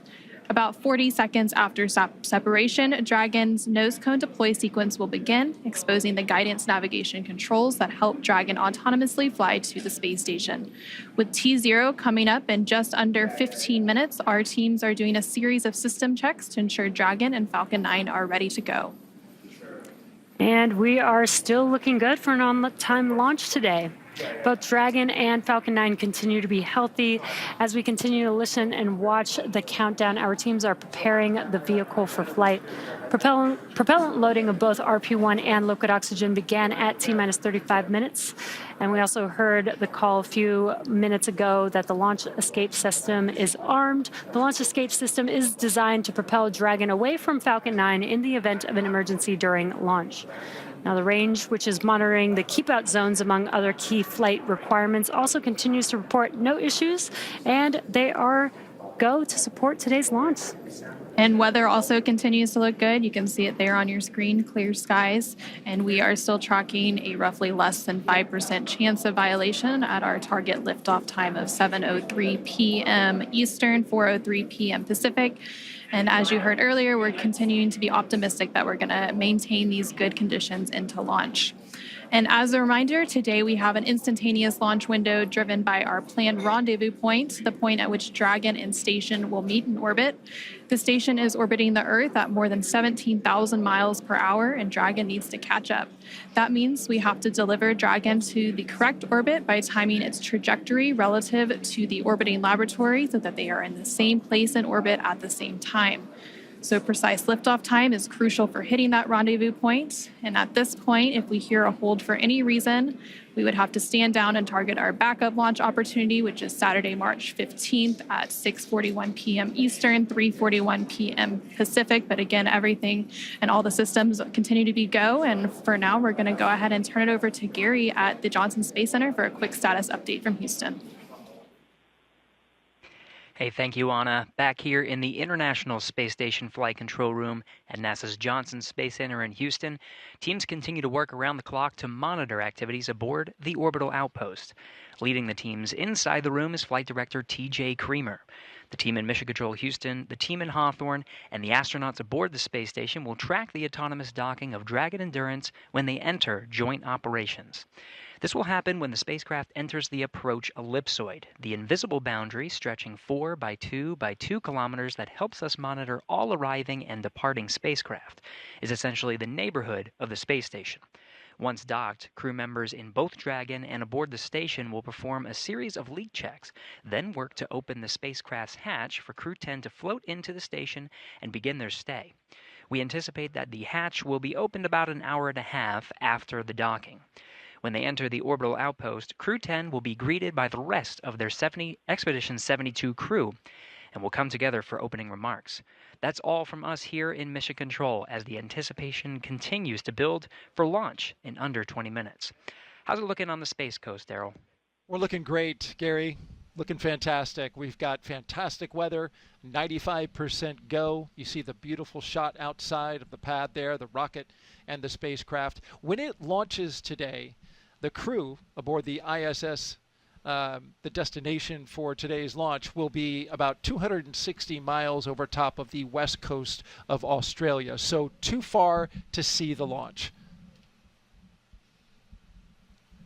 It's nice to see a rocket go off when you're on the ISS, but unfortunately it won't be the case this time. Oh, yeah, it is a wonderful thing to see when your crewmates are heading towards you. I remember a photograph that Christina Cook took of my Soyuz approaching the station, and one of these incredible opportunities that you could see the outline of the trajectory of the Soyuz as it approached, and it's such a beautiful image. It's a shame they won't be able to see it, but they will be so excited to have their crewmates come on board. And we're about to hear from the crew here before launch. We'll hear from them after launch. It'll be special. They have some important things to say. Oh, absolutely. I am very excited to hear these final thoughts coming from the entire crew right before launch. Okay.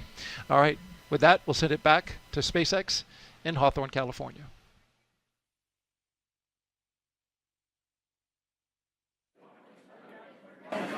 Thanks, Daryl.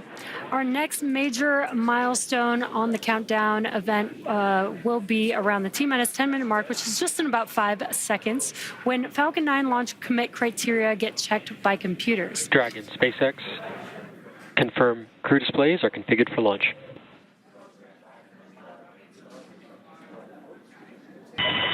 SpaceX Dragon, displays are configured for launch. And with that, this is the pilot, Nichole Ayers. And on behalf of Crew-10, we'd like to say that today we celebrate the countless individuals all over the world that have made this journey possible. To the engineers, instructors, flight controllers, scientists, and leaders who worked tirelessly to get us here, thank you for your dedication to the safety and success of this mission. And a special thank you to our friends and families for your unwavering love and support. This mission is a testament of what humans can achieve when we work together. Go Crew-10!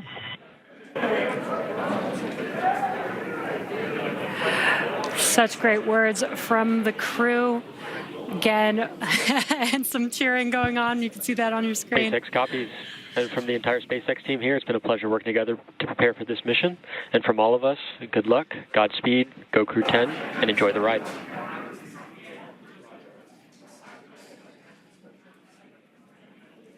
Great comms. That was from our core here in Hawthorne in Mission Control. Now, there are many systems in place to ensure that the rocket and the crew are both safe leading up to liftoff and during flight. And now that we are in terminal count, our teams are performing those final checks before launch. And coming up here in just a few minutes, we will start having that stage 1 engine chill start. And now we're just over 8 minutes away from launch. Again, today's ride to orbit will be about 9 minutes, which is from the time of liftoff to second stage cutoff. And then Dragon in the second stage will continue to coast for a few minutes after that prior to separation.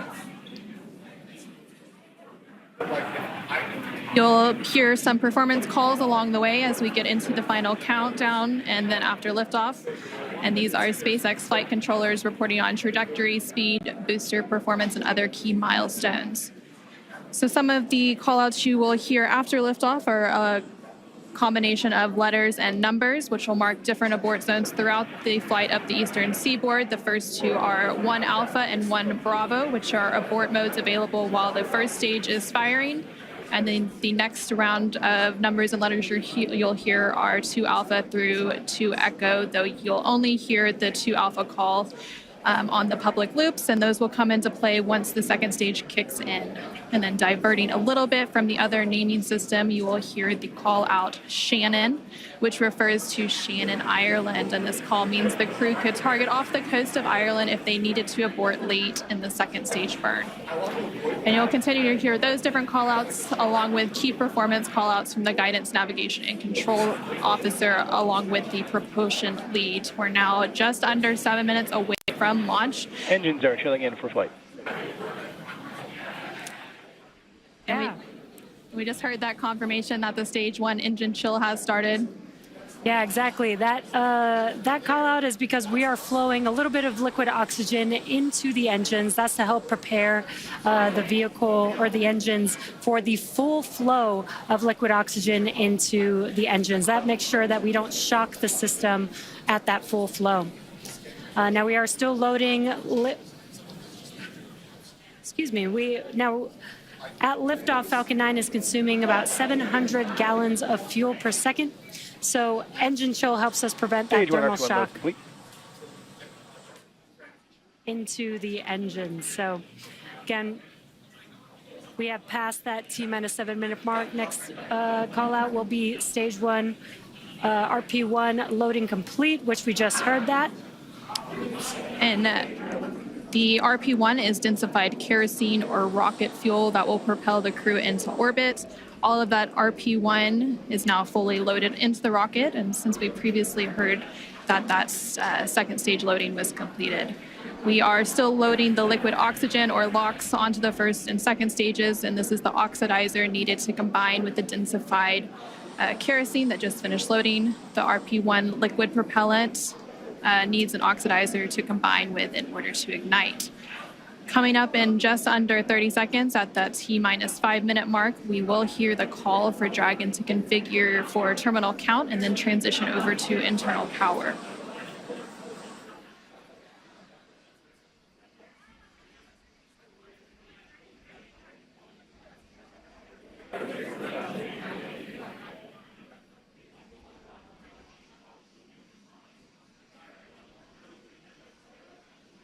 Tanks are pressing for strong back retract. Dragon is in configure for terminal count. And there we just heard that call out for terminal count. So now Dragon onboard computers will take control of the spacecraft. And we also heard that the propellant tanks on Falcon 9 are getting ready to pressurize, adding some additional structural support to the rocket as we get ready for that strong back to retract. And that strong back provides access to Falcon 9's fueling lines. Has started.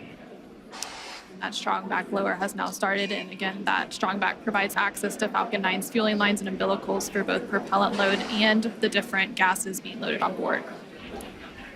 And what you should see on your screen is there's those clamp arms that are around the second stage just below Dragon.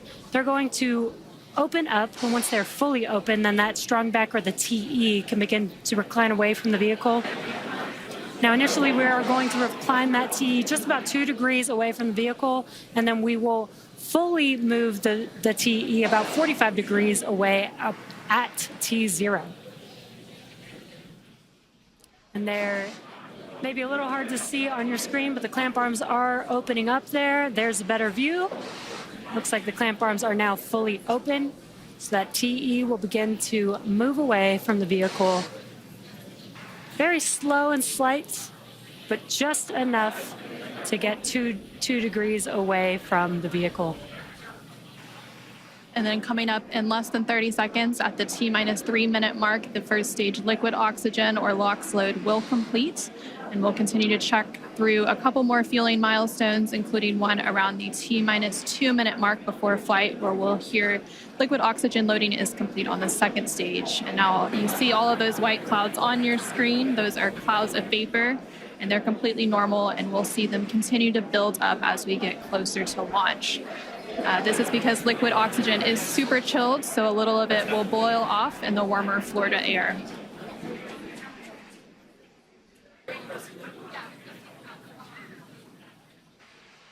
Stage 1, LOX load complete. Great call out there. Stage 1.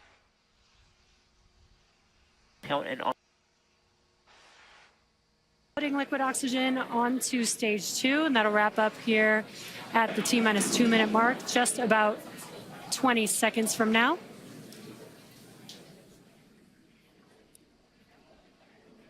And once we finish propellant loading, that will mean that 1 million pounds of RP1 and liquid oxygen will be loaded onto Falcon 9 here, just under 10 seconds.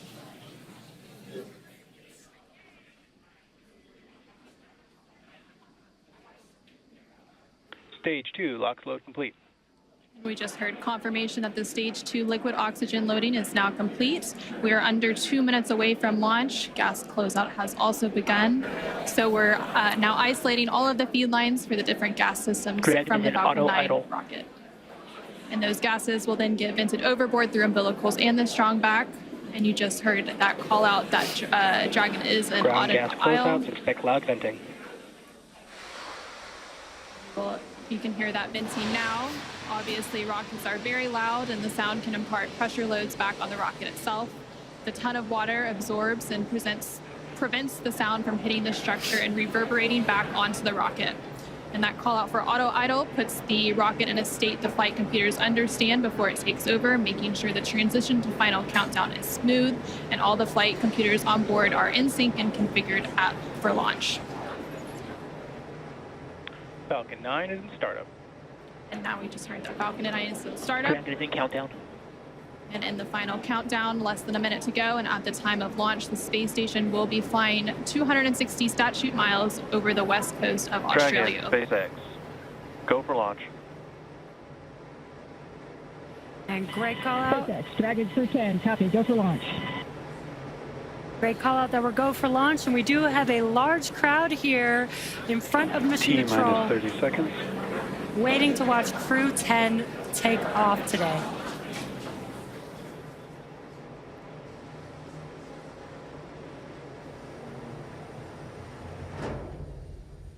T-minus 15. T-minus 10. 8, 7, 6, 5, 4, 3, 2, 1. Ignition and liftoff. Go SpaceX, go NASA Crew-10. Copy, 1 Alpha. And liftoff of Crew-10 now Vehicle soaring to the pitching down International range. Space Station. 1.7 million pounds of thrust now propelling Falcon 9 and Crew-10. And we're continuing to get good call-outs on the first stage performance so far.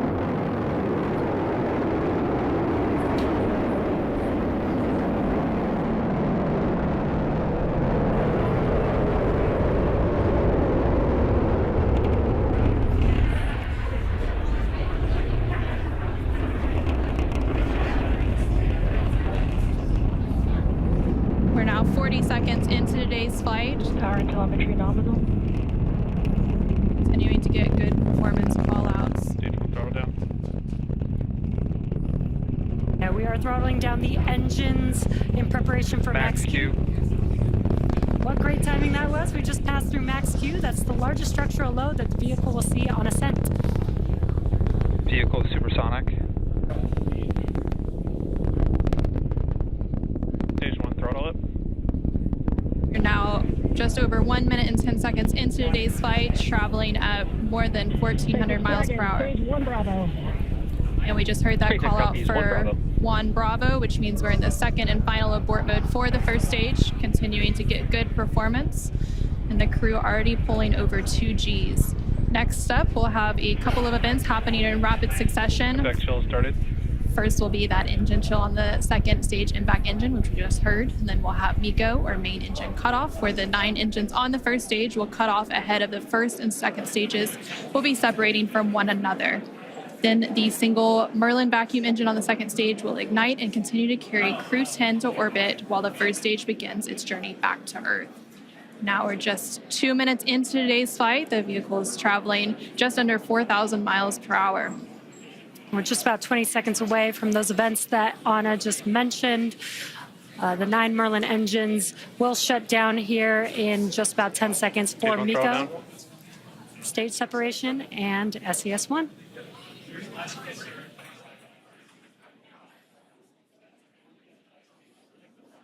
Main engine cutoff. SpaceX Dragon, 2 Alpha. Stage separation confirmed. Copy, 2 Alpha. Great call-outs and incredible views there on your left-hand screen. On your left-hand screen, you can see a view from stage 1. And an extremely excited crowd here in Hawthorne. Awesome views of that boost back burn on the first stage, as well as the MVAC engine igniting on the second stage. Great views there. Now the booster is in its boost back burn. This is the first of 3 burns as it makes its way back down to Earth. This will last about 45 seconds. And the Crew-10 crew is still on board Dragon, attached to Falcon 9's second stage, which you can see there on your right-hand screen. And we're now at 3 minutes and 20 seconds into today's flight. The vehicle is traveling about 6,500 miles per hour. They are on their way to the space station. And we did have that confirmation coming up of the boost back shutdown, and then coming up at the T plus 6 minute mark. And there we have our first images of the crew inside the Dragon spacecraft as they make their way into orbit. And the crew Dragon, SpaceX, nominal trajectory. continuing to get good call-outs. SpaceX Dragon, copy nominal. The stage 2, it continues to be on power with in its firing until we get to that second stage engine cutoff around the 9-minute mark of flight. About 5 minutes of flight to go before Dragon will be flying free.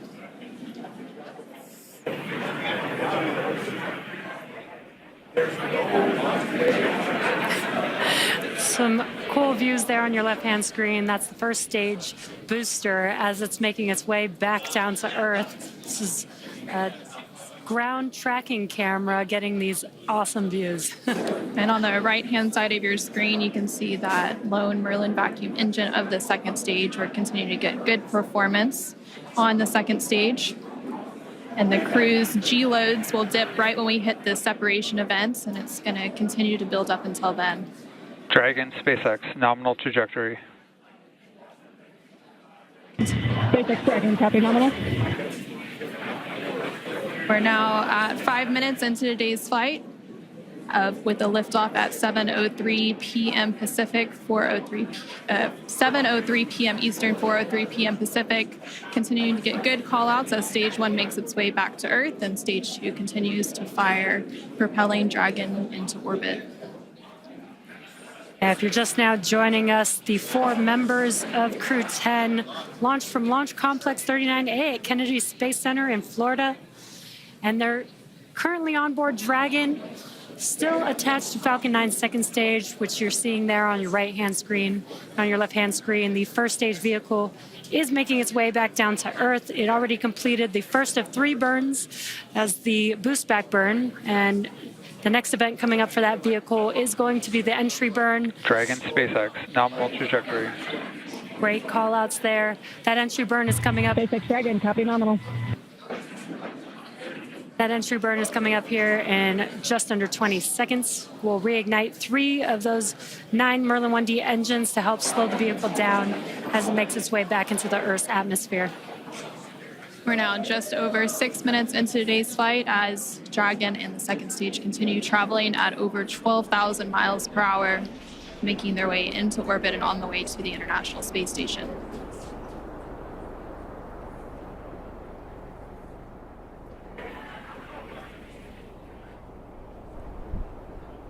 There, we just saw on the screen, it was very quick, but we had the entry burn, which we got some cool views of that from the ground, which is awesome. Now the next event coming up will be the landing burn for the first stage. That's coming up here in about 30 seconds. Dragon, SpaceX, nominal trajectory. Again, great call-outs for SpaceX Dragon, copy nominal. Confirmation there from the crew as they continue to make their way into orbit. Now 7 minutes into today's flight, the first stage making its way back down to Earth and the second stage continuing to fire. This is an awesome view. Let's see if we can see the center engine relight for that landing burn here in a few seconds.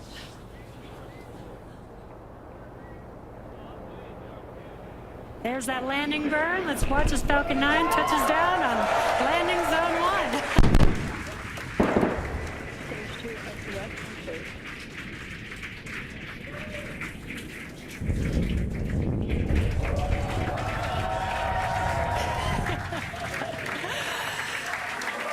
And the crowd here is excited to see Falcon 9 touch down on landing zone 1. And now that the first stage has made its way back to Earth, we're about a minute away from the second engine cutoff, which we're expecting around the 9-minute mark of today's flight. We're continuing to get good call-outs, and Dragon and all of the systems on the vehicle are performing as expected. Just over 8 minutes into today's flight, traveling more than 21,000 miles per hour.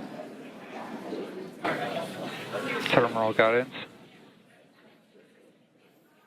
Hearing good call-outs. We're about 30 seconds away from that second engine cutoff, and then shortly after that, about a minute or so later, we will have orbital insertion. SpaceX Dragon, Shannon. SpaceX copy, Shannon. And that call out there for Shannon, and that is the call out for Shannon, Ireland, which is the final abort stage for the second stage off the coast of Ireland. Standing by for a second engine cutoff. Impact shutdown.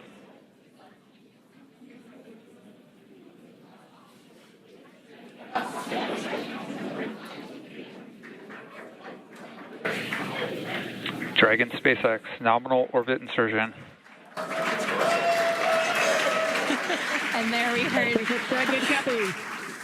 we heard confirmation Launch escape system disarmed.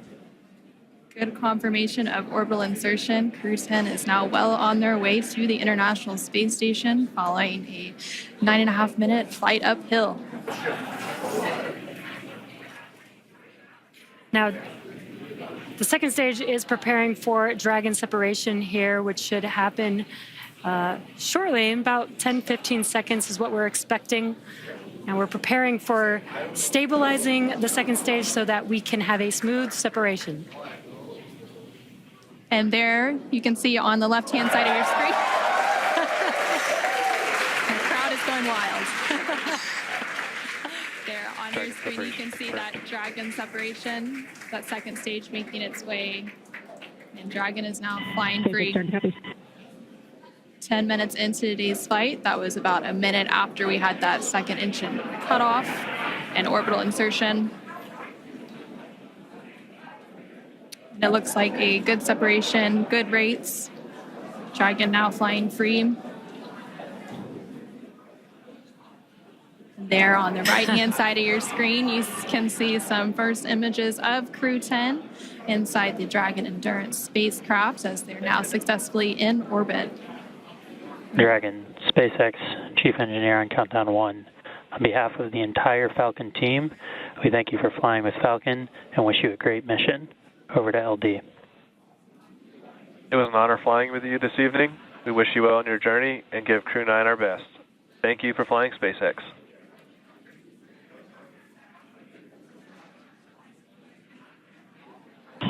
SpaceX Dragon, this is Crew-10 Commander Ann McClain. Thank you to all of the teams from across the world who contributed to the launch today.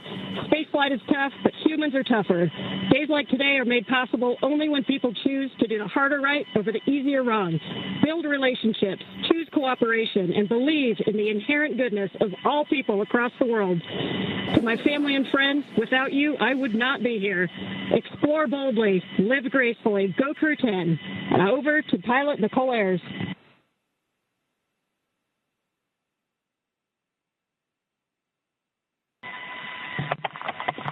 Nichole Ayers again. We're not the first humans to get to orbit, and we wouldn't be here without the bravery and hard work of those who have paved the way for human spaceflight.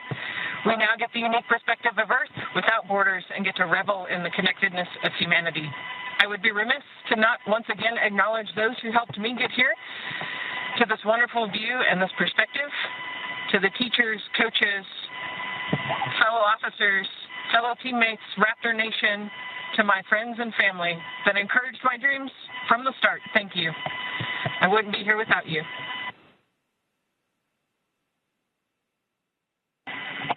This is Mission Specialist Takuya Onishi. I want to say a huge thank you to NASA and SpaceX, especially the Falcon 9 team for the successful launch, and we are looking forward to a smooth ride to the International Space Station. 日本の皆さん、たくさんの応援ありがとうございます。9年ぶりの無重力の感覚をかみしめてます。これから先の ISS への宇宙の旅、楽しんでいきたいと思います。I will now hand the mic over to Mission Specialist Kirill. Thanks a lot to NASA and SpaceX for this wonderful ride, and I want to say a couple of words in Russian. Пользуясь такой чудесной возможностью, хочу поздравить с 65-летием со дня начала подготовки первого отряда.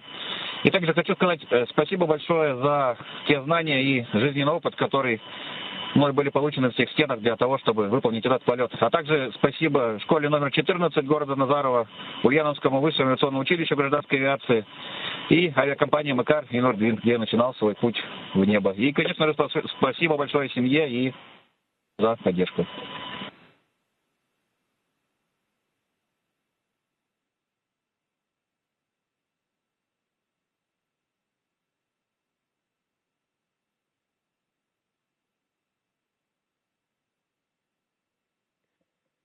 Thank you, Crew-10. At this time, I can report nominal dehumidifier activation and service section Draco checkouts. SpaceX Dragon, copy.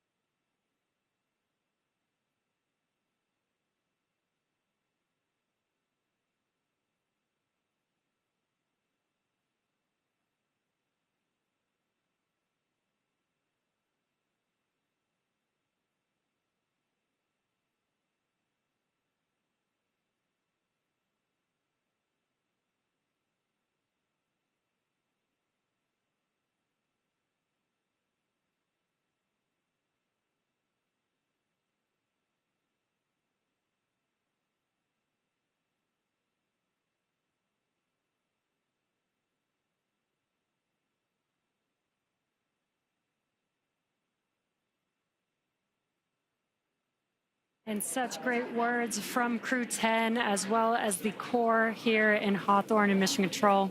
We also got confirmation that the nose cone deploy is underway. The 6 hooks that hold the nose cone in place during the launch and ascent portions have to retract, and then the nose cone will be able to start to swing open and deploy. Now, this uncovers a number of critical systems for the flight up to the space station, including the forward bulkhead thrusters and the docking hatch.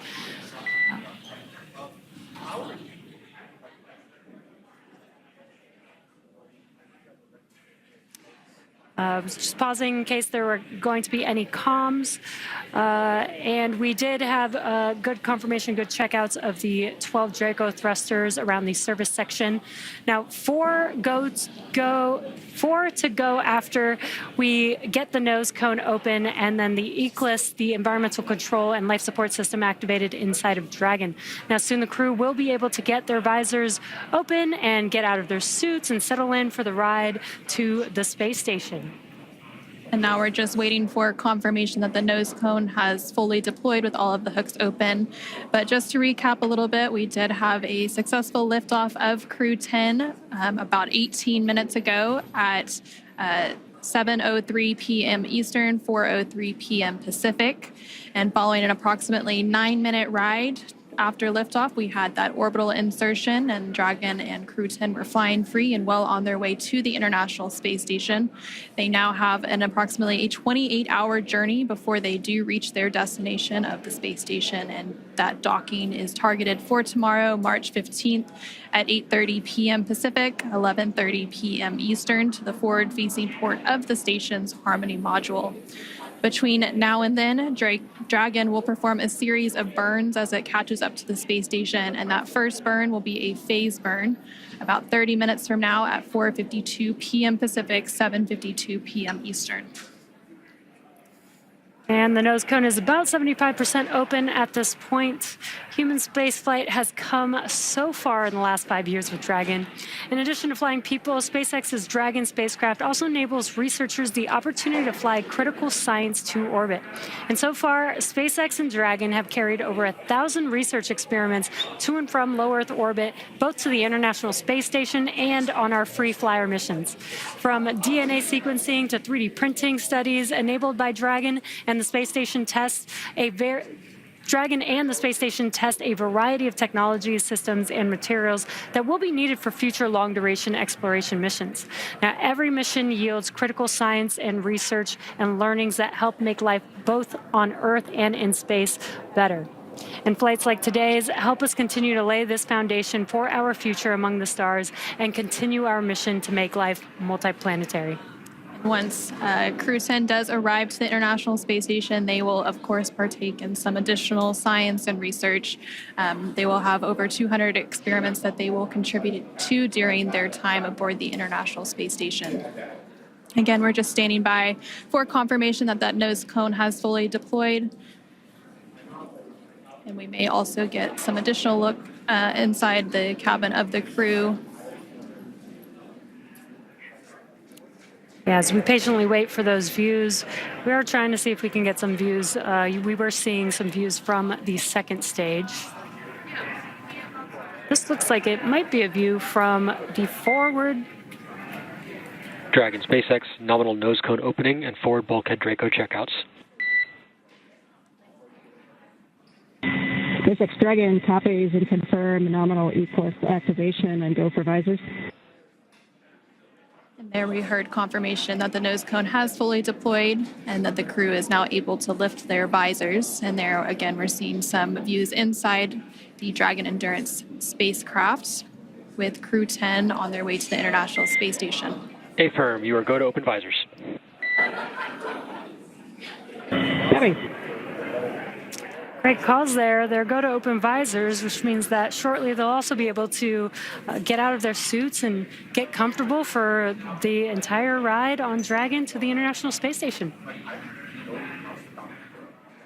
And from left to right on your screen, there's Roscosmos cosmonaut Kirill Peskov, NASA astronaut Nichole, Ayers, NASA astronaut and McClain. And then far on the right-hand side of your screen is JAXA astronaut Takuya Onishi. And there you could see that they are in microgravity as their tablets are floating around there. They do have them attached to a little string that helps allow them so that, you know, as they're strapped into their seats, they don't lose their tablets. We're now just over 20 minutes into today's flight following that successful liftoff at 7:03 p.m. Eastern, 4:03 p.m. Pacific. There you're getting an over-the-shoulder view between the commander and pilot, so Anne McClain and Nichole Ayers.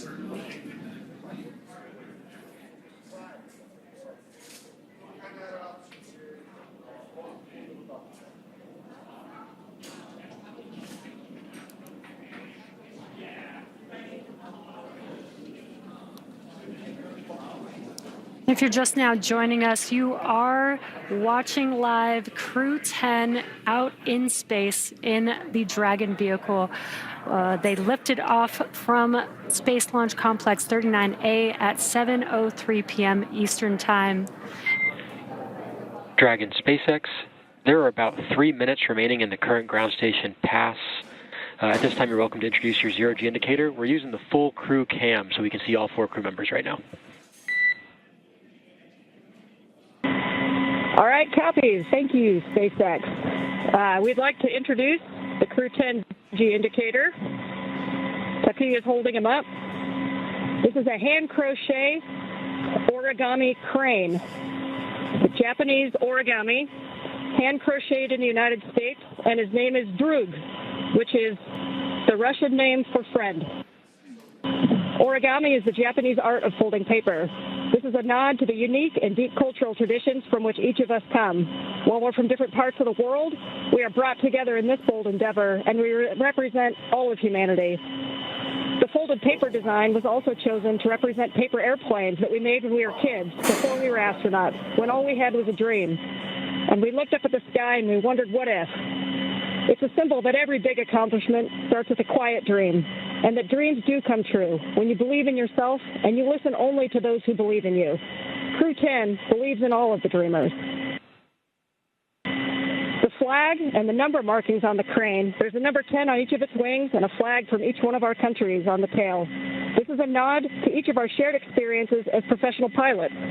These patches are arranged to look like an airplane. This is a source of deep pride for our crew, because what pilot doesn't like to talk about the fact that they're a pilot? But this also symbolizes our shared culture as astronauts. In the years of training together, we found we have far more in common than we do different. Our zero-G indicator was handmade by a small business owner in the United States. This represents all the hands which created our entire space program, and this rocket and this capsule that we're flying today. It also represents all of the artists and musicians who inspire people to imagine beyond what they can see. Spaceflight is perhaps the most complex endeavor of our time, but it was built one step at a time, by one person at a time. Finally, the origami crane is the international symbol for peace, hope, and healing. Crew-10 hopes to serve as a beacon of hope, a reminder of what humans can accomplish when we see the goodness in one another and we choose to work together toward a common goal. Today, we are united not through common enemy, but through shared optimism and a basic belief in the goodness of humanity. It is far easier to be enemies than it is to be friends. It's easier to break partnerships and relationships than it is to build them. Spaceflight is hard, and success depends on leaders of character who choose the harder right over the easier wrong, and who build programs, partnerships, and relationships. We explore for the benefit of all. If you want to go fast, go alone. But if you want to go far, then go together. Crew-10 chooses to go together in peace, because you cannot be great without the greatness of others. Go NASA, go Roscosmos, go JAXA, and go Crew-10.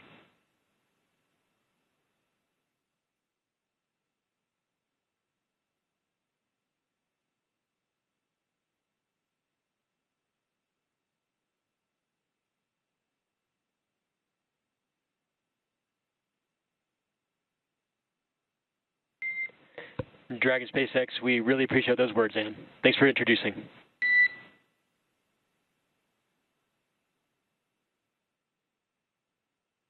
From NASA astronaut and the Crew-10 commander, Ann McClain.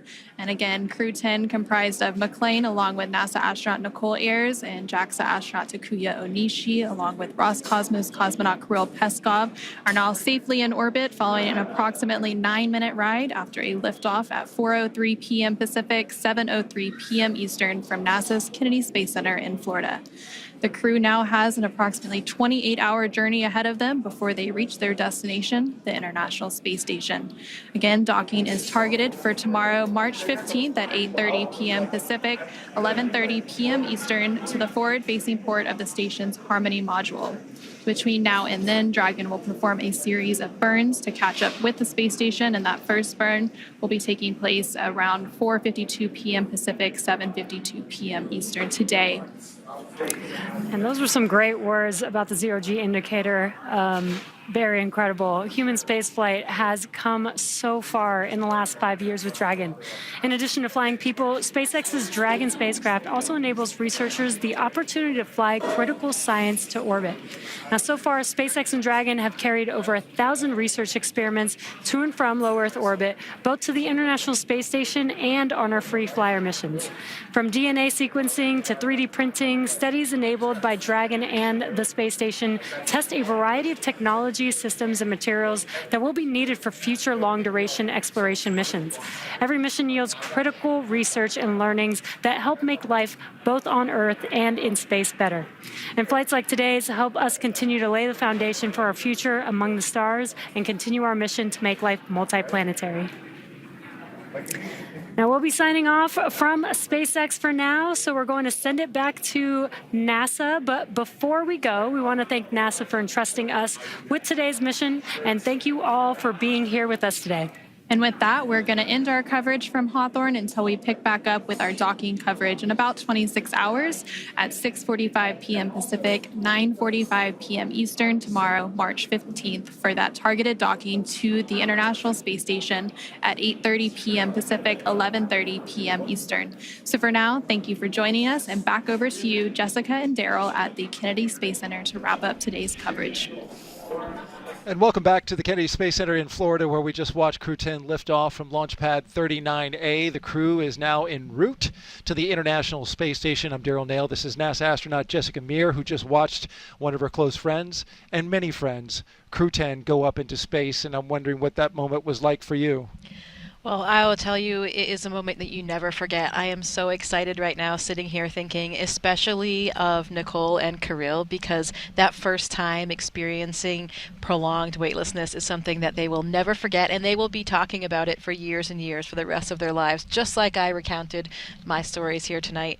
Those words were all so inspirational as well. I love how they unveiled their droog, their origami crane. It really hit on so many important themes tonight, talking about this Japanese art of folding paper, really combining all of the cultures of their crew, the name being a Russian name meaning friend, the origami crane for Japanese culture, all of the flags on the crane handmade by a small business in the U.S. It really highlights so many important elements that I know are so important to the crew and to all of us at NASA and all of the space agencies. Ideally, really in summary, highlighting the representation of peace, of hope, and of healing, and that we are all truly stronger when we work together. So thank you, Anne. Thank you, Crew-10, for those incredible words. I think that there's a lesson there for all of us tonight. We are exploring for the benefit of all. And Crew-10 believes in all dreamers. Thank you for highlighting the words of Commander Anne McClain as well. Crew-10 will become part of Expedition 73, briefly with 72, but then 73 when they arrive on the space station. NASA's Megan Cruz joins us now with Megan Everett, Deputy Chief Scientist of the International Space Station. That's right, two Megans here, and I want to talk to you about, we obviously have another crew en route to the space station. How is the research that's done on the ISS different from other research at NASA? Yes, well, first, thank you for having me. It's always my pleasure, and I'm very grateful to get to talk about science and space. And so, like you said, the space station is a national laboratory, and it allows us to look at things in microgravity for extended periods of time. We can put things on the outside of the space station where they experience extreme temperature changes and exposure to radiation in that extreme environment. And we also get these very unique perspectives of the Earth's surface. And so together, these things allow us to look at things like theories in quantum physics and answer questions that we can't answer with laboratories on Earth. We can look at human health and how that we can get astronauts to explore beyond low Earth orbit, as well as promote human health and answer questions related to diseases that we can't do on Earth. And it also allows us to expand commercialization in low Earth orbit by some of our in-space manufacturing.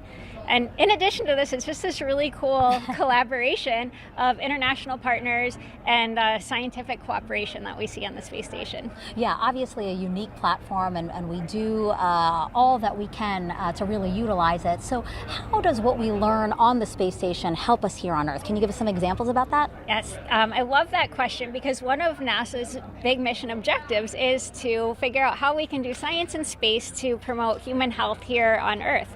And one of the things we've been really successful with on ISS is looking at stem cell research and organelles and how those relate to specific diseases like cancer.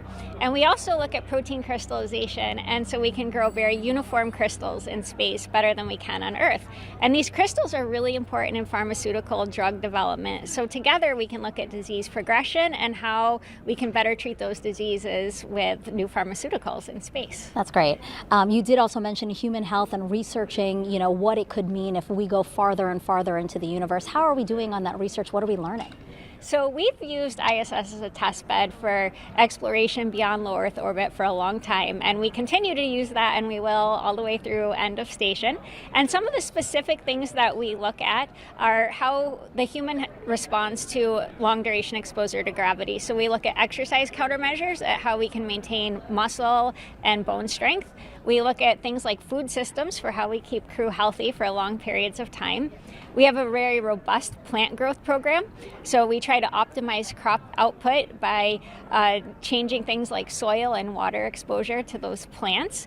And we need life support systems for our crew to live in space for long periods of time, so we have a lot of technical demonstrations on the space station looking at how to clean air and water and eliminate waste.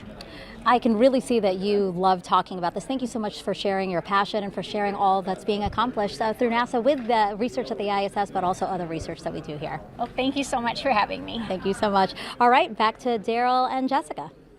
All right, thank you very much. And we're about to wrap up coverage here. So why don't we take one last social question from one lucky submitter. Scarlett Sermons asks, how do the astronauts feel looking at Earth from above? And what's that feeling like coming back? Well, seeing the Earth from above is a very, very exceptional experience, and it's something that I think changes you forever. People have different things to say about this, but I think one message that we do all share is that it gives you this unique understanding for how beautiful our planet is, but mostly how unique and fragile it is. You see this beautiful gem below you and this tiny, tiny band, this thin, tenuous band of an atmosphere that's really supporting all life. And you realize that we need to take care of this planet, that it is one planet and we have to protect it. Secondly, one thing that I really was struck by was seeing how interconnected everything is. You know, you see all of the land masses with no boundaries, you see all the continuous oceans, and you realize how connected everything is, how we really are just one human. We are all here together, in it together as one. It's easy as humans to have these man-made imposed boundaries that we see delineated on the globe, but for us as astronauts, we realize that we are truly all in this together.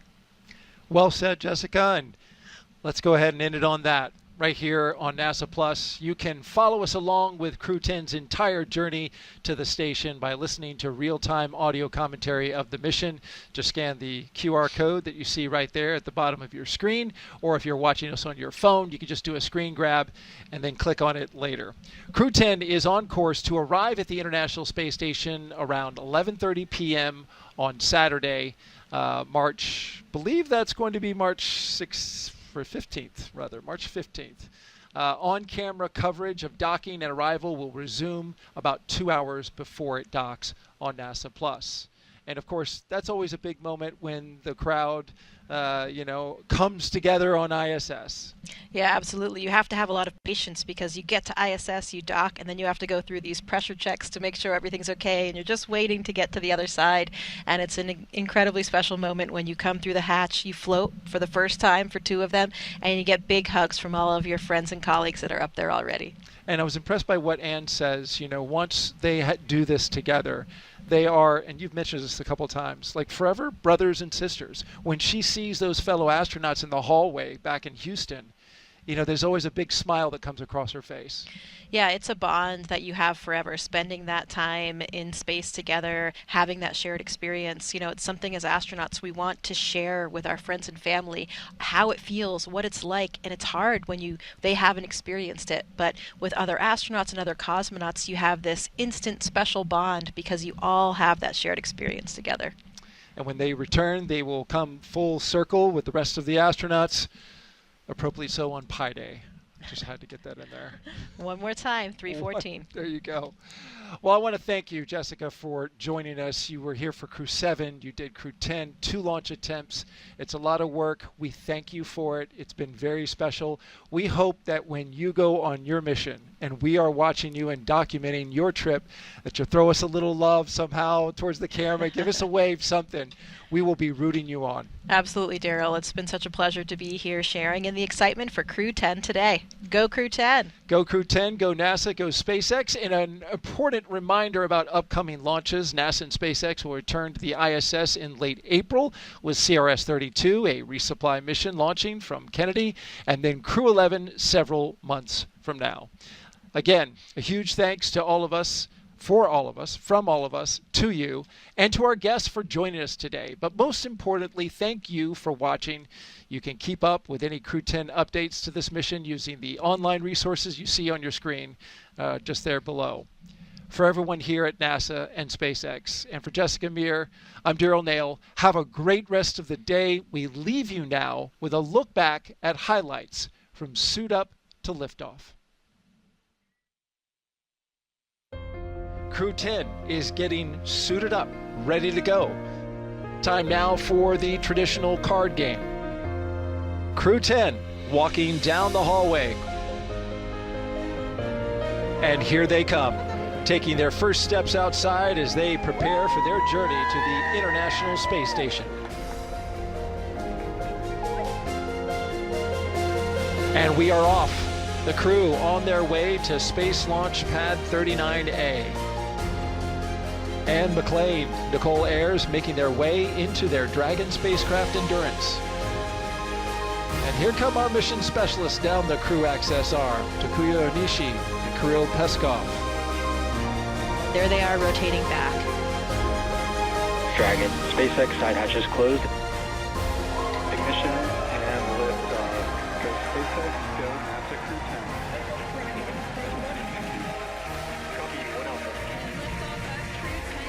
Vehicles pitching downrange. 1.7 million pounds of thrust now propelling Falcon 9 and Crew-10. And we're continuing to get good call-outs on the first stage performance so far.